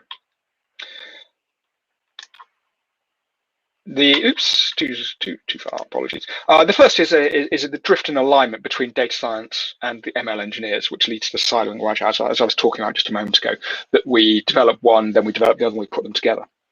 This is often caused by a lack of alignment or non-user centered stories. It's really easy for data scientists and ML engineers to say, as a something, I will make a data science model that something. Yes, you may be doing that, but that's not user-centered. That's not the way Agile should work, not the way Scrum should work. It's not focused on the customer. It's actually focused on your skill set. And again, it's really easy to fall into those sort of paradigms and focus your story in the wrong place. Now, it's really easy to fall into that position because, as I said, we have to make the model first.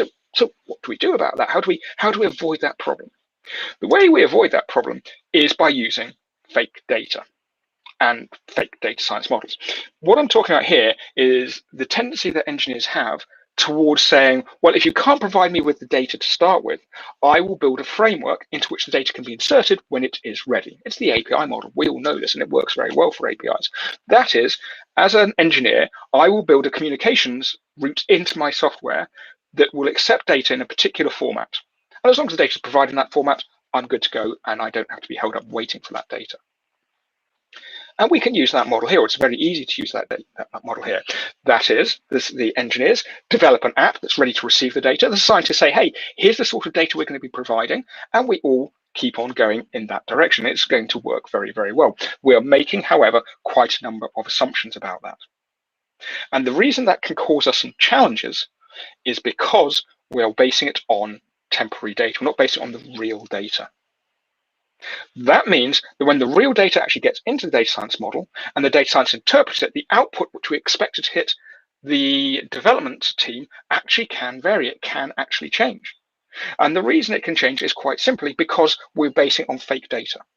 When we train models, AI models, ML models, we need to train them on the most accurate data we could possibly have. The most relevant data we can possibly have. If we aren't training them based on the relevant data, the output of the data science model may not actually match what is expected.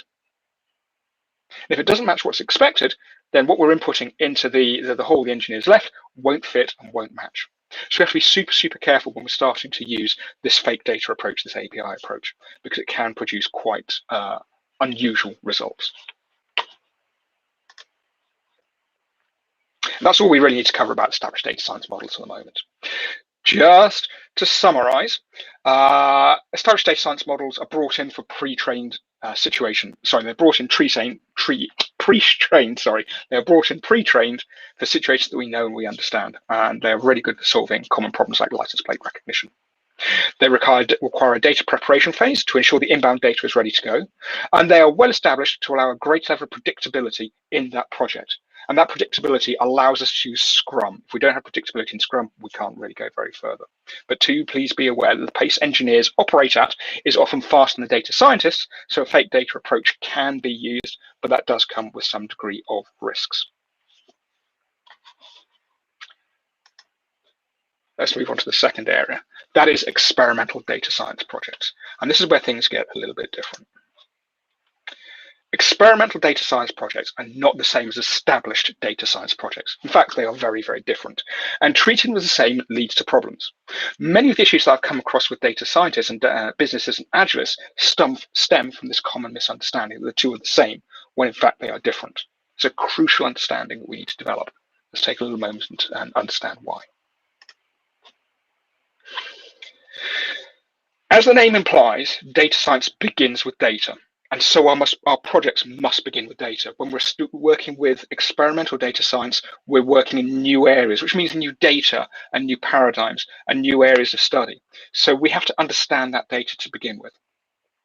There are 5 different sections that we need to establish or to work with in order to make sure that our data is ready to go.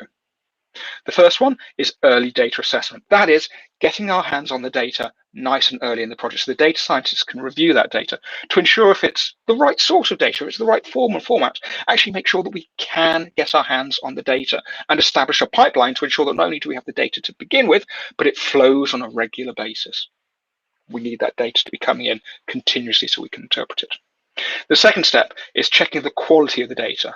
Not all data that we receive is good. Some data is actually bad. If we were to imagine a license plate recognition system, but the camera was so far away from the car that the footage was blurred, then the data is of a poor quality. If we imagine a forecourt situation, a petrol forecourt situation, where we're trying to read the license plates, do we need a dozen cameras, one for each fuel pump, or do we have one camera that can change its direction, zoom up and down? And does that give us the right quality of data? So having a view on the data is actually really important. If we get bad data in, then the data science, the machine learning element, will not work well. Next, our data scientists need to prepare the data. That is, they go into the data, they get rid of any rubbish data, they clean it up, they ensure it's all the right form and format in the right order for them to subsume into the machine learning system. They also perhaps need to go through and start tagging the data. That is, identifying what the data actually physically is. If we were talking about a license plate, perhaps there's the first part of the license plate and the second part of the license plate. If we're talking about using video footage, perhaps we're going to identify what a person looks like, or what a cat looks like, or what a hard hat looks like. But actually going through the data and saying, here are the things, data science model, you need to learn from is critically important.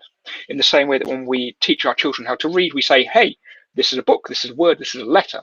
We're actually identifying what the child needs to pay attention to in order to learn. So it is with data science as well. We have to identify what it is the machine needs to learn from as well.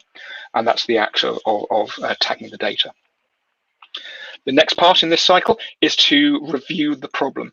That is, not only understanding the problem, but understanding the value that is expected to be released from the problem, and does the data suit that problem. If we've got the good data, but it's not the right data to answer the problem, we've got a problem. We've got a problem. If the data doesn't suit the problem we're being asked to solve, we have an issue, and that needs to be raised and resolved before we start building models. It's incredibly easy to end up with a bad model simply because we've got good data, but a bad question to interpret. So being able to explore that in the database can save us a lot of time and trouble in the later stages of the project. And lastly, I've talked about this a couple of times, we'll talk about it more as we go on, defining that accuracy, defining how performant the model needs to be in order for it to be accurate. If we were to consider facial recognition on your phone, if it was only accurate 60% of the time, but 40% of the time it didn't recognize the face, it wouldn't be very good. We need a high level of accuracy on our mobile phones for the facial recognition to work to a level, a performant level that we accept. So defining what that accuracy is up front is critically important. If the first part of the phrase is data, the second part of the phrase is science. So what is science? Science fundamentally is the exploration and experimentation and learning using 5 key steps. These are those steps. We begin by observing. Based on observation, we develop a hypothesis. Once we've got a hypothesis, we develop an experiment to prove or disprove that hypothesis. We run the experiment and we draw some conclusions. Those conclusions allow us to adjust our thinking, and the loop begins again. And this cycle continues time and time again. And this is how science develops. This is how we develop new ideas and new thinking in the scientific world. And it's no different in the data science world. However, what we find in the data science world is that we have to do this learning loop many times. With software development, it's relatively easy to have a problem, develop some conceptual logic for it, program that logic, and then test and ensure that the conceptual logic matches the output. And that's relatively easy. However, data science, because we're talking about teaching a machine to interpret, the loops actually can be quite complex. And in fact, to get enough accuracy, we may have to do many hundreds or many thousands of these loops. If we were to improve the accuracy of our model by 1% every time we run these loops, in other words, we're able to teach the machine to interpret better every single time we run this loop, then we may have to do it many hundreds and hundreds and hundreds of times to get the level of accuracy that we're expecting. Now, the problem with that is the number of experiments we have to do can develop really quickly.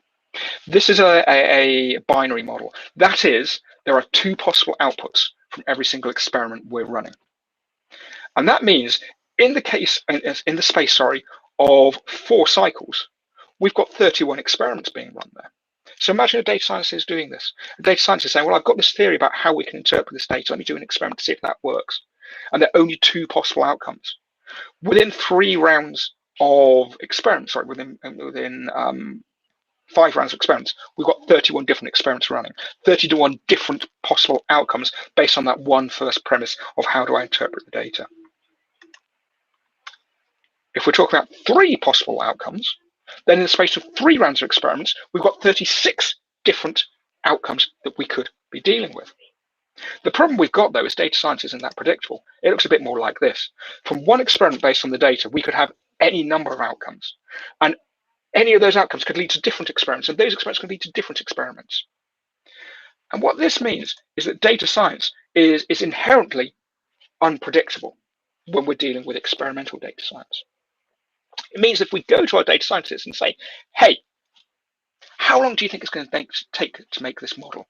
They turn around and say, I don't know, because I've got a hypothesis right now. I'm going to run that hypothesis on this data, and it's going to lead me to, well, it could be 3, 4, or 5 different outcomes. And each one of those outcomes leads me to a different experiment to do on the data. And that can lead me to another 4 or 5 different outcomes. So in the space of 4 or 5 rounds of experiments, I'm dealing with several hundred possible outcomes. There's no way I can predict how long these experiments will take. There's no way I can predict how many times I have to run these experiments to understand the data well enough to build out the data science model. And this leads us to quite an uncomfortable conclusion that Scrum cannot work with data science projects, because data science is inherently unpredictable, but Scrum, by its nature, actually requires a degree of predictability. In Scrum, our predictability comes in the form of velocity. That is, we predict, based on our velocity, what work we can pull in, and we only pull in that amount of work. But if we can't predict how big that work is because we're working data scientists, then Scrum doesn't actually work. But at the same time, Scrum works really well for our machine learning engineers. So it works for half our team, but not for the other half our team. So what do? We do Scrum Bat. And this is what my experimentation has revealed. This is what my research and my testing with various teams operating in data science environment has shown. From Scrum, we borrow regular cadence of work, we borrow transparency, we borrow problem slicing, reviews, stand-ups, all the things that fundamentally make Scrum what it is. The ban comes from Kanban. Oopsie, too far. Sorry, the ban comes from Kanban. And in Kanban, we borrow the reduction in need for meetings. We borrow the reduction need for predictability. We borrow the reduction in the need for estimating the size of our projects. So how do we actually go about doing it? This is what we do. First up, we set up a split team. One team becomes the data science team and one team becomes the ML engineering team. Both teams are working on separate parts of the problem, so it makes sense to split them. The scientists start developing the model. The engineers work on the back end, the data storage, front end, any ancillary features, and whatever tooling we use to draw in the data science model. Ooh, I missed a couple of bits there, apologies. This means that the two teams become fully independent. They are loosely coupled, so they're both going in the same direction. They're trying to deliver overall the same problem. They're just solving different parts of it. Each team has 2 boards, and that keeps them tightly aligned. They know what they're doing. They know when they're delivering. They know the timescales they need to deliver to, but they operate independently. It also allows us to maintain a one-team mentality. Critically, though, despite having 2 teams, we have one shared stand-up. That is, the data scientists stand up and they do their part, and the engineers listen in so they understand what's happening with the scientists. The engineers then do their stand-up, and the scientists listen in and understand what's happening with the engineers. And we get that crossover of conversation. We get that conversation. We get that team feeling and that team approach. So we have a shared stand-up, despite being 2 different teams. We share all our other cadences as well. That is, we start the sprint at the same time. We conclude the sprint at the same time. We present back to our stakeholders, back to our product owners at the same time. We have, in effect, one team. We've just split them into 2 sub-teams that work separately, but on different parts of the same problem.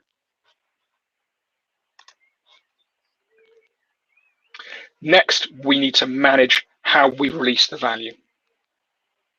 Same as before, engineers tend to have a higher rate of delivery than the scientists. That is, they're able to get further through the problem of developing a solution at a faster rate than the scientists, because the scientists are going through those many loops of experimentation, those many loops they need to go through, many cycles they need to go through in order to bring the data to life in the form of a data science model.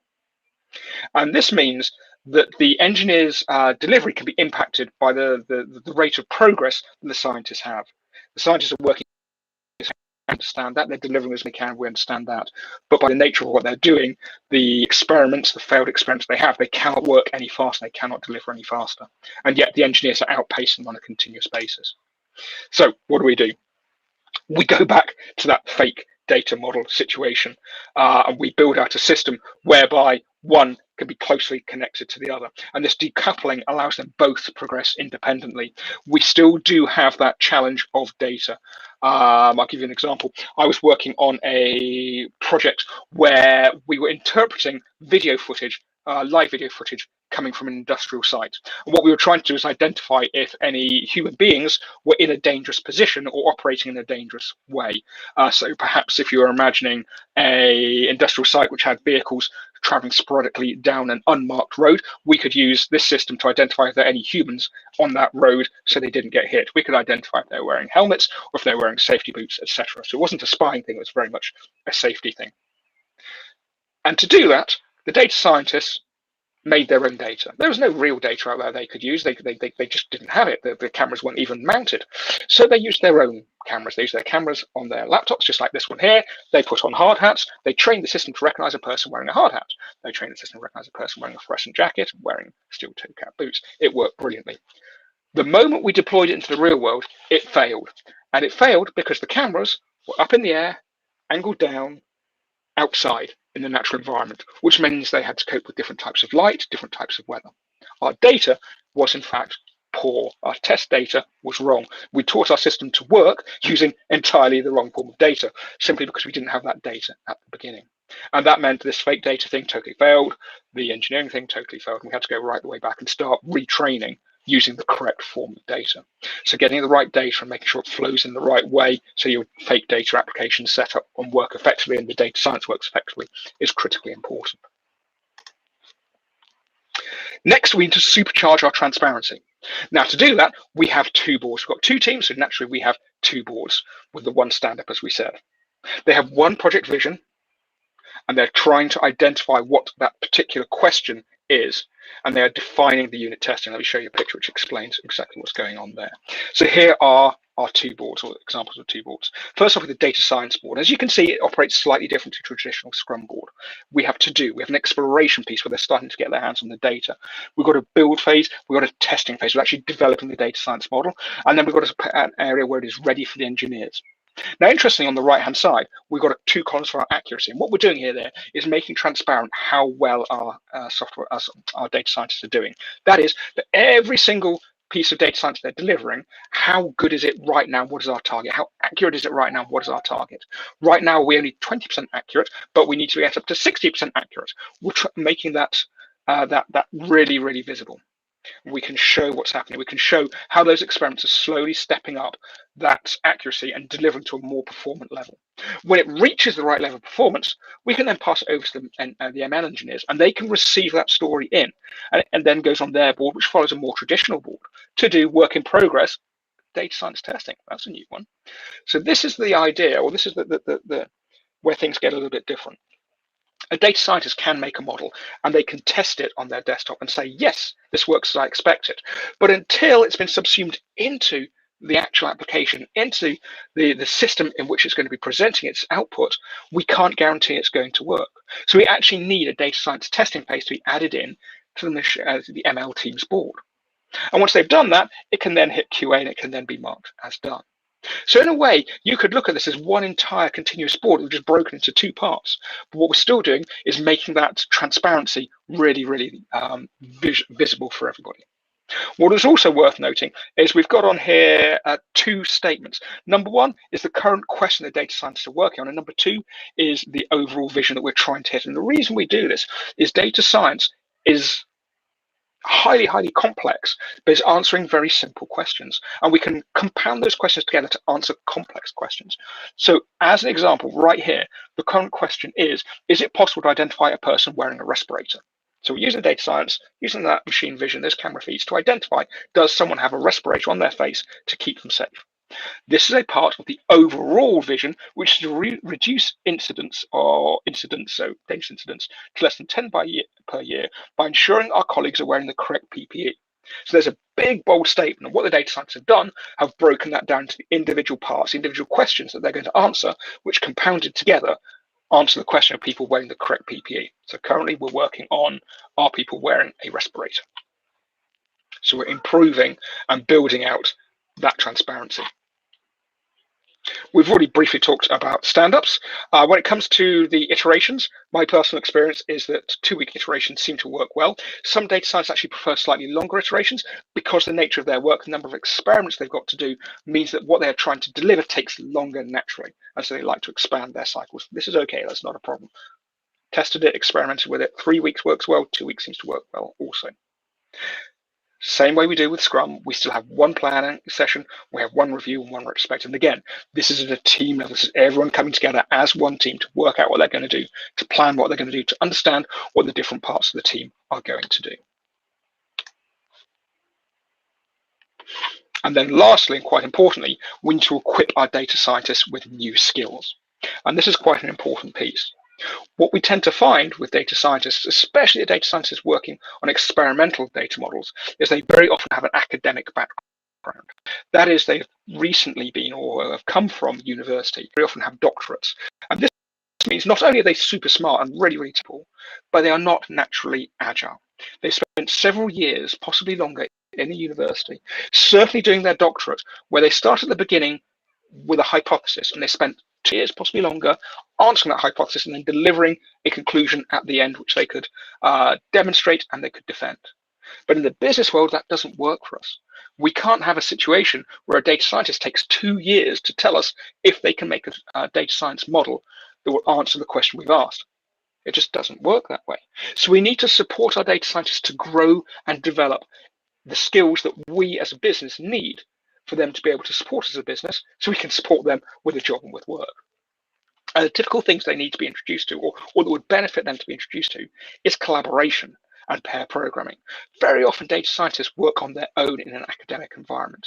So the idea of sharing your code, of letting other people look over it, of working together to create better code is actually quite an alien concept. And helping them to build out their collaborative nature is of critical importance for us to be able to build performance models and to operate in a data science team. Exactly the same thing goes for peer review. They're just not used to it. And by that, I don't mean peers looking at the output of the data science, but peers actually looking at how the data science works, and people getting in there and saying, I like this, but it would be better if something, something, something. And we all know from the work that we do that when we have 2 or more brains together, they're actually able through the hive mind to produce a better outcome. But data scientists, particularly academic ones, don't work that way. This is quite an alien concept, and they need to be guided and supported in getting to where they need to be. Problem slicing is the same. Again, in an academic environment, a data scientist will very often work on one single problem, and they'll carry it right the way through for 2 years, and you won't see any transparency. You won't see how the problem is being resolved. It's just not done, not done, not done, and finally done. Again, that doesn't work for us in a business environment. It doesn't work for us in an agile Scrum environment. But helping our scientists to slice the work into smaller, easily delivered sections is critically important.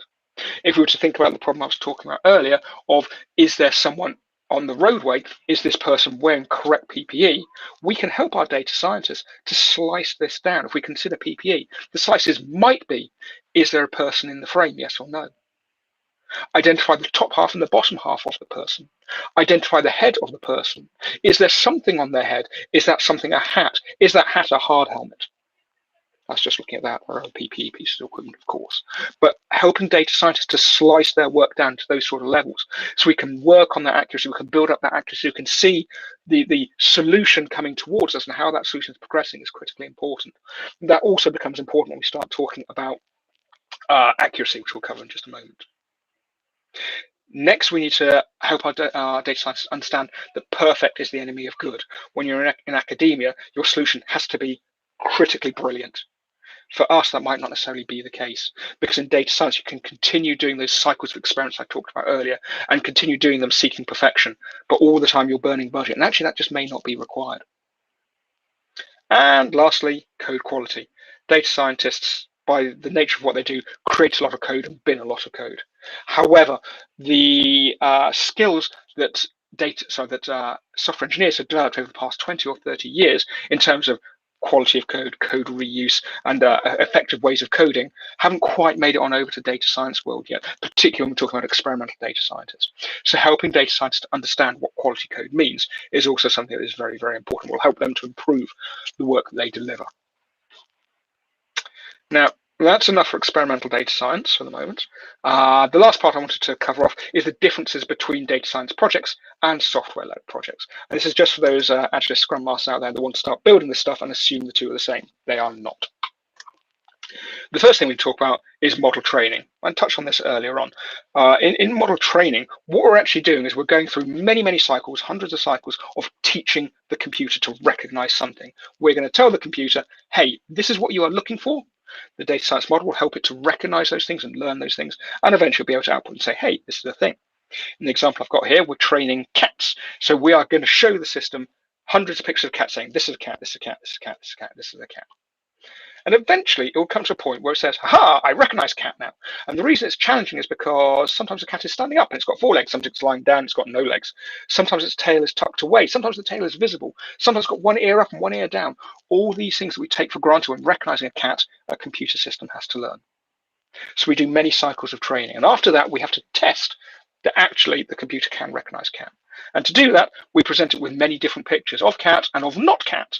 And the system, if it's working well enough, will be able to recognize what a cat is, because it's learned all those constituent parts that we take together as cat. Perhaps 2 ears, 2 eyes, perhaps furry, perhaps whiskers, perhaps how it stands, perhaps how it sits, perhaps how it holds its tail.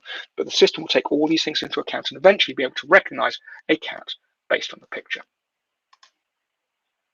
The next thing we need to talk about is accuracy. I mentioned it quite a few times so far, but this is critically important. Model accuracy is about how performant a model is. It is often measured by the mathematical formula of R², which takes into account how far the output of a model is from what we believe is accurate. And it takes into account things like right and wrong, of course, but also true positives, true negatives, false positives, and false negatives. And that just makes this whole idea of is the output correct really complex. And so the scientists have come up with this method called R², which helps us to define that. And what it fundamentally does is gives us a percentage after many complex calculations. And it looks a little bit like this. What we're actually looking at here, if we look at the top model, is that over a certain amount of time and a certain amount of investment in our data science model, the R² level increases. And what we need to do as a business is identify what the minimum target is and what our ideal target is. If we consider it facial recognition, we're now talking about our mobile phones. As long as we are mostly accurate most of the time, it's good and it works. A low level of accuracy is not acceptable. If it only recognizes our face 20% of the time, we'd be a bit unhappy. If it recognizes our face 90–95% of the time, we're probably quite happy. The point is we don't need to get to 100%. If, however, we're talking about a police system that recognizes license plates and they're using it in their mobile vehicles, then you know what, 100% accurate is the only way it's going to be. 90%, 80%, 60% just isn't going to cut it. So the level of accuracy we need to hit is variable depending on what our delivery is, and dependent on where we're going to go. What this also tells us is where our stop point is. And by that, what I mean is this. If we are continuously running cycles with our data scientists to improve that accuracy, it's really easy to end up in an overinvestment hole. Consider it like this. If we're working on a mobile phone app, we're trying to do facial recognition, and we discover that every cycle of data science work, every sprint, we're improving our accuracy by 1%. And a sprint costs us 20 grand. If our accuracy is 40% right now, and we want to get up to 60%, that's 10%. We're going by 1% per cycle. That's 10 cycles, 20 grand per cycle. It's 100 grand just to get up to the desired level of accuracy. That's quite a lot of investment. We can actually talk to our business and say, hey, do you want to fund this level of investment? And the business can make a valid decision, because data science by its nature can generate very slow increments. That's not necessarily a problem, but we need to understand what those cost us, and is there actually enough value that we're receiving from that investment in order to do it. If alternatively, we're using a data science model that could analyze an industrial process and make predictions based on that process, and we ended up in a position where we recognize that every 1% improvement in R² gave us $100,000 saving on the industrial process, then a 20 grand investment to do an extra percentage improvement is well worth it. 20 grand in, 100 grand saving every single time. So if we went for an extra 5%, we saved $500,000, and it's cost us 100,000. There's an added bonus there of $400,000. It's worth making the investment. Now, I'm not saying where you should or shouldn't stop, but the conversation needs to be held. It needs to be held at the beginning of the project. What is our target accuracy? What is our minimum accuracy? And then as the project progresses, we can see how we're progressing towards that accuracy, how performant the model is, and then make decisions about where we stop investing in that model or in those models. The penultimate difference is model drift and retraining. I'm actually going to read these out to start with because these are the technical definition of what they are. Model drift, also known as model decay, refers to the degradation of a model's predictive power due to changes in the environment and thus the relationships between the variables. What this means is, once you get a model out there, it will begin to degrade. That is the nature of how data science works. The environment changes the nature of the data, and the data model can start to degrade. This is completely natural, it's completely expected. But what that means is we need to build into our planning an understanding of what that drift is and checking that drift periodically to understand when the drift has gotten so bad that we need to retrain the model. If we were to consider a mobile phone recognizing our faces, and we kept that mobile phone for 20 years, the natural changes in our faces means that periodically we have to say to the mobile phone, hey, mobile phone, my face has changed. Please retrain yourself to recognize my face as it currently is, as opposed to how it was 5 or 10 years ago. And that also gives us the solution, which is retraining. As our model starts to drift, we need to understand how far it's drifted and at what point the threshold is so low that it's no longer performant, and then we retrain it. If we were to consider that industrial process we were talking about a few moments ago, and we were able to say that every percent saves us $100,000, brilliant.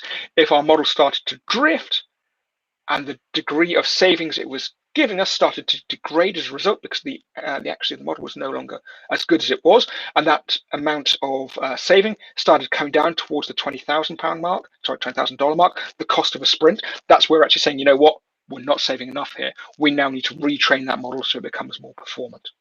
So understanding this drift, understanding how to correct it, and understanding how frequently we're going to check for drift, could be by the 6 months, by the year, is of critical importance, and we need to bake that into our project.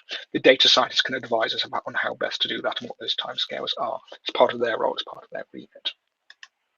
And then last of all, we need to talk about the complexity of releasing data science into the real world. Now, the challenges we've got here is that the accuracy of real data may be different to the test data that we've used. I talked about that one earlier. But if we are in a situation where we've had to use fake data to test, to build our models with, then we have to be aware that when we make our first release, it may not work properly. In fact, unless the data we've trained our systems on is exactly the same data in the real world, this may actually be the case. So I used one example earlier where the data scientists were training it in an office environment using their faces. It didn't work in the real world. I've been in another situation where we were training the model based on the only data that we had, and it was real data, it was just 12 months out of date. When we made our initial release, our alpha release, we found that the nature of the data that the system was currently generating did not match the nature of the data that we had that we were training on. And as a result, the alpha release, the first release, was out. There was an enormous amount of drift beyond that which we were expecting. This again is normal, it's not necessarily a problem. What we do is we expect that to be the case. So when we release it for a defined period of time, we collect the live data, we run it through the system, we see what that degree of drift is, bring back to base, and then we reevaluate that data science model, retrain it, redeliver it, and get it back onto the platform. And that's where we have the beta release. And this is the moment where we are starting to really test it and really expect some performance to be coming back from it. And that's where we are comparing what the live data is giving to us in a live environment back to that expected target that we developed back in the office, back in the data lab. And last of all, we need this run and maintain cycle. And that is where we are defining that we are going to be checking and testing the drift on a periodic basis to ensure that in a live environment, the drift is not too far from what we expect it to be. And if it does become too far, flag it so we can retrain and retest the system. To conclude, when we are dealing with established data science models, we are working with known problems. We can agree the accuracy up front, we can agree the data models up front, and we can agree the data prep phase up front. We can use Scrum. We can maintain our alignment using the Scrum method. We need to be aware of delays to our value because of the different speeds with which the data scientists and the engineers operate, and we need to plan for drift and for training. When we talk about experimental data science, we're talking about working with new models. We're talking about experiments and different ways of data science. And we're understanding that experimental data science is inherently unpredictable. And because of that, we should be using Scrumban. We run with 2 teams instead of the one for data scientists, one for machine learning engineers, one for ML engineers. But we maintain one team delivery and we continue to deliver as one team. As before, we need to agree that accuracy up front. We need to agree there's data models up front. We need to agree the data prep phase up front. There are similarities there with established data science projects.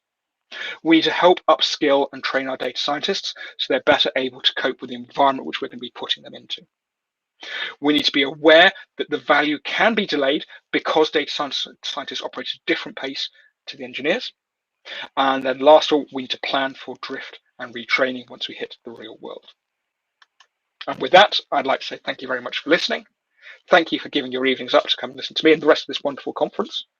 We are done. Thank you indeed. Awesome. Thank you very much, Chris. It was an amazing presentation. And thank you very much, Chris. I think Scrum Ban is really popular, especially in AI and ML, and it will be a early way to move forward because, as you said, you cannot plan AI and ML always. It's always, a lot of things you cannot know in advance. Absolutely the case, yes. And very popular among the firms nowadays. Yes, hugely, hugely. There are many businesses that are starting to get into the machine learning environment. And because the bar has gotten so much lower, because there are many companies out there like Microsoft, like Amazon, who are saying, hey, here are data science models that we have produced. You can just buy them and integrate them. The bar is so much lower. But what that means is we're going to have many businesses that start getting into data science and they start saying, hey, I've got other things that I need data science for. And that's where we come into the world where we're not ready for it, where we need to experiment, we need to develop these new data science models. And that's where this thinking and this understanding comes in. Because if you try and use the old ways of working, there's still new ways, but the old ways of working with established data science models, and you apply that straight onto the experimental version, it does not work. The engineers start complaining, the scientists start complaining, the methods don't work, and everyone turns around and says, hey, this doesn't work for me. Scrum is rubbish. Agile is rubbish. No, it's not. It's just the way you're doing it doesn't actually match the problem that you're working on. Amazing. Yeah, I'll keep the last sentence, I think, and would like to really thank you, Chris, for a nice presentation and for being here with us. Yes. Feel free to hang out in GatherTown. We'll keep it open for maybe an hour more, or answering the comments. So thanks a lot again for being here. Bye. Bye-bye. Okay, so moving on, I think we're moving towards the final draws. So first of all, I would like to remind some of the rules for the draws. Everyone can win up to one prize. So if you are too lucky, then unfortunately you will be limited to one prize. You need to have registered in order to receive your prize, because we need to cross-reference your name with the details that you have. And also, please keep in mind that we have a 10-second delay in the chat for moderation reasons. So it's most probable that you see your messages coming first, but we will make sure to make it fair and square and to keep the backend side of things where chats appear in real time. Right. So now I will ask the control to share the screen so that we can see the first draw. So today we will have a draw for the questions. So if you have a question in the chat, you will be one of the people that will be available for the draw. But keep in mind that if you won one of the prizes for the fastest answer, then your name might not be in this draw. So let's see who will be the lucky one. We'll do it 3 times. The first one is the original winner, and then we'll have 2 backup winners in case that we cannot cross-reference and find the first person, or if they're not registered. Control, are we ready? You need to make the screen sharing bigger, because I don't think we can say it. Okay. Okay.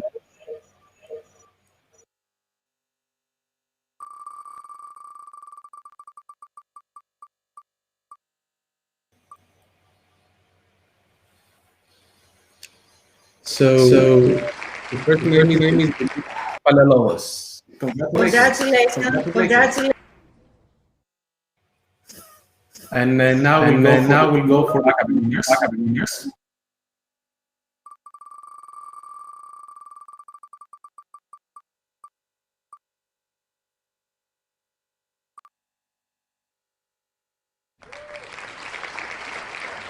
The name is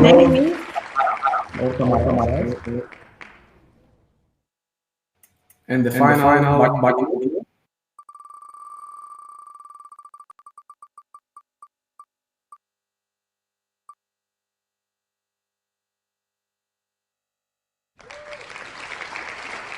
Masterpiece. Really nice. So congratulations, guys. Make sure you have registered, and we'll get back to you with congratulations and also your prize. And also, if you were one of the first ones to answer one of the questions, make sure you do it. And to remind you, just for the last draw, for the people who will go to the sponsors' booths and talk with the sponsors about the things they do, we plan to open Gather Town and leave it open until tomorrow at 8, so more people can join there. And we will have the draw tomorrow at 8, and we'll let you know of the winners then. I think the draw is on Monday. So, yeah. Monday, right, yes, the draw is on Monday. Because we'll have to get back all the data from the sponsors, from the people that interacted, and then those data will be shuffled and the winners will be picked. So good luck with that, and hopefully you will get one of the prizes, and you will have one more reason to remember this hopefully very nice conference. We're almost done for the day. We wanted to know that we are fully engaged towards making Open Conference as a game changer. And we wouldn't have done it without the support of our volunteering team, without the faith our sponsors show us year after year, and without the great collaborations with the communities and the amazing speakers that accept our invitations. I think we have to give a final big thanks to our gold sponsors, Nokia, Elas, and Fuelix, and of course our media sponsors, Sputnik and theCUBE. So thanks for watching. Looking forward to seeing you all in our next OpenConf, hopefully physically. And until then, stay safe. And healthy, and we'll see you in the after party, which will be in Gather Town until 11 p.m. if you'd like. And also, if you'd like, you can hang around tomorrow also, because Gather Town will be available for you. See you there. I think we're a bit sad to see you go, but this is it. Thank you very much for being here today. Bye. Bye.